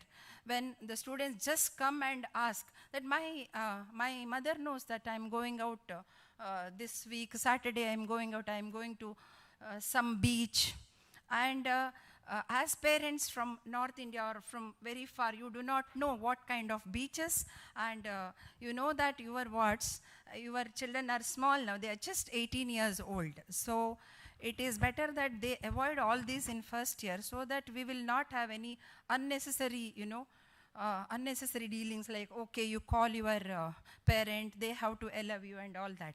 So unplanned any vacation or leaves, we are not going to sign, because this is a request from all our faculty members. Last year we had some few problems, so please see to it that. And even if you want your child to come and stay with you outside the campus when you are here in Manipal, please see to it that you inform the warden, you inform the mentor that your child is going to stay with you in the hotel outside. Yes, most of you have left your home first time, for longer time. So these are the few frequently encountered situations you are going to face. You agree with me? Yes or no? Yes or no? Okay.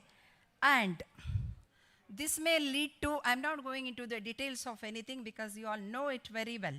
But these all, or one of them, okay, we have come across. So these all, or one of them may lead to lack of consistency and finally lack of interest, okay, and losing focus from academics, which should not happen, definitely. So as our Pro-Chancellor Dr. H.S. Ballal said in the morning, you were there during his speech, he said, MAHE encourages lot of sports, cultural, literary and other co-curricular and extracurricular activities. But identifying the interest is very important. So mentors also do play a role here, that mentors help you to identify your interests, okay, and they help you to go further, develop further in that particular interest, whether it could be, it could be cultural or sports or literary, okay, which will render a holistic approach to higher education. A mentor may also develop, help you to develop research ideas, may guide you and even inspire you to, write a publication, publish a manuscript. Okay, so mentors can do a lot of things, provided you go talk to them, you have a meetings with them and you discuss with them.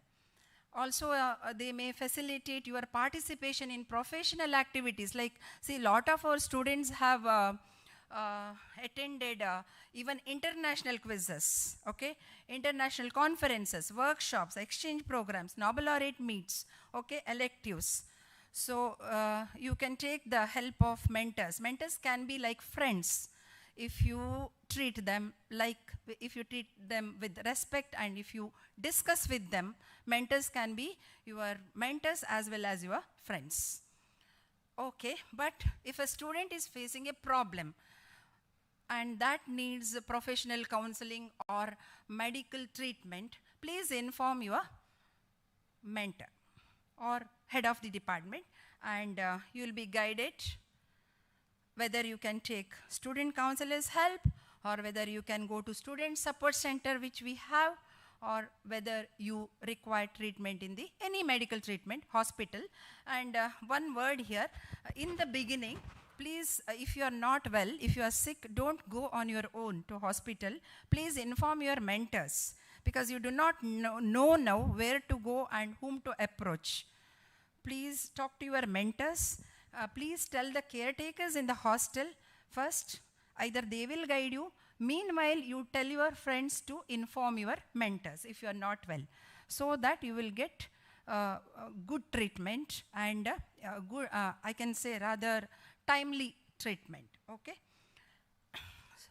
Mentorship is one of the best practices of our institution, Kasturba Medical College, Manipal. And we consider that it is our responsibility and ability to serve others. Even then, as mentors, we do face challenges, because many a times we are not able to get through mentees or parents, or lack of cooperation from the mentees to help, to seek help rather, like why should I go and ask, or I can do it on my own. You can do it definitely, but study the situation, and if it's required, please take help. And we mentors are available round the clock, that is at times of need, emergency, round the clock. Otherwise, if you want to meet mentors, please fix up a appointment with them. You will get their mail IDs, you will get their phone number, and you come and talk to them. Otherwise, in case of emergencies, you can call anytime. And I suggest first professional year, first 2 months, you meet the mentors weekly once. After that, it can be fortnightly or monthly once. If you want to meet for more number of times, you are welcome, okay? But at least you can fix as many as meetings with your mentors. It is between you and your mentor. Mentors are your teachers also, so it is between you and your teachers, your mentors. 3 A's to remember: attention, attendance, and academics. I remember Dr. Sharath Rao, our dean, in the morning he said you have to follow ABCD. What are those ABCD? Positive attitude. B is, yeah, that is appropriate behavior, I would say. And C is communication, excellent communication. And what is D? D is discipline. Best discipline will enable you maintain this attention, attendance, and academics. Okay, but for unknown reasons, if you go down in any one of these three, don't worry, okay? You should meet HODs or mentors or any faculty of your choice or even dean. Don't feel low. Discuss with them. Accept their advices with open mind. Work on it. That's the message I want to give. As a teacher in me actually speaks before anything. So I just want to say this, that please accept the advices and then work on it. And parents, again, one more request. Once again, please ask your children when you call them. Frequently keep asking them whether they have attended all the classes, whether they have attended all the classes, whether they have attended all the exams, tests. Please ask.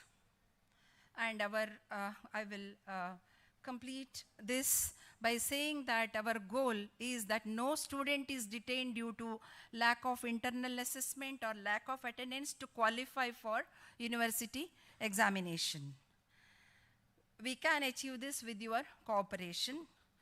So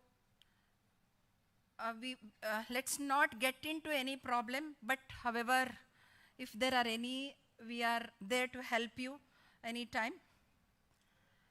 With this, this is what I want to say from Mentor Cell. Now I will do the allotment for this batch, first MBBS batch 2022.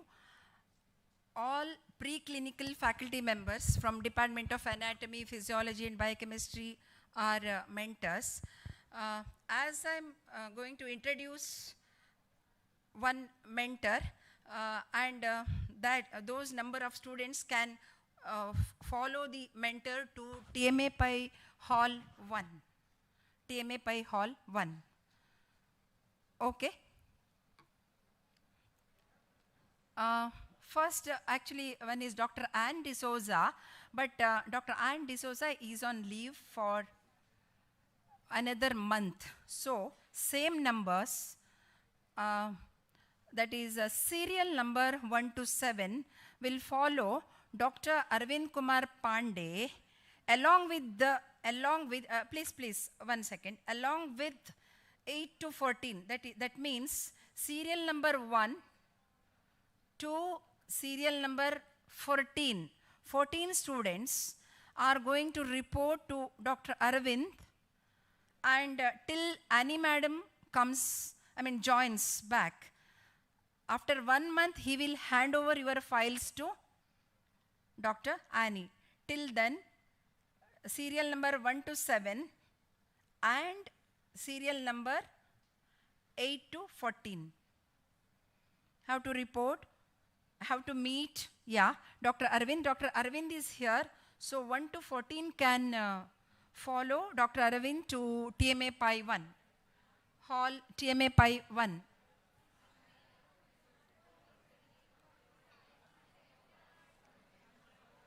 As they go, I will also, then we have serial number 15 to 21 can follow. Dr. Prakash Babu is here. Dr. Prakash Babu, Associate Professor of Anatomy, is here. Serial number 15 to 21 can follow Dr. Prakash Babu. Prakash Babu sir is here. Dr. Chandani, are you there? Dr. Chandani is in TMA Pi Hall 1. Serial number 22 to 29, please go to TMA Pi Hall 1.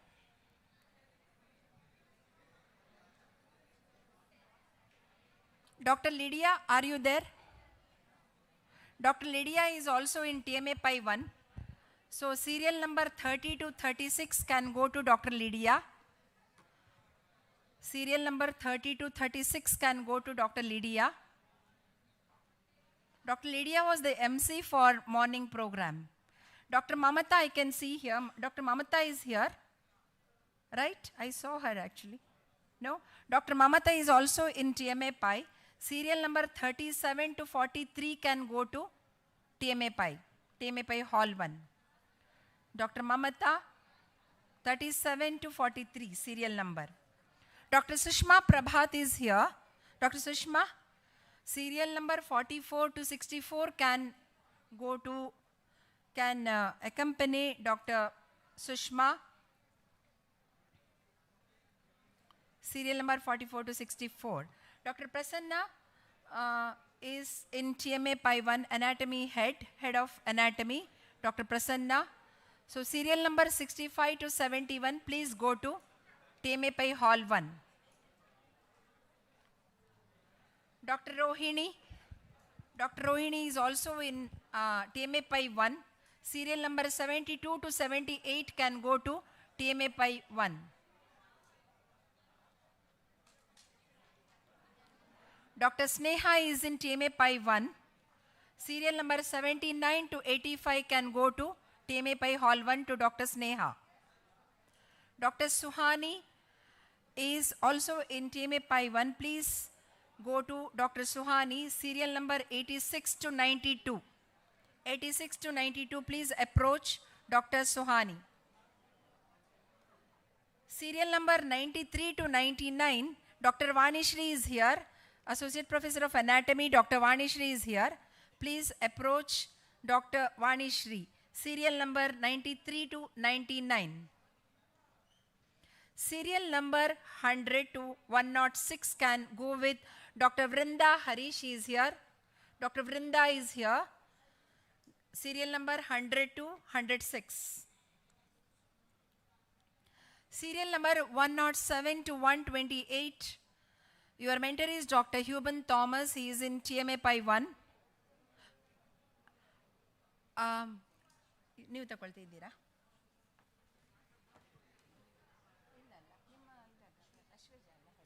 Dr. Ashwija is here. Serial number 107 to 128. Ashwija, please come. Serial number 107 to 128 can approach Dr. Ashwija. Dr. Huben is on leave, so please approach Dr. Ashwija. Serial number 107 to 128. Dr. Murali is here. Serial number 129 to 135 can approach Dr. Murali. Dr. Dhiren is here. Serial number 136 to 142.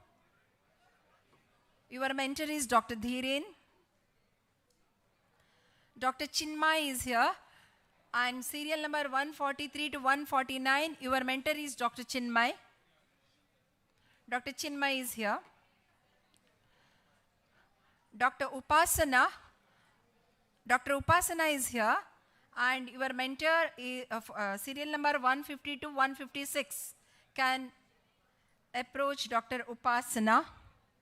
Dr. Pallavi is here. Serial number 157 to 163. Dr. Pallavi is here. Just a moment. Dr. Sivakumar is here. Serial number 164 to 170.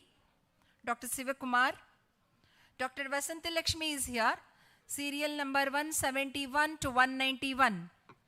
171 to 191. Dr. Manjula is on leave, so Dr. Nanda, can you come here? Dr. Nanda till Manjula ma'am joins back. Dr. Nanda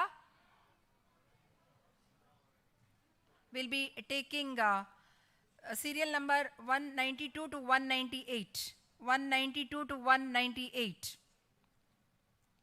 Dr. Krishnamurthy Prabhu is here. Serial number 199 to 205. Dr. Krishnamurthy will be your mentor. Serial number 206 to 212. Dr. Sucheta is your mentor. Dr. Sucheta is here. Serial number 206 to 212. Dr. Sanu Susan is here. Serial number 213 to 219. Can approach Dr. Sanu. 213 to 219. Dr. Vijeta Shana is here. Serial number 220 to 226. Vijeta, Dr. Vijeta is here.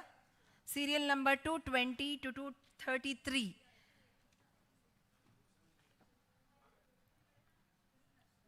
Dr. Vinuta Bhatt is here. Serial number 227 to 233. And Dr. Shivananda Baliga is here. Serial number 234 to 236. Thank you.